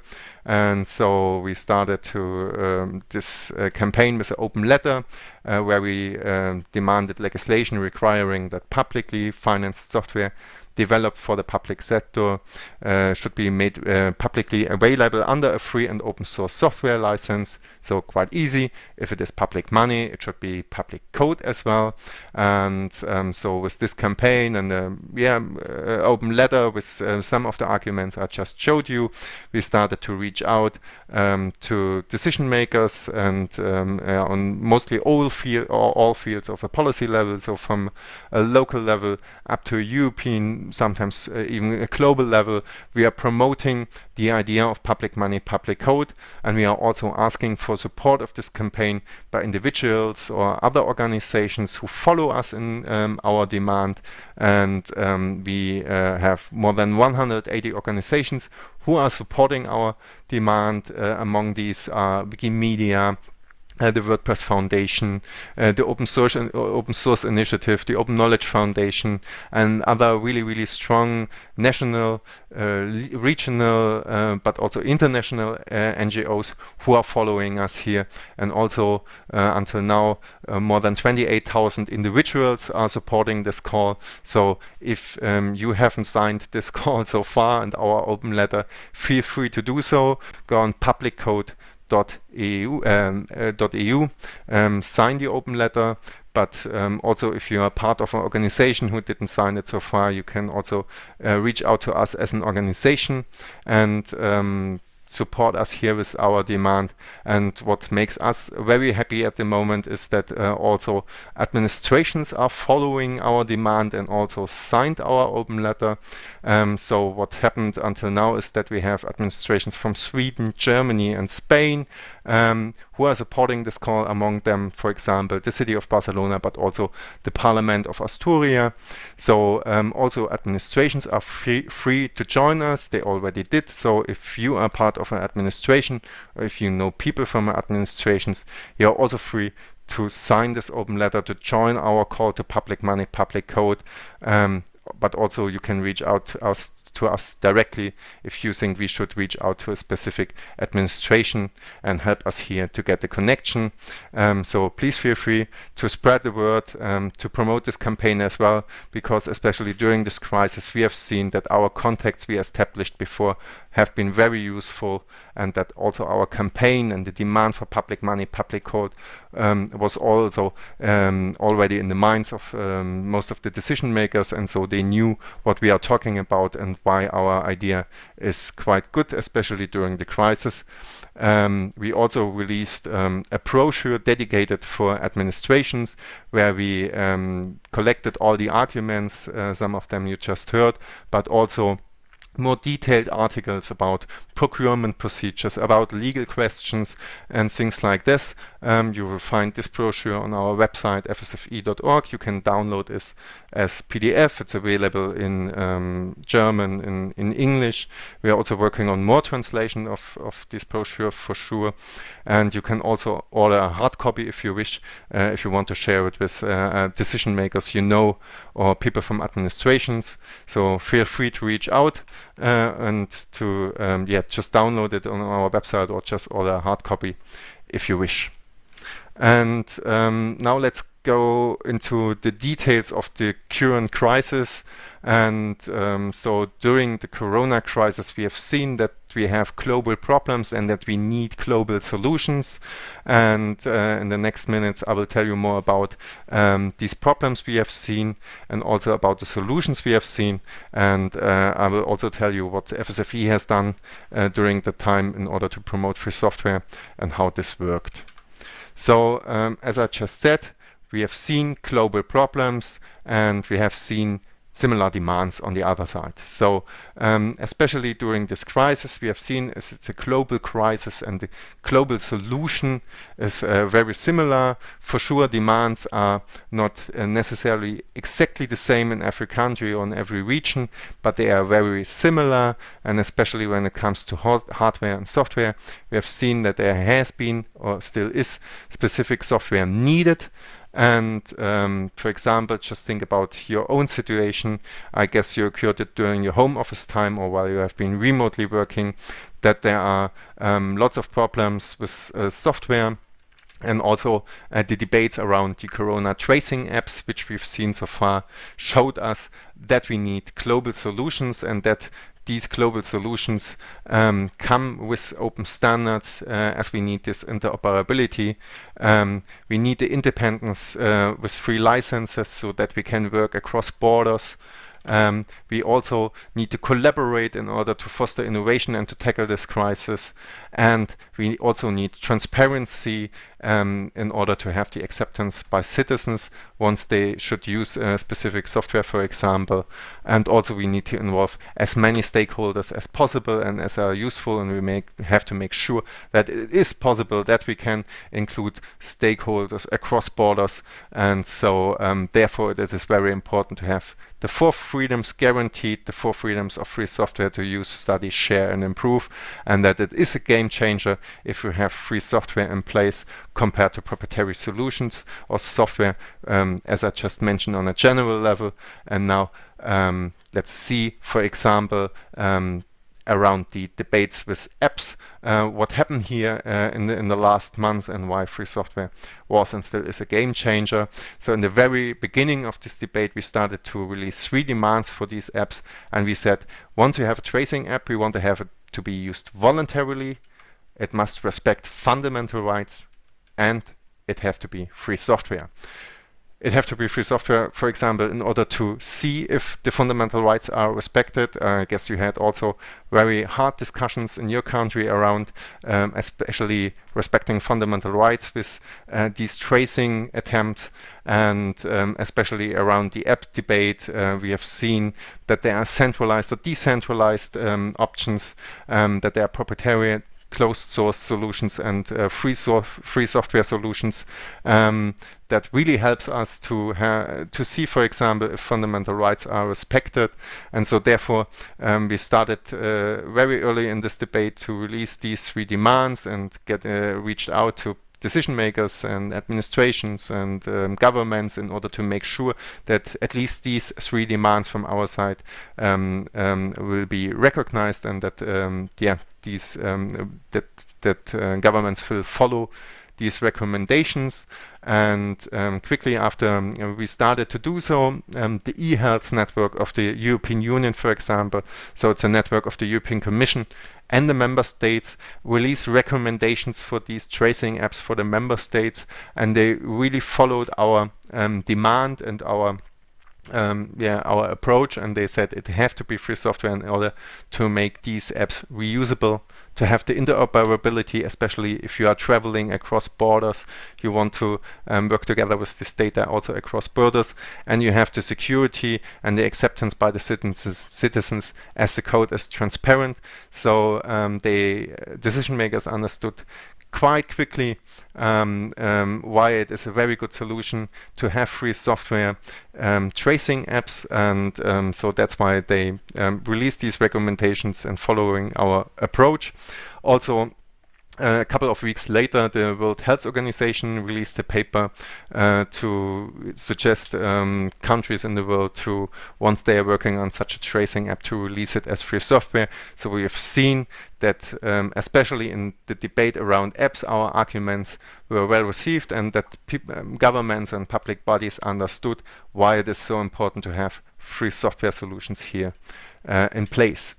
And a similar debate happened around these hackathons, so not just tracing apps have been in the debate, but also other software solutions, so governments started to organize hackathons. So nearly every country had such a hackathon in Europe and organized something to find software solutions in order to tackle this crisis. And these hackathons for sure have been funded by governments, so we again stepped in with our campaign Public Money, Public Code, and said once you have global solutions, they must be globally available, and this could be only done with free software. And so we reached out to decision makers, for example, on social networks, but also with mails, and we made phone calls and reached out also to the organizer of these hackathons in order to make sure that the results of these hackathons are released under a free software license. Sometimes it works, sometimes it didn't, especially with the help of our community, where we also ask for support in order to reach out on social networks, for example. We managed it to convince some organizers of these hackathons to release the results as free software. With some it doesn't work, so this also shows us that there is a long way to go, and that we have to continuously work on convincing decision makers and tell them about the advantages of free software. So please feel free to do so as well. So once you see something, for example, on social networks, it's quite easy to comment and just be, for example, the first one who is commenting on these hackathons and say, hey, please keep in mind, if you are having these solutions, they should be available everywhere in the world, because it's a global crisis and not just a crisis of your country or a crisis of the European Union or your region. It's a global crisis, and that's why we need global solutions, and these global solutions have to be free software, because else it's not a global solution and it won't help us at all. So it's very easy to reach out to people to tell them about the advantages of free software, and so you are invited to help us here as well. If you need help here, we prepared also some snippets you can use. Just go to our website, and we have dedicated articles explaining you how to do so, and as well you will find some snippets if you have problems formulating the best way to reach out. but also you're free to do it with your own words. But always keep in mind, we have to tell about the advantages still, because even if we had, I would say, a kind of success with these tracing apps, it doesn't mean that now everything is fixed and that now everybody understood about the advantages of free software. There's still a long way to go, and therefore we need especially your help in order to convince decision makers to use free software. We also did a very, very interesting podcast during that time with Louis Falcon and Axel Braun from the GNU Health project. So if you want to listen to this special episode of our Software Freedom podcast, feel free to do so. We will find it on our website. It is a very, very interesting project, the GNU Health project, which for sure have been in place already before the crisis, and this project also had solutions in place to tackle this crisis, and it's all free software, and it is a very important project and a very interesting and good project. So feel free to learn more about free software in the health sector by listening this special episode of our Software Freedom podcast. I just want to mention it because for me it was also very interesting to see what they are doing since years, and it's so important and so crucial what they are doing. So you should listen to this. I liked it a lot. So, and another problem I just mentioned is the remote working tools most of us have been sometimes forced to use. Maybe some are still forced to use solutions they don't like, and so what we have done together with our supporters is to collect in a wiki solutions that are free software and that are quite as good as other software people downloaded or used during the pandemic. And so we started to collect for example, tools for video conferencing or for collaboration platforms and software like this, where you have free software alternatives in place, which are quite good and well working, and they are tested by us, but also by our community. So feel free to check out this wiki if you are looking for a special solution, or if friends or colleagues of you are looking for a special solution. Just go to our wiki, and I'm pretty sure you will find something which helps you. But for sure this is a living document, so also feel free if there's a missing solution, just add it in the wiki or send us an email and we will add it. And so this is a place where we collect free software solutions for remote working, and this is also, I think, something what is very helpful, not just for individuals but also for companies and administrations, to show that there are good alternatives in place and that you don't have to grab the easiest solution which will push you in a vendor lock-in quite quickly, and where you have to pay a lot of money in the near future. And the last point I want to talk to you about in this talk is that we've also seen loads of commercials during the time by companies using the term free software for their products in order to push people into vendor logins and giving something to the people and consumers out there what was not free software or what is not free software, but maybe freeware or something else. Still, this software doesn't come with the 4 freedoms, and companies try to promote and to hijack the term free software. And what we've done is to write an article and a checklist in order to tell people or to educate people on the 4 freedoms again, and that they have to be careful with some advertisements. And I want to show you the most or the worst I have seen so far, and tell you why it is not free software and why you should take care. Even if it looks like a good offer, it doesn't mean it is a good offer, and you might end up in a vendor lock-in and have paid a lot soon. So what we've seen, for example, that there are offers that the software is offered for free, but it is also time limited on the other hand, so you are free to use it for the next 3 months, and then you have to buy a license. So this is clearly not free software. So it's very likely that you have to pay fees for the software soon if you want to use it. So this is how you've been pushed into a vendor lock-in. So once you use the software for 3 months, you don't want to change the system once you set up everything. And so then you are more eager to pay for it after using it for 3 months, for example. And so this is clearly not free software, it's something else. But free software would guarantee you that you can use it forever and not just time limited. Another commercial was that it was promoted to use the software for a specific amount of workstations, or that a limited number of users could use the software.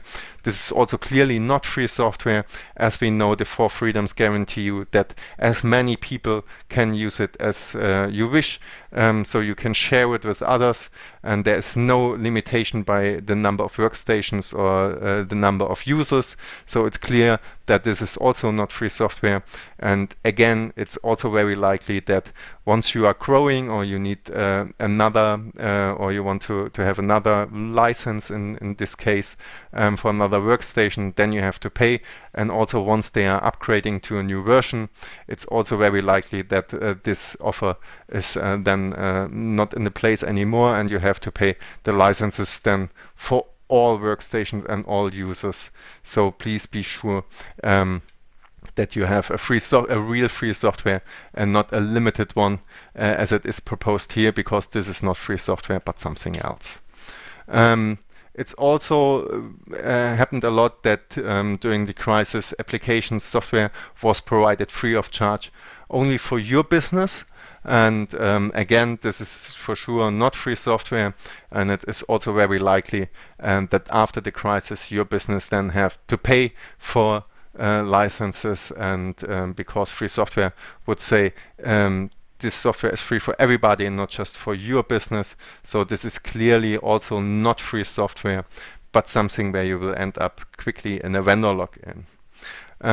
Something we've seen also again is it is somehow similar to the time limited offer, but here many companies said you can use a trial version, sometimes full free trial version for a while, and so this is also very clear that this trial period will end at one day, and then you have to pay. So what looks like a good offer today will push you also again here in the vendor lock-in, and you have unpredictable costs, and you never know when and how much you have to pay then for the next licenses. And once your trial period will end, you will find out very, very quickly that this is not free software, but again, something else. And some companies also said during this crisis that they will make their software available for free for hospitals and schools or other specific sectors which have been hit by the crisis very hard. And again, this might look like a good offer if you are a hospital or school, to say, oh, there is a very good software, I want to have this, is for free because I'm a school.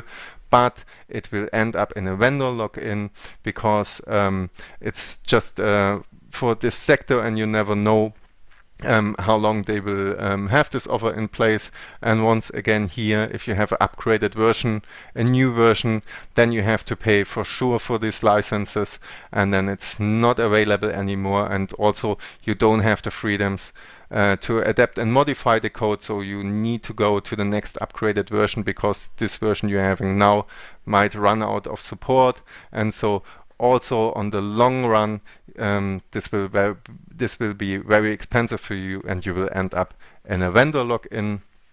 And then the most wild thing I've seen so far is that you can win a license, and they promote it with free software. I mean, this is also very clear that it is not free software. So even if you are among the lucky winners, it doesn't mean that you can adapt and modify the software. It doesn't mean that there will be also endless support for this software.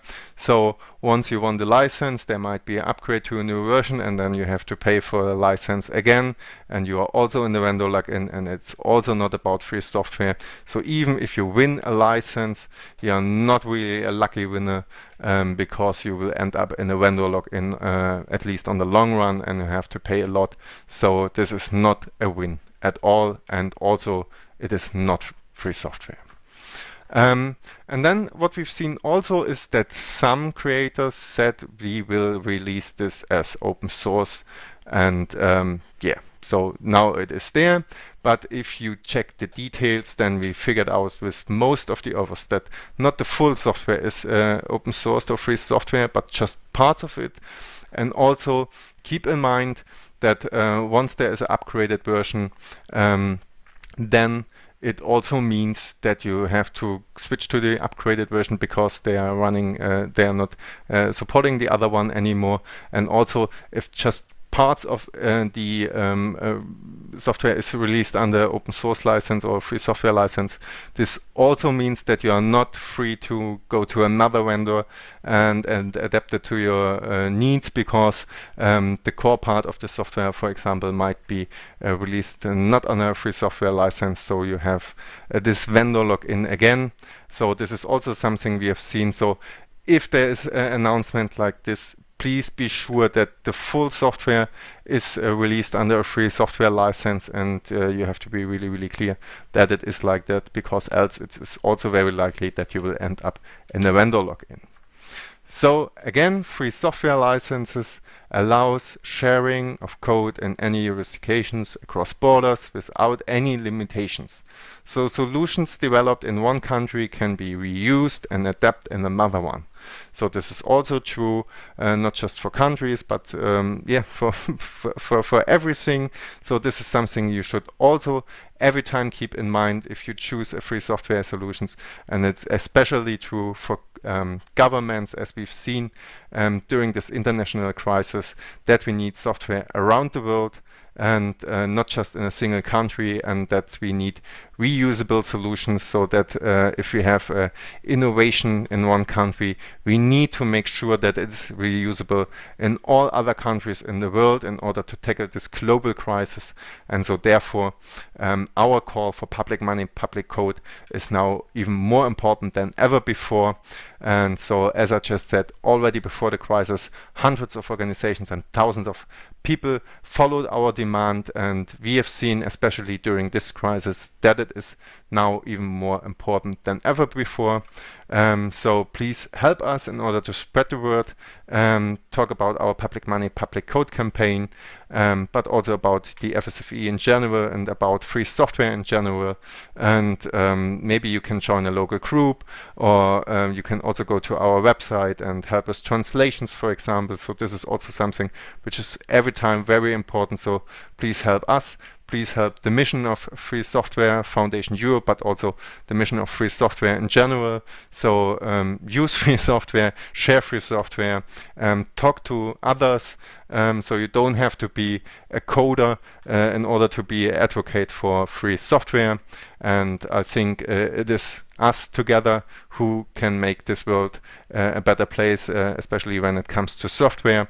And I think we can alter the face of the world together if we share expertise and if we are following the ideas of free software and the ideals, and yeah, collaborate, share, and yeah, do it together.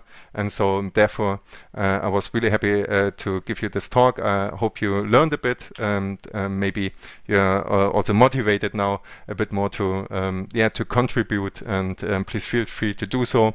And if you have any questions, I'm happy to answer them, and also feel free to reach out to me or to us directly. You can send me an email. You will find me on social networks. this is also true for the FSFE. So we are on social networks. You can reach us by phone and mail.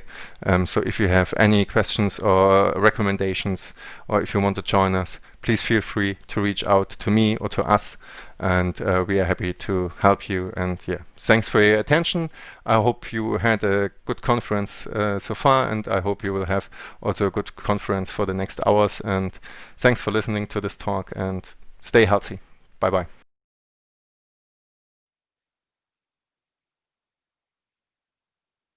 Thank you, Alexander, for your talk. It was quite informative.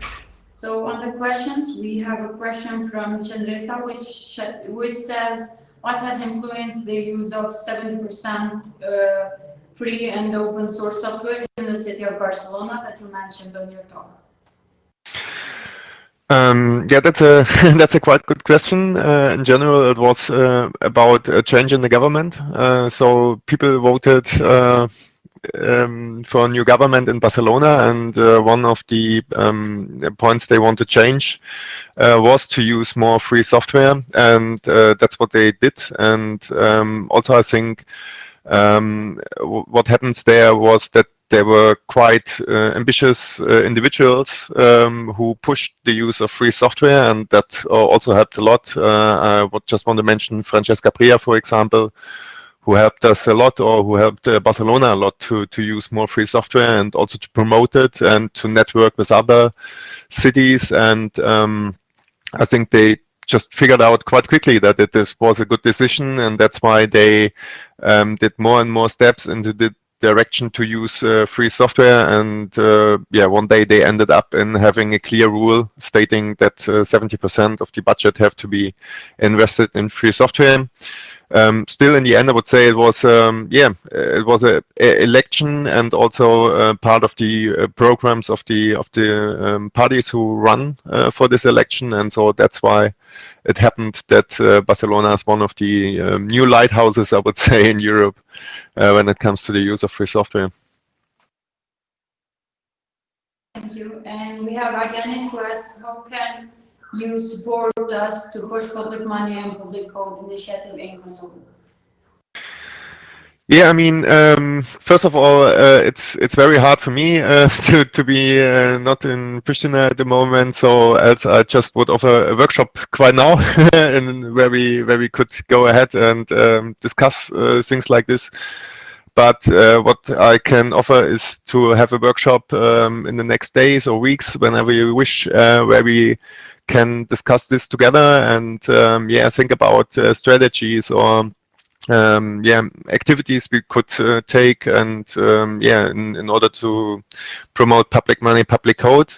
Else, I mean, it's quite simple. We have loads of our material also online on our website publiccode.eu, where you can see what we've done so far and how we've done so far. We have also some wiki pages on where we explain how to reach out to administrations, for example. We have example letters which could be, for example, translated and could be used for doing so.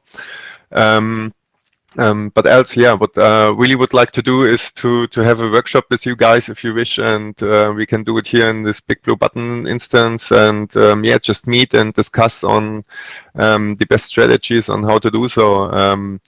In general, it's quite easy. Sometimes it's just about sending an email in the very beginning and try to reach out to decision makers, try to influence processes. For example, as I just said with Barcelona's, sometimes changes come with elections, and if you push the idea of public money, public code into an election program of the parties, then they might change laws afterwards, and this could also be a strategy, and this is what we are doing. Ways on how to support public money, public code also in your country, and yeah, I'm happy to host a workshop, or also be I'm available on via email, or we can have a call or whatever. So just reach out to me. So on the beginning of your talk, you mentioned proprietary software licenses. What about the free software licenses? How hard or how easy is for a software to comply them? And Also, the distinguishing factor between open source and free software licenses. Can you explain it a bit? I mean, in general, there are loads of licenses, and in general, it's about the 4 freedoms. So if these 4 freedoms are guaranteed to use, share, study, and improve, then it's a free software license in the end, but there are some restricted licenses, some more open licenses like copyleft licenses. However, you can go to the open source initiative or the Free Software Foundation in the US, who have lists or provide lists of accepted licenses, and you are free to choose one of these, and it depends a bit on the project you are running, or what's the idea of your software project, and then you will find the best license on one of these lists. However, we also created a tool, it's called Reuse, and this makes licensing a bit more easier. You can find it on our website as well, and this also helps you in order to stick with the license, and to continue and to have compatible licenses in the end, so that you won't run into troubles with this. I have also a website on this, and also if you have a specific license question, we are also having a license question team, so you can also just shoot us an email with your specific question on the license you are having, and then we will try to answer this. There are lawyers on this list who could help here, and I think if you, however, find a license on the FSF website or the OC website, then it's a free software license, and else it's something else. What we've seen in the last years, for example, is that there are really also loads of companies using the term open source in order to promote pieces of their software which might be open source, but the general software project is not open source in the end, so just parts of it's open source, and so therefore you also have to be really careful in order to check if the license is for the full software or just parts of it, and but I think to talk about license could be another huge talk, so as there are so many licenses in place. However, I recommend you, if you have specific questions, our license question team, which is reachable via mail, and our Reuse project, which helps you to make licensing way easier than it is to for most of the projects today. Thank you. We have Dashamir, who wants to know if FSFE supports any coding projects. It depends. So actually, we are not a coding organization or something like this. So it's more about advocating, telling about the advantages of free software, also helping with legal questions, for example. Still, that doesn't mean that we are not releasing any software. For example, I just mentioned the Reuse project, where we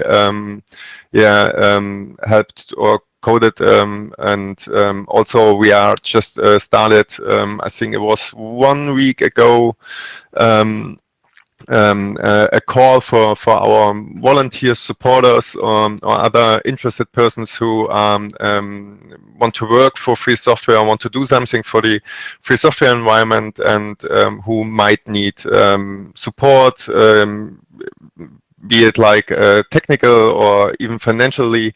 So this is also something what we are running in order to support our community. So you can also find this call on our website, and if there is a very interesting and good coding project, it might be also possible that we step in there. So, but I mean, it's not our main our main work is not about coding. It's more about explaining and helping, especially, for example, decision makers to understand the advantages of free software, and then, as I just showed with our public money, public code campaign, to convince governments to use free software. And this is how we want to help the free software environment. Okay, thank you, Alexander, for your talk, and it was an honor to have you here. Yeah, thanks for having me, and I hope next year we can see us in real life, and yeah, would be happy to do so. Thanks a lot, and have fun with the last hours of your conference. Bye. Thank you. Bye bye. For our next session, we have a talk which is the risk of IoT and proper deployment by Angela Yushka, and this will be in 18. Stick with us.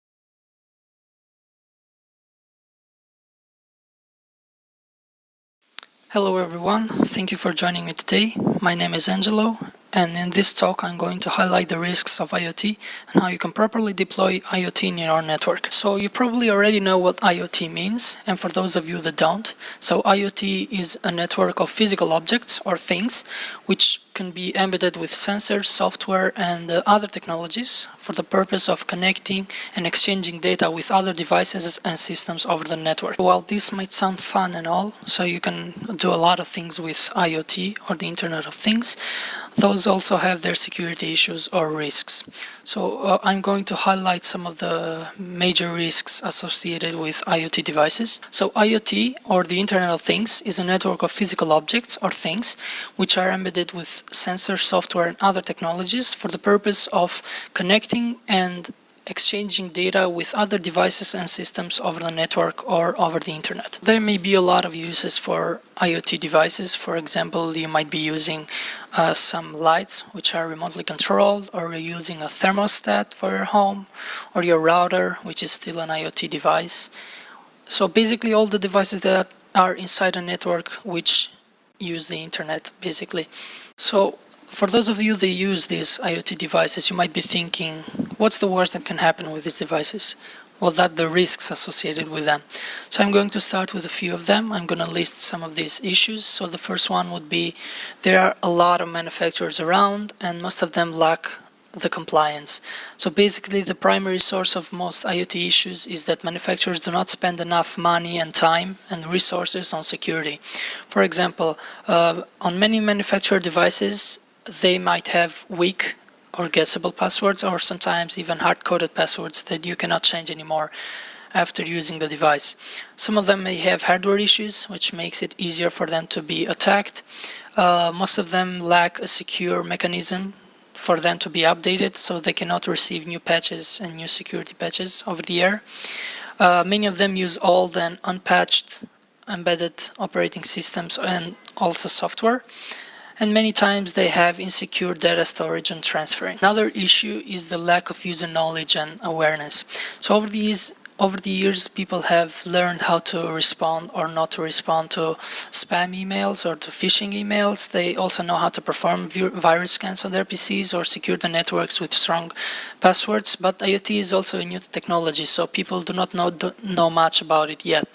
So tricking a human, most of the time, the easiest way is to gain access to a network. So a type of IoT security that is often overlooked is social engineering attacks.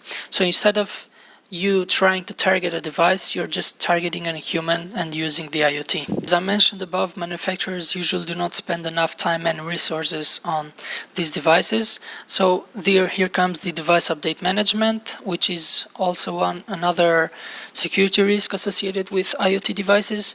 So they usually might have insecure software or firmware. But even though a manufacturer can sell a new device with all the latest security updates, some new vulnerabilities will always come out daily almost. So they have to be updated right after these new vulnerabilities are discovered and also fixed. But it's hard because compared with smartphones or other devices which can get automatic updates, some of them continue to be used without these necessary updates. Another risk is that during an update, a device will send its backup out to the cloud and will also suffer a short downtime. So if the connection is unencrypted and also the files are unprotected, some hacker can steal the sensitive information. So another risk associated with these IoT devices is the lack of physical hardening. What this means is that even though some devices can continue to work without the intervention of humans or users, they need to be physically secured from outer threats. So sometimes these devices can be located in remote locations for some long stretches of time, and they can be physically tampered with, for example, from something as easy as a USB with malware inside. So even though the physical security of the IoT device begins from the manufacturer, it also needs to be taken care of by the users, which need to physically secure them. So some smart motion sensor or video camera that sits outside your house can be tampered with if it's not adequately protected. So some single IoT device which is infected with malware does not really pose any big real threat. It's only when a huge collection of them that can bring down anything. So to perform a botnet attack, a hacker needs to create an army of bots by infecting all of them with malware and then directing them towards their main target. So the problem is that these IoT devices are highly vulnerable to malware attacks. They do not get the regular software updates that a computer might get, so they are quickly turned into what are called infected zombies, and they are used as weapons to send an incredible amount of traffic towards a target that some hacker wants to attack. So what's more is that these botnets can pose a great security risk for electrical grids, manufacturing plants, transportation systems, water treatment facilities, which can threaten a huge number of people. So for example, a hacker could target a cooling and heating system at the same time, so he can create spikes on a power grid. So in case of a big scale attack, these hackers can also create a nationwide power outage. Another issue which I'd actually rank higher is industrial espionage and eavesdropping. So these hackers can just use the devices for anything other than spying. They can perform attacks to demand some ransom money. So invading privacy is another prominent IoT security issue. So spying and intruding through IoT devices is a real problem because a lot of different sensitive data can be compromised and then can be used against its owner. So one should not forget that many IoT devices record user information, whether it is health equipment, smart toys, wearable, etc. So on an industrial level, a company's big data can be collected by hackers, so they can expose some very sensitive business information. And also some countries have started to ban some specific IoT devices with security problems. For example, the United States has issued a ban on Huawei, the Chinese company, for all their 5G network appliances and all other IoT devices they are creating. Another issue with IoT devices is the risk of getting your devices hijacked, which is through ransomware. So ransomware is one of the nastiest malware types that have ever existed. They do not really destroy your sensitive files, they just block access to them via a type of encryption. So the hacker who has infected the device will demand a fee, so they can give you the decryption key to unlock these files. So ransomware itself is also evolving, and IoT devices with poor security can become targets as well. So with IoT devices, your data is always on the move. So most IoT devices can extract and then collect information from the external environment. So these devices can be a smart thermostat, HVACs, TVs, medical devices, but sometimes these devices send the data they collect to the cloud, so they don't use any encryption. So a hacker can gain immediate access to a medical IoT device, so they can gain control over it and then alter the data that they collect. They can be used to send fake signals, which in turn can make some health practitioners take actions that may damage the health of their patients. Another issue with IoT devices, which are turned into bots, is crypto mining. So a lot of cryptocurrencies demand colossal CPU and GPU resources. So these IoT devices are used with the goal of not creating damage, but to mine some cryptocurrency.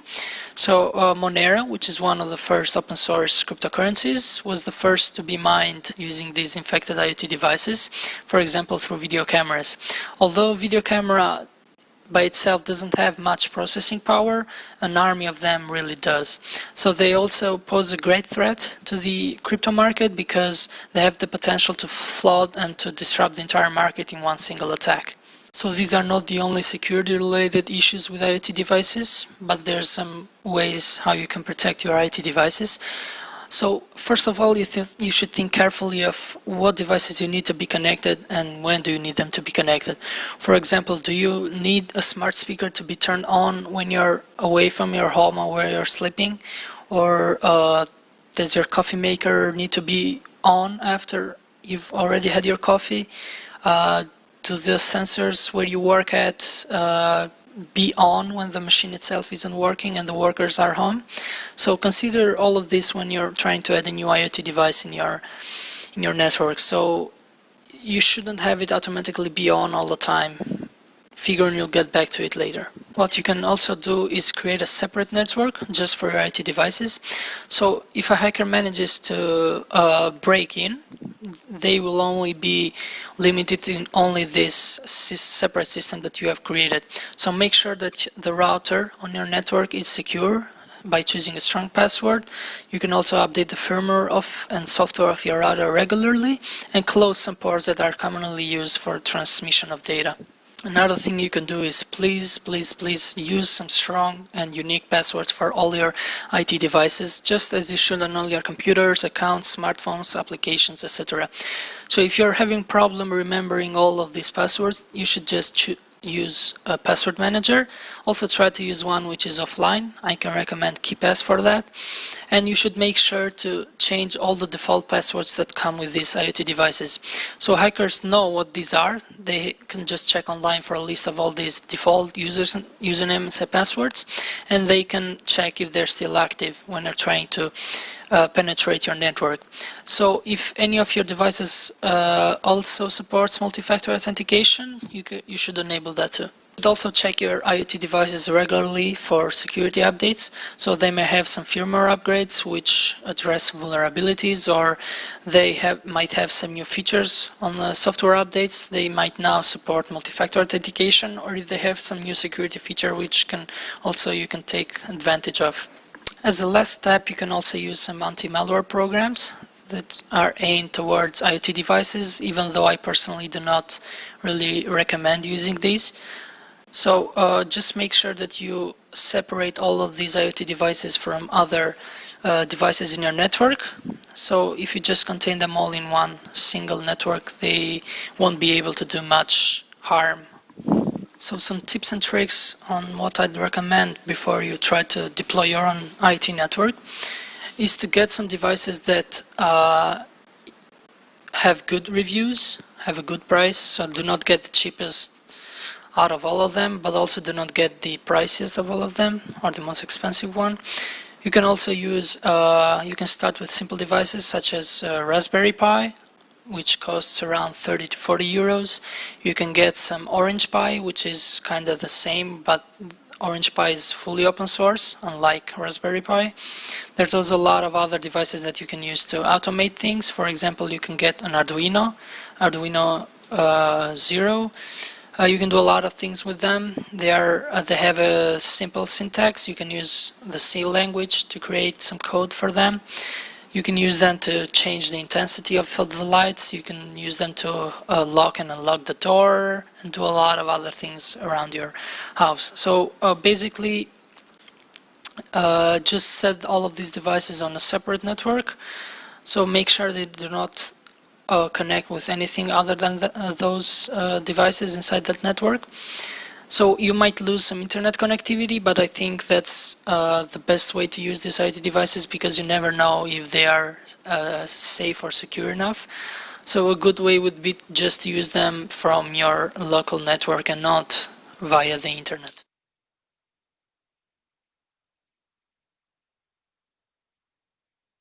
Thank you, Angela, for your talk, telling us the risks of IoT and the proper deployment.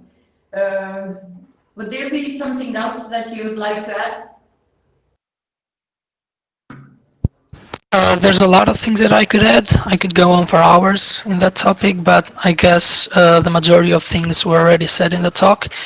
So if you have any questions, or if you want to create your own IoT network in your house or anywhere else, you can just ask me now or contact me later.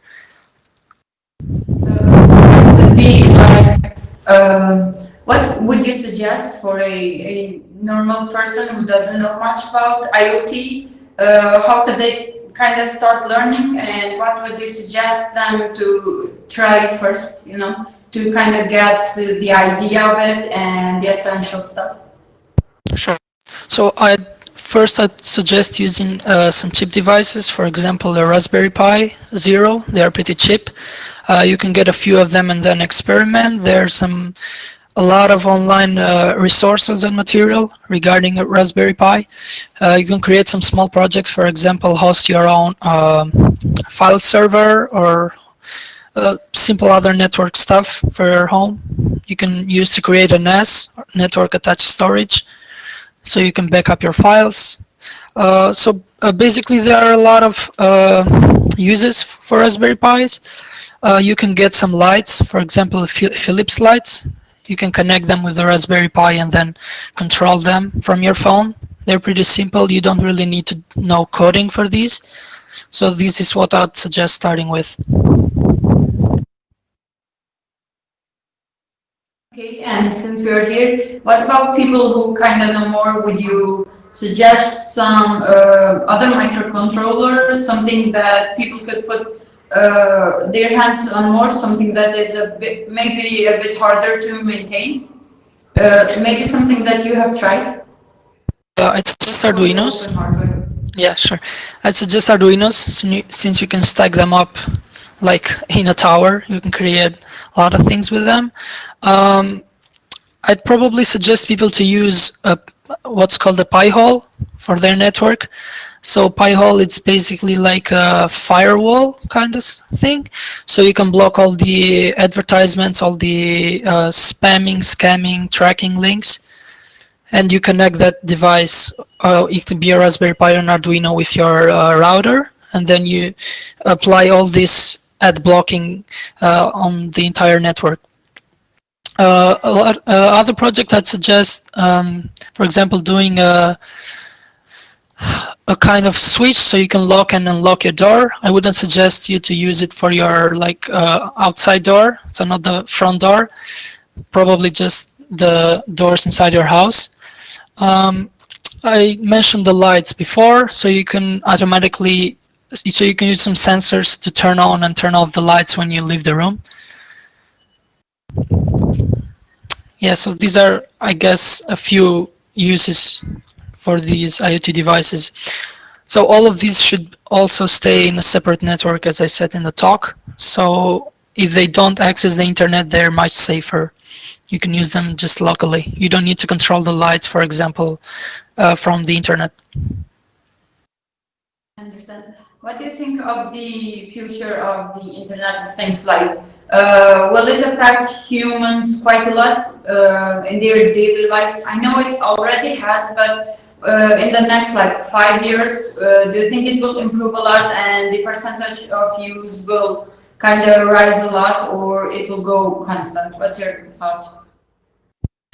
With the rise of 5G, a lot of things can be automated, and IoT devices are also, you can say, they are also sensors that are used in cars like Tesla. So I predict their usage will grow a lot in the next 10 years or so, but I'm afraid more security risks will come with them, and they'll become harder to maintain and to fully secure for people. So while they might improve the lives of people, they're just a conformity. They're not really something you need for your daily life. So I'd say just use it carefully and don't overdo it. Okay, thank you, Angelo. It was a pleasure to have you with us here. Thank you. For our next session, we have the journey to build a distraction-free, open, and private writing device by Vardhan Hamdiu. Please stick with us.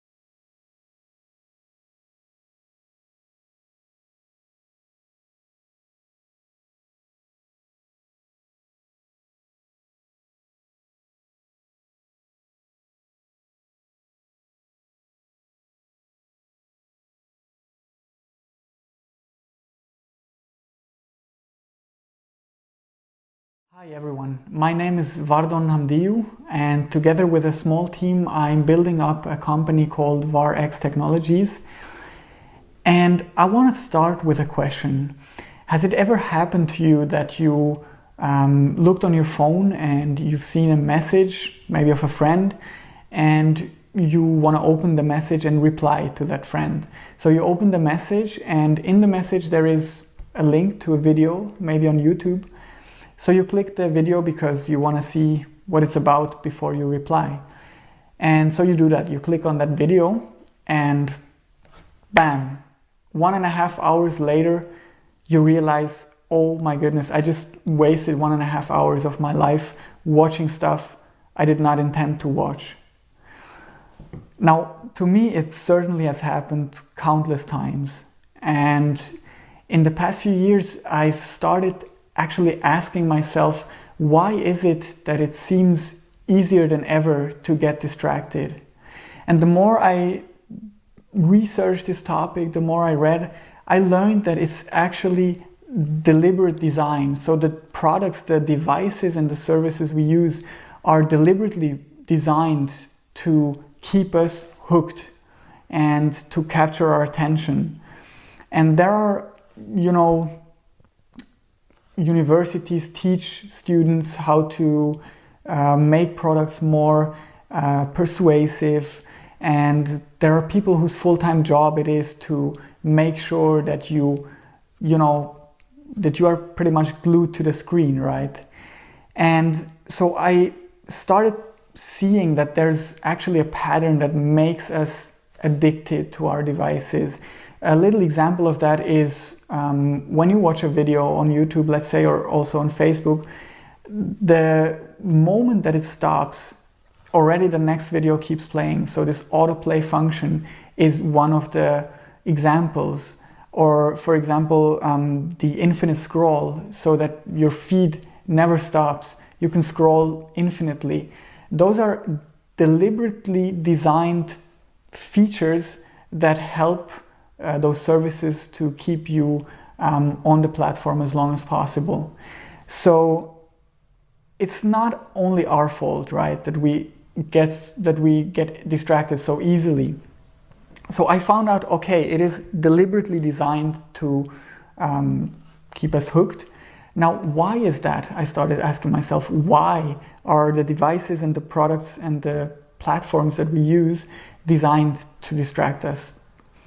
And the more I read about that as well, I realized that, okay, it's the business model of those companies relies actually on us spending as much time as possible on those platforms, because we are not the customers of those platforms. We don't pay for Facebook or Google.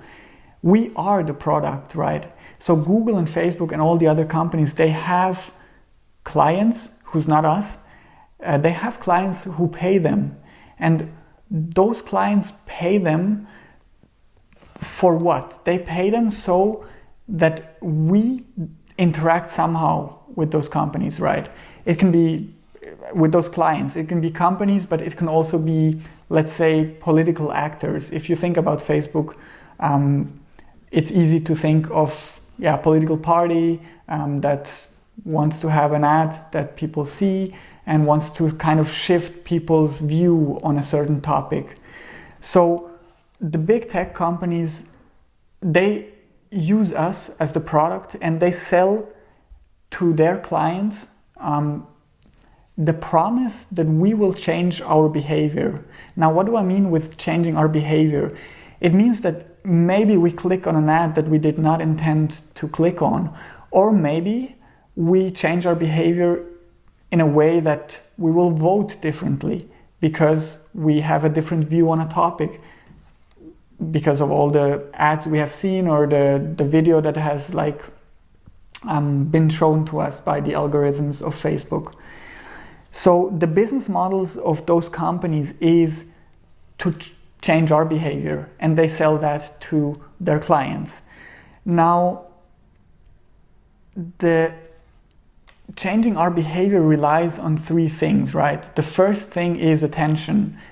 capturing our attention is the first step to modifying our behavior. Because if we don't have our attention with them, it's impossible for them to kind of change what we think and what we do.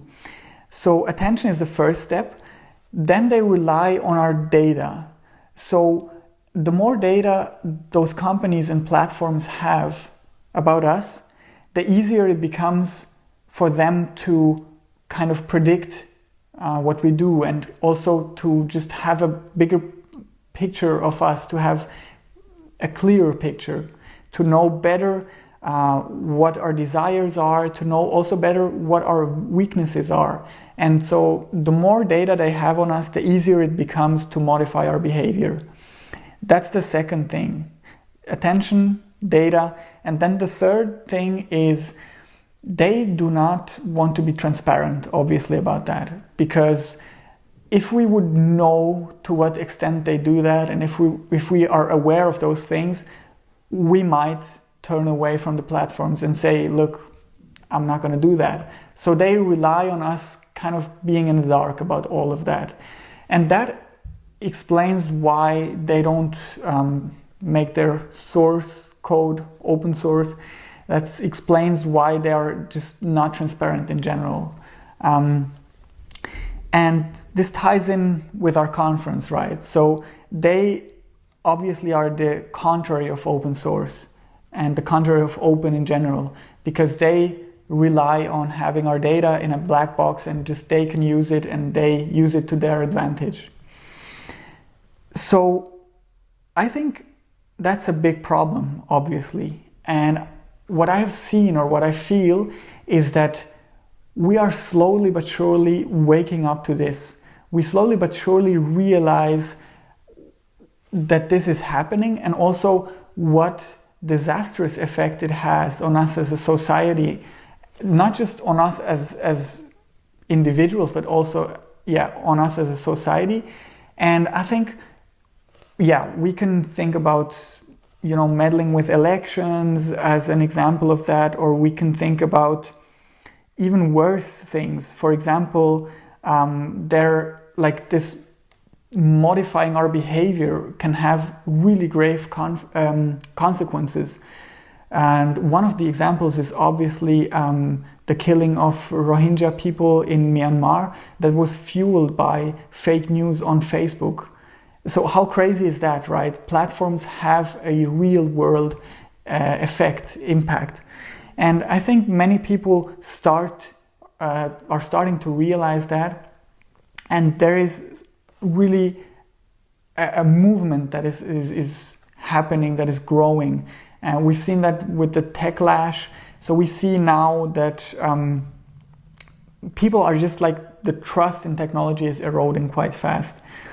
And we also realize that the technology we use, the devices we use, the platforms that we use every day, they are actually designed to work against us, right? They are not designed to help us do what we want to do, but they are designed to kind of take us away from our goals and values, to bring us into a direction that we maybe do not intend to go, but that someone is willing to pay us to go.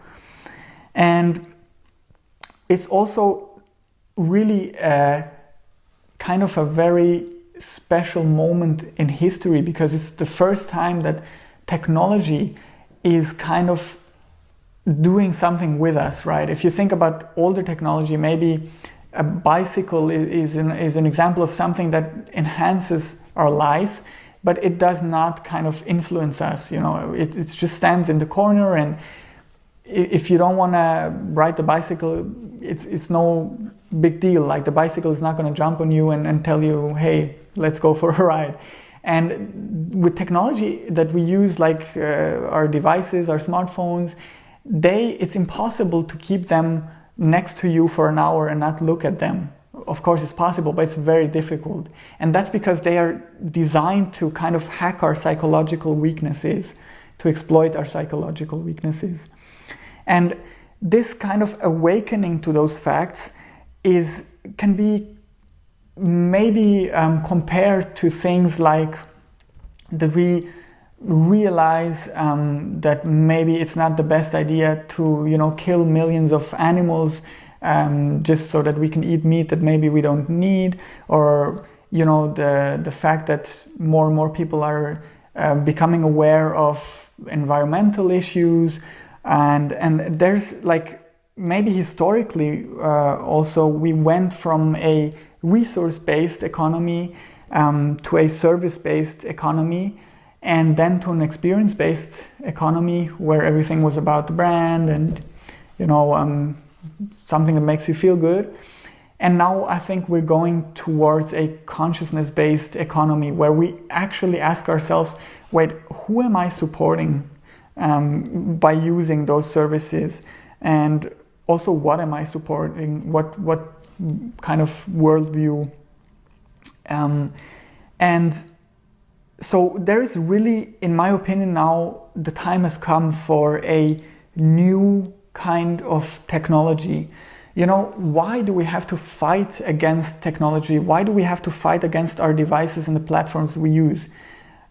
Because they're designed to make us do something that we maybe not want to do. So how about we design technology with a different kind of attitude? We design technology that actually helps us in doing what we want to do. So it not only respects our attention, but it focuses our attention on what we set out to do in the first place. And this, in my opinion, will be the way forward. Obviously, there will be also new laws and legislation will be passed that kind of also will go in that direction. It can be compared to maybe sugar, where we also regulate how much sugar companies can put into their food that they sell. So it will become, in my opinion, will go in that direction also with the legislation. But we can't really wait for that. It's time to really do something different and to create technology that helps you focus your attention. But not only that, it also does not rely on aggregating data on you, because it doesn't have an advertisement-driven model or any kind of model that relies on you changing your behavior. So it does not need any unnecessary data, and therefore it protects your privacy. So it protects your attention, enhances your focus, plus protects your data, does not aggregate any unnecessary data. And the third part, and maybe for you most important part, is it is accountable. So it is transparent and open, because it does not have a shady business model. It can be completely transparent. There's no problem in laying the code open and really being transparent, so that you own the device, the technology, and not vice versa, right? You become the customer and not the product. And so that is actually what I'm working on with my team. We want to make a device, and specifically it is a writing device. So it's geared towards writers who want to be focused on just that, writing. And we kind of think of it as an e-reader for writing, so an e-writer. And maybe some of you have e-reader already, and you know that the display with the e-paper display is already really a bit more distraction free. So we really want to go in that direction. We want to make a device with which you can write, and with which you can actually not only write, but you can go from the first word that you write to a published book. So end to end, the whole experience should be possible with that device. You start writing, and you don't get distracted. On the contrary, it's the whole user experience is made so that you focus on writing. And in the end, you can actually look at what your book would look like if it's published. So you have like kind of a preview, and then you can hit direct publish, and you can have integration with different direct publishing platforms, or maybe even with traditional publishers where you can send your manuscript directly from the device to those publishers. So we really want to make a device that just helps you with that and helps you go from the first word to the fully published book.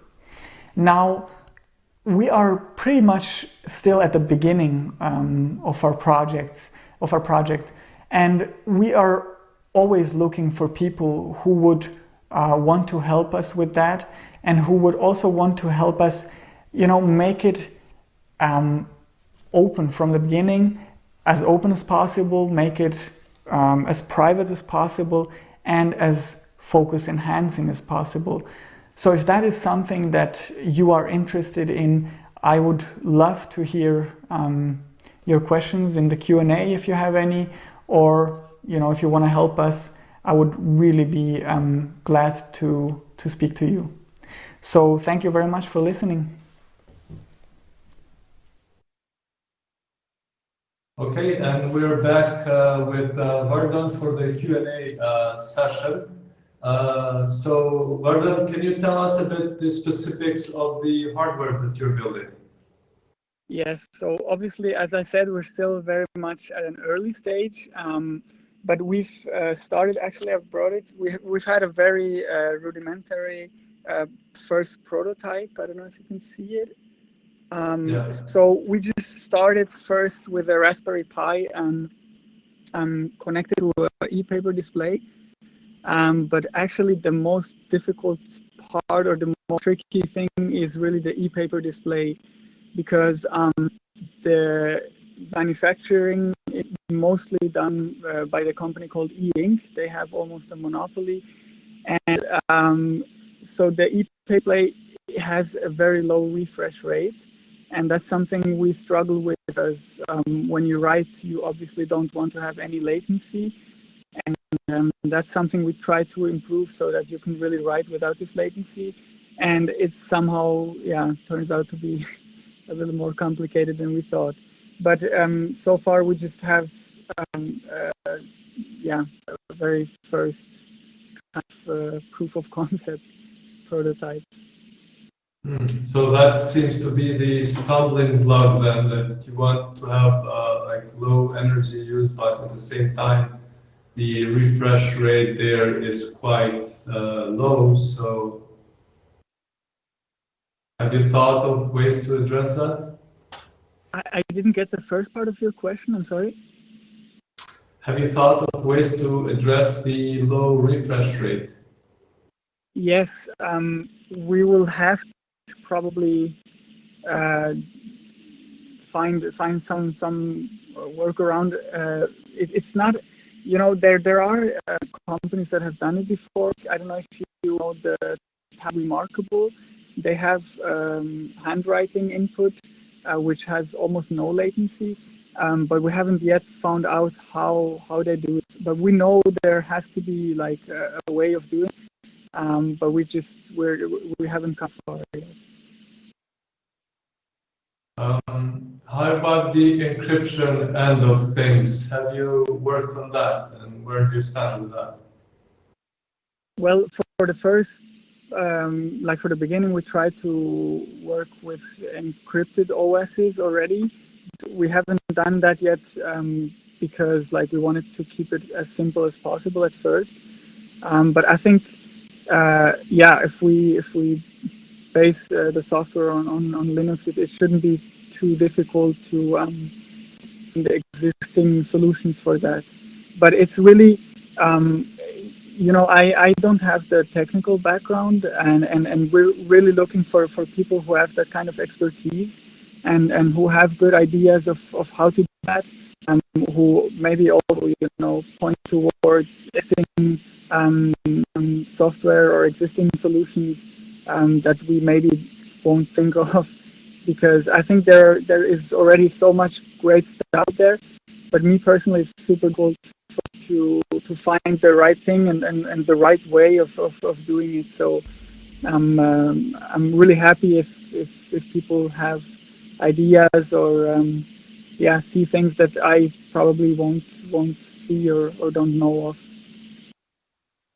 So, and you're looking for any specific kind of help where people could perhaps come with ideas or support you with code or anything, or maybe join the team?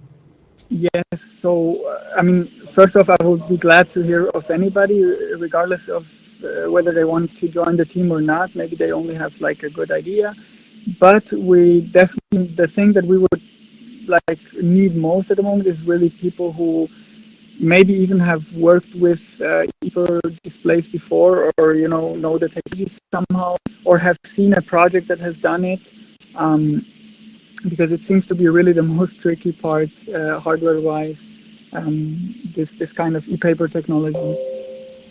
Mm-hmm. Interesting that kind of became the most challenging problem of such a device. Although it kind of makes sense because it's centered around the screen. How do people react to this idea? Do they find it is something that they really need, or do they have use cases for it? Yeah, so it's funny because the project started a bit different.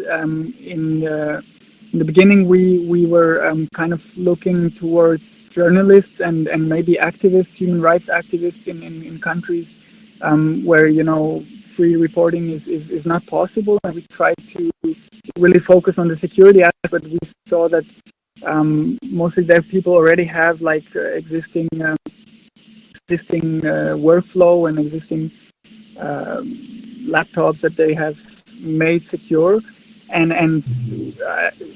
talking to people, I realized that it's actually more something for authors, and I've heard them that they really wish for something that has this kind of those kind of advantage you had before with the like old-fashioned typewriters, where you really there is a way of distracting yourself, and also it's kind of built for writing, because with a laptop you do many things and you can do many things like really good, but it's not perfect for writing because it's just made only for writing.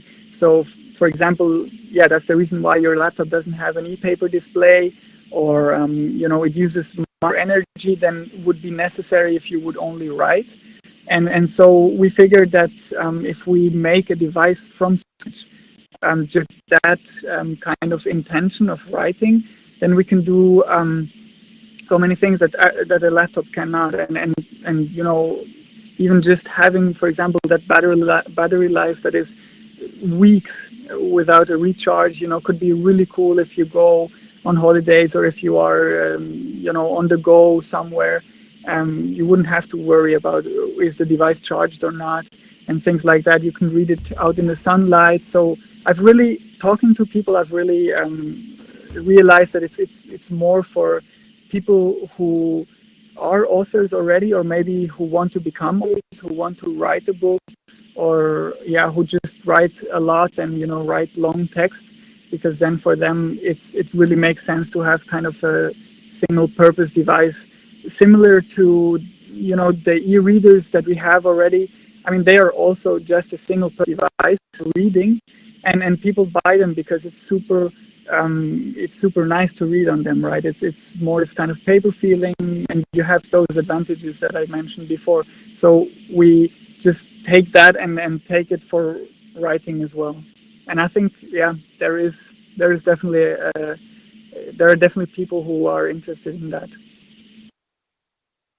Yeah, okay. I was thinking yesterday, or was discussing with someone, that Amazon Kindle has become a big tracking device. Basically, they track how much time you spend on each page, even, and where do you focus your reading, and that's crazy level of tracking from Amazon, and you're trying to build an e-writing device that is completely free, and that gives you freedom basically from distraction, but also encryption. So that's a noble cause, and we wish you all the best in your work, and we hope that more people join you and that you make it possible. Thank you very much. And also thank you that I could be part of your conference. It's really, really cool. Thank you so much. Thank you, Vardan. Good luck. Goodbye. Thank you. All right, and the next session is examples of microfluidic-based sensors, and it's based on research by Ardian Goyani, who's a Kosovar based in Germany. See you soon.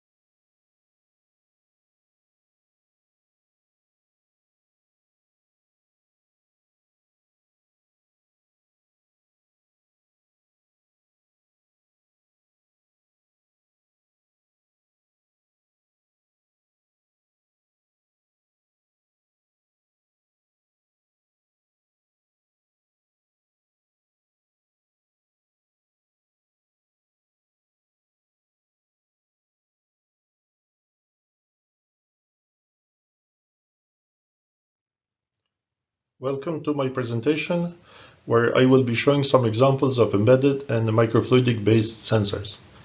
This presentation is prepared with the contributions of my colleagues, Dr. Bell, Dr. Ruark, and Dr. Schneider, and presents work that has been done in BAM, the Federal Institute for Material Research and Testing in Berlin, Germany.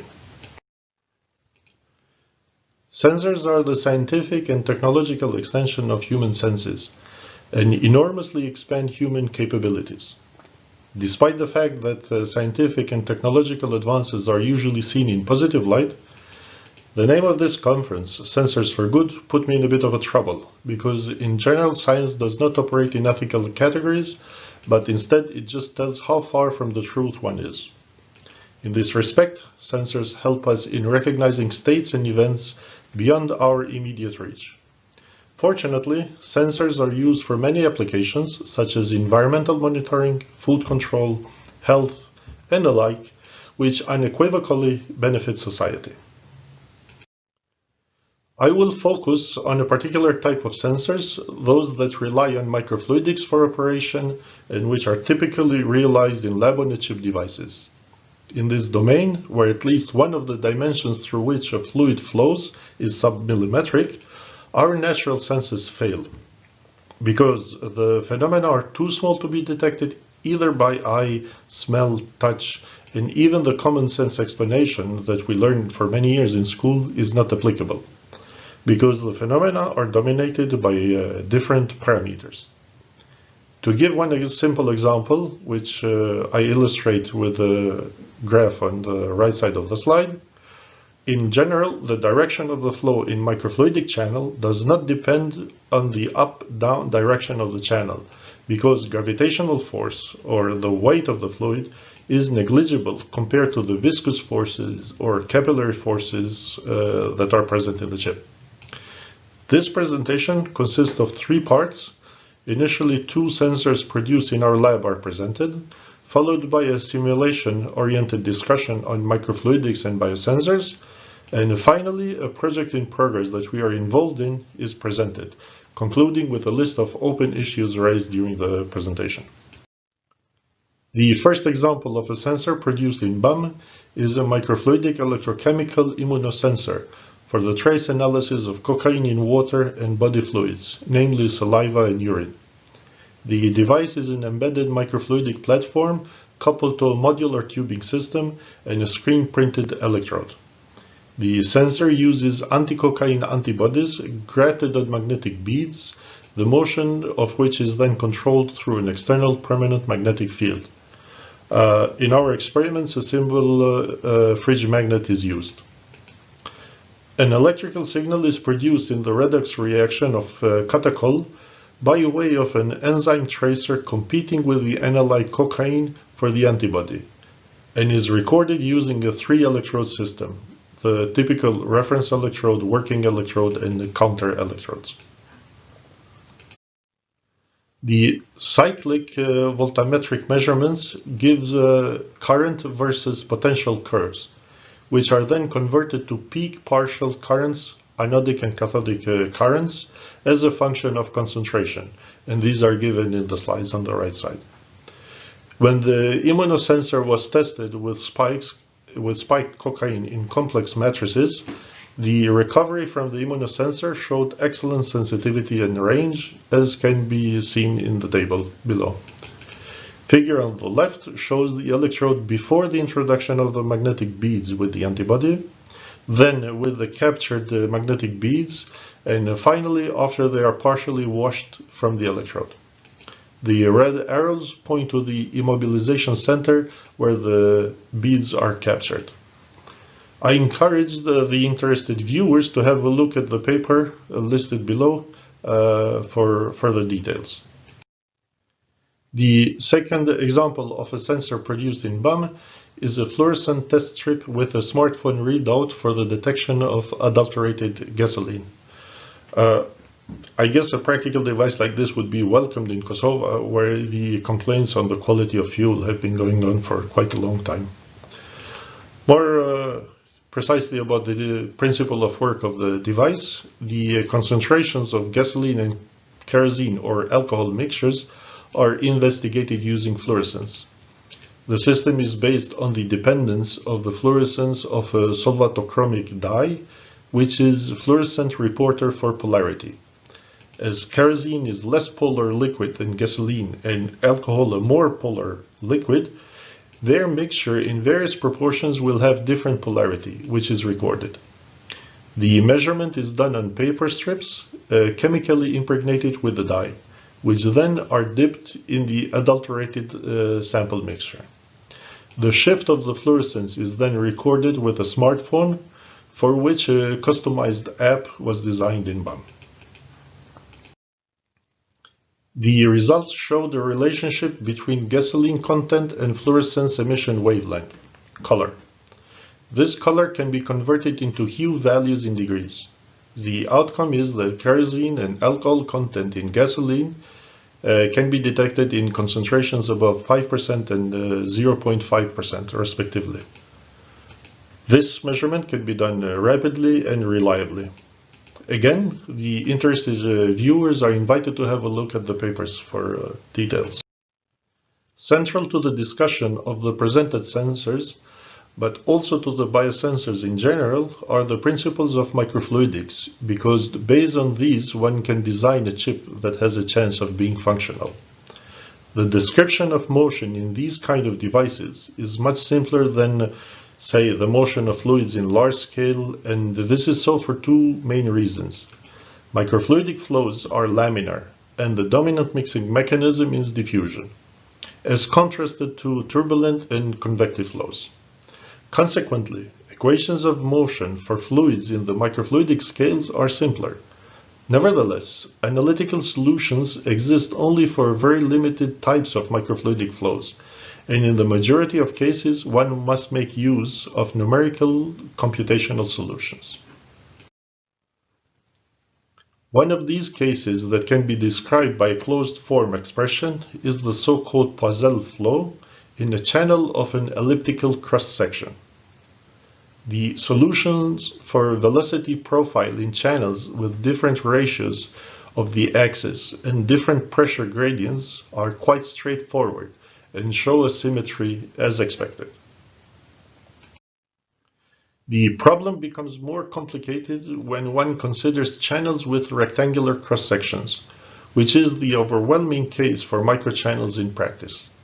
Here, the velocity profile is not given by a closed form expression, but by an infinite series. Nevertheless, it can be calculated with an excellent accuracy for most practical cases.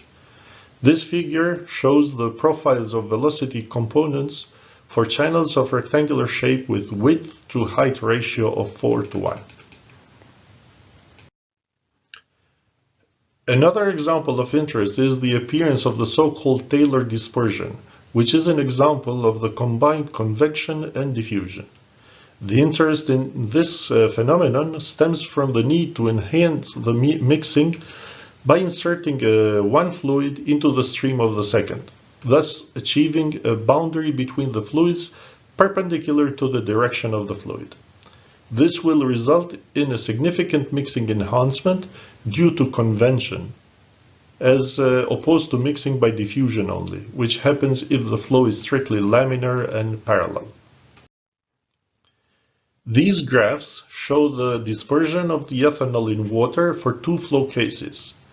With time, ethanol concentration decreases and progresses along the flow direction, with the flow on the right being 10 times faster than that on the left side. In addition to these simple treatments, one can numerically simulate microfluidic flows for other quite complicated geometries and flow conditions. It must be noted that the presented calculations were done using the new Octave software for numerical calculations. One limiting factor in designing microfluidic devices is whether the device can actually be fabricated and if this would be affordable.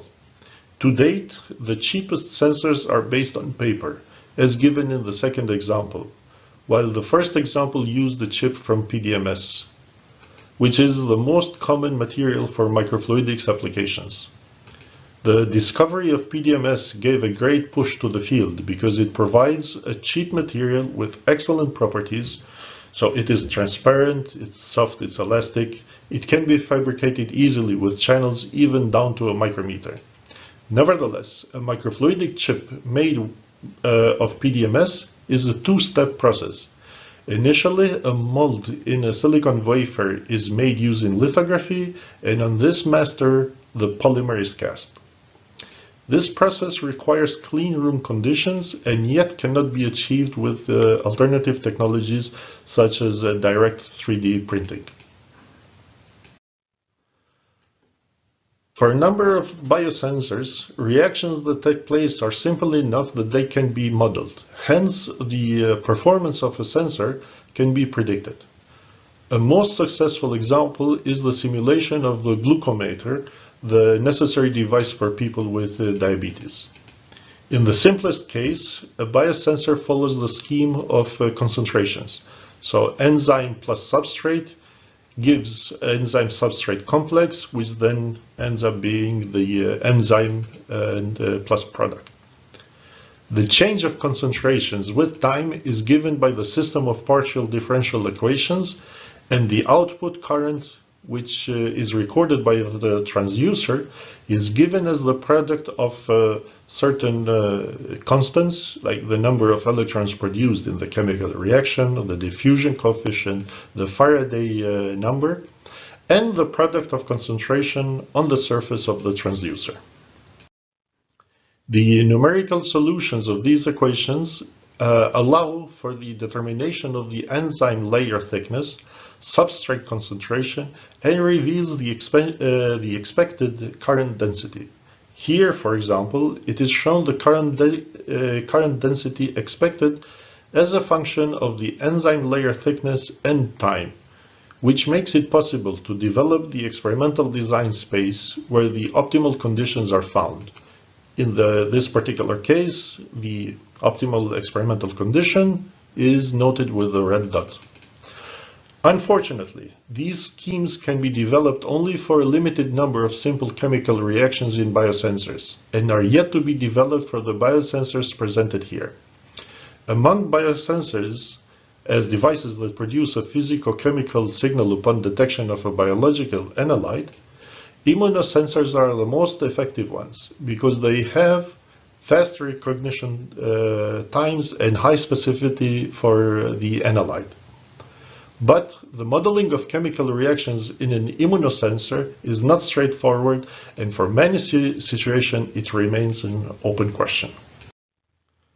This brings me to the final part where I will briefly present an ongoing project in our lab.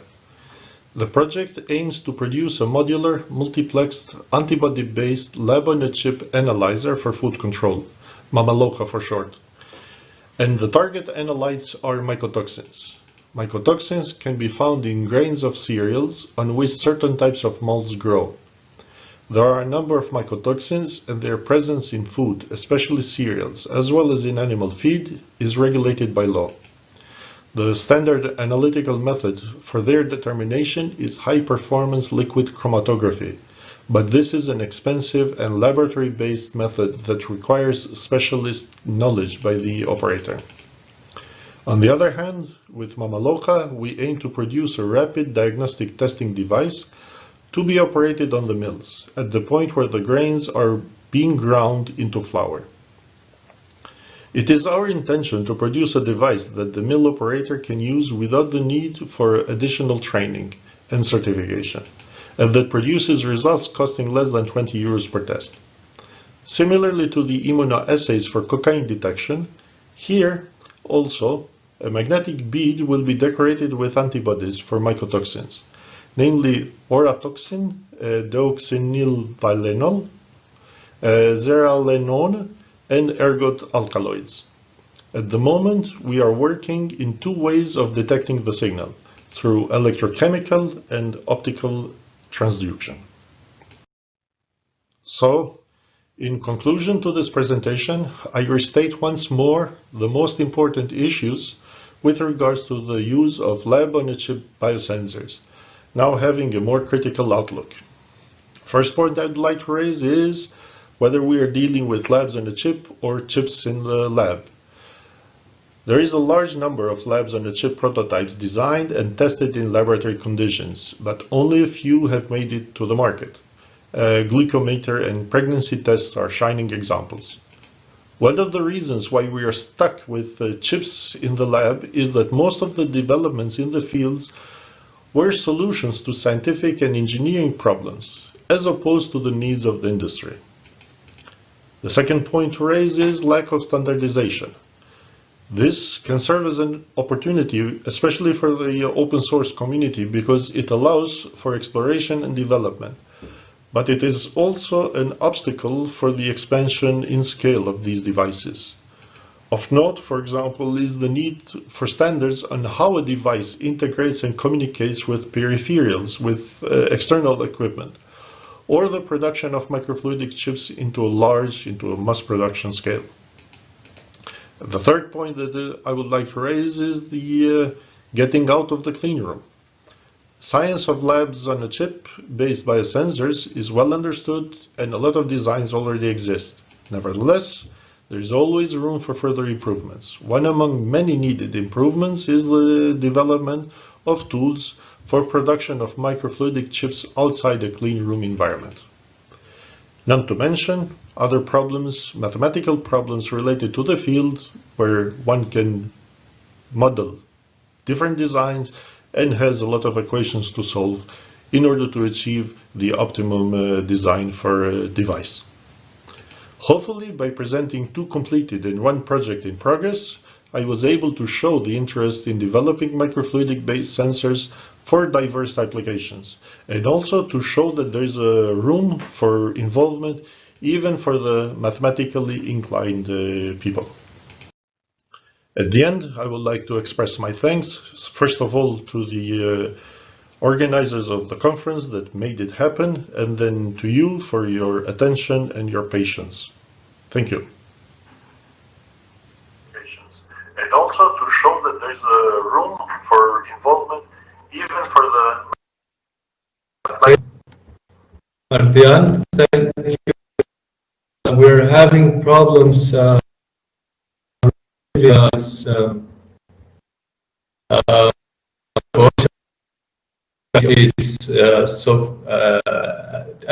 moment, I think pretty good. It's unfortunate that it was, I think, one of the most dedicated speakers and most excited speakers about actually the science is obviously I was wondering how the open source community can help with the scientists. So how can they work with you and your peers to bring these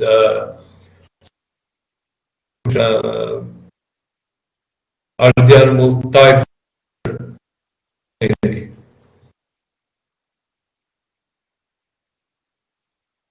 still with us?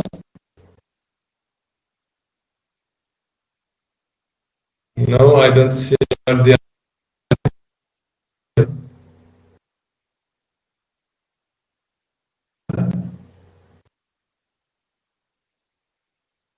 Okay, it's finally typing.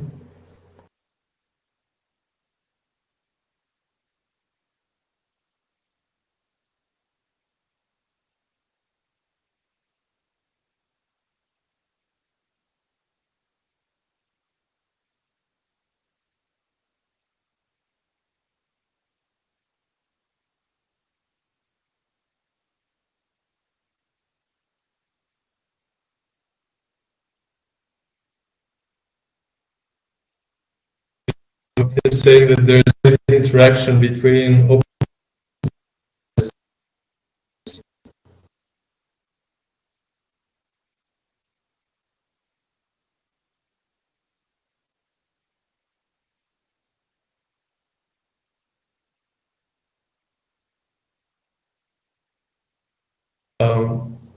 What I meant was that perhaps building the sensors where there's already yeah.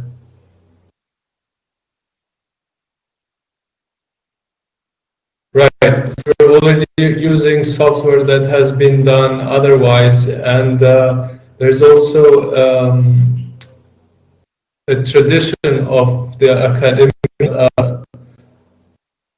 publishing stuff in the that this clearly. I was wondering if hardware geeks perhaps can do something for you where you do the science and they print the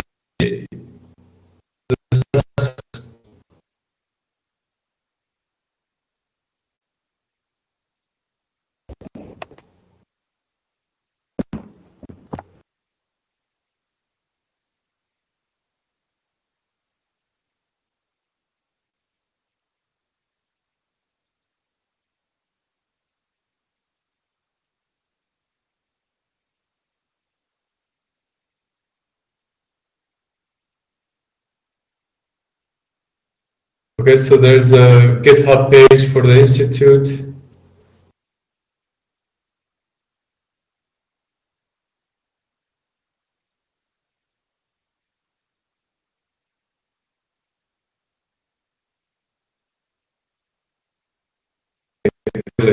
So work parts produced can be done only lab conditions. Clear. Well, this is a unfortunate low. We thank Ardian for the presentation, and we hope that in the future we'll have better luck. Okay, up next at 7:30 is Boris Budini, who will do a lightning talk, short presentation. And this is the last one for the day, and the conference is can help break free from big tech. So we meet in a bit, Boris. Thank you, Ardian, and welcome, Boris.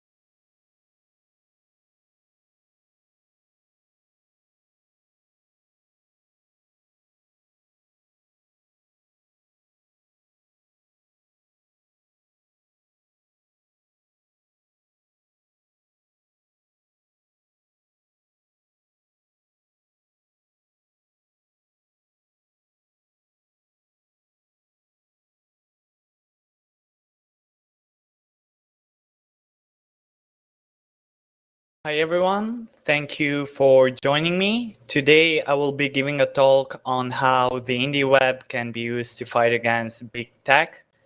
And the alternative title for this talk, which I do not usually use, is Privacy is Dead and We Killed It, but here's how we can revive it. Before starting with the talk, I'd like to start with the basics. So my name is Boris Budini. I'm a part of Open Labs Hackerspace, and I'm also part of Collective 68 and Cloud 68, which is a company that is part of the indie web movement, and I'm also part of Citizen App. However, the single most important fact about me, and I hope that this is something you remember even after my talk is over, is that I am a cat person. That over there is my cat. Her name is Topkek.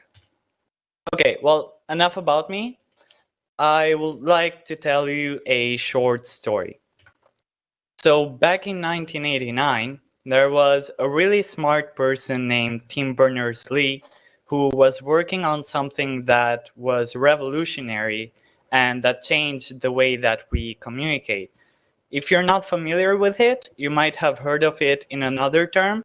It's called the World Wide Web, and it is what allows us to have this conference together even while the pandemic is still going on. Of course, at first it was not as complex, it wasn't even as vital as it is today. But the way that it worked and the way that it still works is that you have powerful computers that run code somewhere far away from you, and they take the output of this code and they serve it to you. That way you can use that software without having to buy very expensive computers. However, there was a problem because people started asking, well, these computers sure cost a lot. Who is going to pay for them? The developers could not afford them because the costs for running a site were increasing along with the traffic for that site. And it will not make a lot of sense to force your users to pay every time that they want to access a site. Imagine if you had to pay today for every search that you perform on the internet. So this more or less forced us toward a solution that we agreed that sites were going to be free to access, of course, granted that you had an internet connection, and the developers of these sites had to find a way to make money in some other way. This led them towards the path of advertisements. But here's the thing. The internet is far more complex than just your television, because with the internet, you have the way to deliver the right content to the right user. And in terms of advertising, this means that you can deliver the right ad to the right user. So if you show me an ad for where I can buy some toys for my cat, I am very likely to click on that ad and then purchase those toys. And this is what people start to realize, that if you could analyze your users, if you know what they like and what they don't like, you know what to show them. So you have a higher probability that they will click on your ads, and that way you will make more money. However, when it comes to privacy implications, this was, and as a matter of fact still is, a huge abuse of our privacy. But do not worry, because just like any other story, it gets worse. We had national and international pressure, especially after attacks such as the one on 9/11, where the government started to get even more demanding towards tech companies. What they wanted was very simple in theory. They wanted to have access, unlimited access, to everybody's data. Now, this is very dangerous because, for example, when I have a problem and I need to find for a solution, what I do is I search that problem on the internet. So Google knows me way better than my friends do, or even better than I know myself. And now the governments want to have access to that information as well. The reason why they wanted to do this is because if you monitor every citizen of every country, you can, in theory, prevent terrorist attacks from happening. Certainly, this amazing power was not going to be abused in any way. Well, this amazing power was abused shortly after it was put into effect.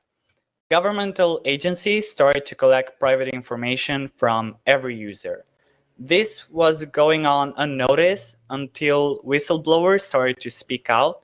One very famous example of a whistleblower speaking against this is Snowden, who exposed everything that the National Security Agency of the United States was doing. And one of the most powerful examples of what they were doing is the PRISM program. So NSA was in collaboration with developers of big platforms. For example, they were in collaboration with Google and Facebook, and they were gathering more data from us. Of course, the list of companies that participated in the PRISM program is bigger than the one I mentioned, but the most important ones were Google, Facebook, Microsoft, Apple, and Amazon. If you take a moment to think about it, that's mostly what we do on the internet. Let's recap, let's analyze where we are right now. So on one hand, we have software development companies that develop big platforms, and they analyze our data in order to sell it for profit. And on the other hand, you have governmental agencies collecting the same data in order to theoretically prevent terrorist attacks from taking place. On the first view, this might seem very depressing, and you might feel like giving up because, well, they already have the data. What's the point in fighting? Well, I disagree. And a lot of other people disagreed with that notion as well. And they started to fight what was happening. On one hand, you had communities like FLOSSK in Kosovo and Open Labs Hackerspace in Albania that fight for change on a policy-making level. And on the other hand, you have open source software developers that create platforms to provide an alternative for these platforms that we are already using, like Google Drive, Dropbox, Slack, and so on.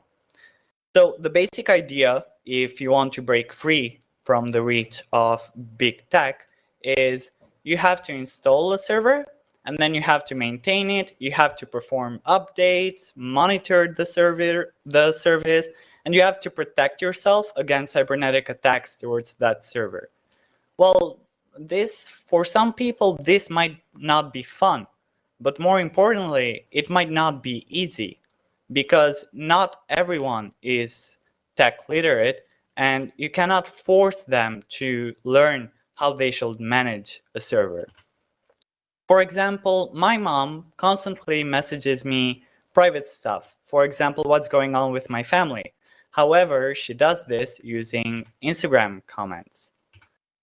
If only there was a way where she could have her privacy without having to learn all those technical stuff. Well, the good news is that there is, and it's called the Indie Web movement. Indie Web movement is the next step on the fight towards privacy invasions. It's a way to break free from the reach of all these companies, and without having to learn anything to do with servers. What IndieWeb does, what IndieWeb providers do, is that they install open source platforms developed by open source developers, and these platforms behave transparently because you can look into how the platform works and you can judge for yourself. They take care of your infrastructure without you having to worry about your infrastructure. In practice, all you have to do is use it. So you might be asking, why join the IndieWeb? Well, the IndieWeb is not only powerful in terms of technical capabilities, but it's also diverse, because since the open source community itself is so large, the odds of you finding a platform that is a open source version of another proprietary platform you're using, you are very likely to find that open source version. And since everything is open, it is transparent and you can take a look into it yourself. If there's something that doesn't work the way you like, you can change it. So if you want to start to learn more about this, there are a couple of indie web hosters I mentioned here, such as Indie Hosters and Steam Prisa, but you have many more. So if you do want to take a look, please feel free to visit libraho.st. Now, is this the solution?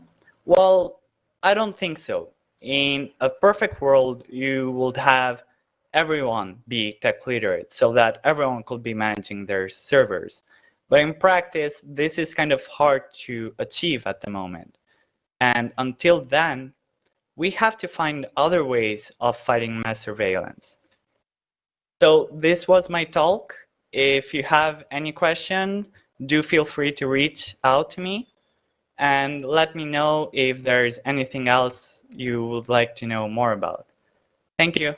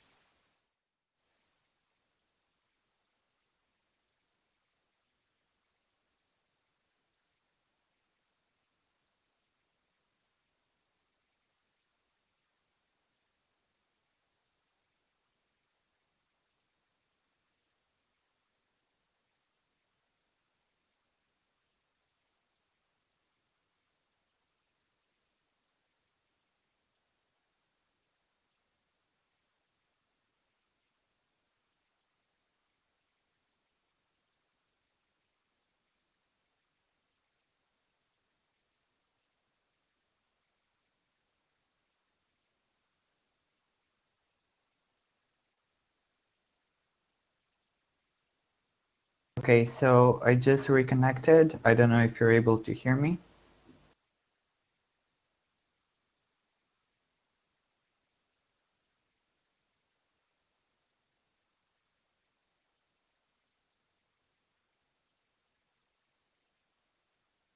I am still unable to hear Ankelena. I don't know if that's a connection issue on my end or...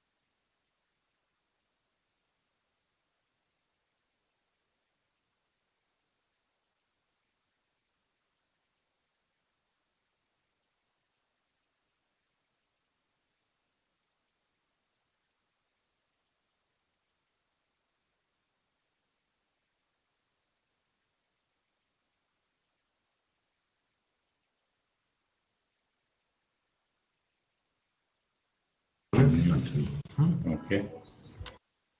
Hey. Hey. Okay. A second.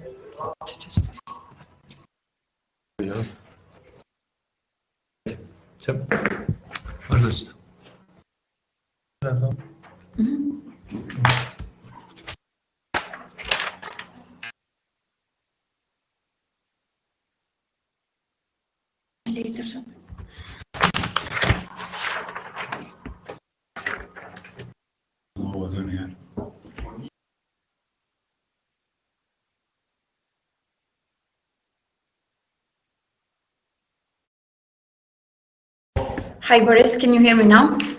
Yep. I'm sorry, we had some technical difficulties. Thank you for your talk again. It was quite an informative one. We heard you talking about this topic, and do you think that we as open source communities are doing enough to aware people about these, if I may call it, big data that gets stolen? So I think that the open source community in general has been doing a good job of informing the public about the dangers of big tech. However, I feel like there is a lot more we can do to improve to proceed to the next step, because if your users are informed but they don't really have an alternative, then there is not much that your users can do.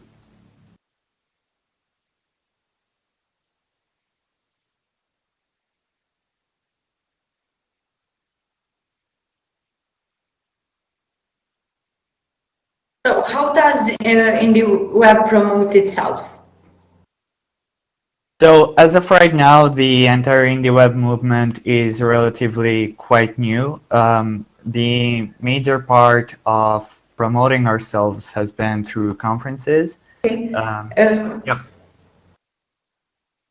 Thank you, Boris, for your words, and thank you for this talk. How does indie web promote itself? So this was the last talk, and this is the end of the Software Freedom Kosova conference. This year it was a little bit different because of the situation with the pandemic, but we hope you enjoyed it just as much as we did.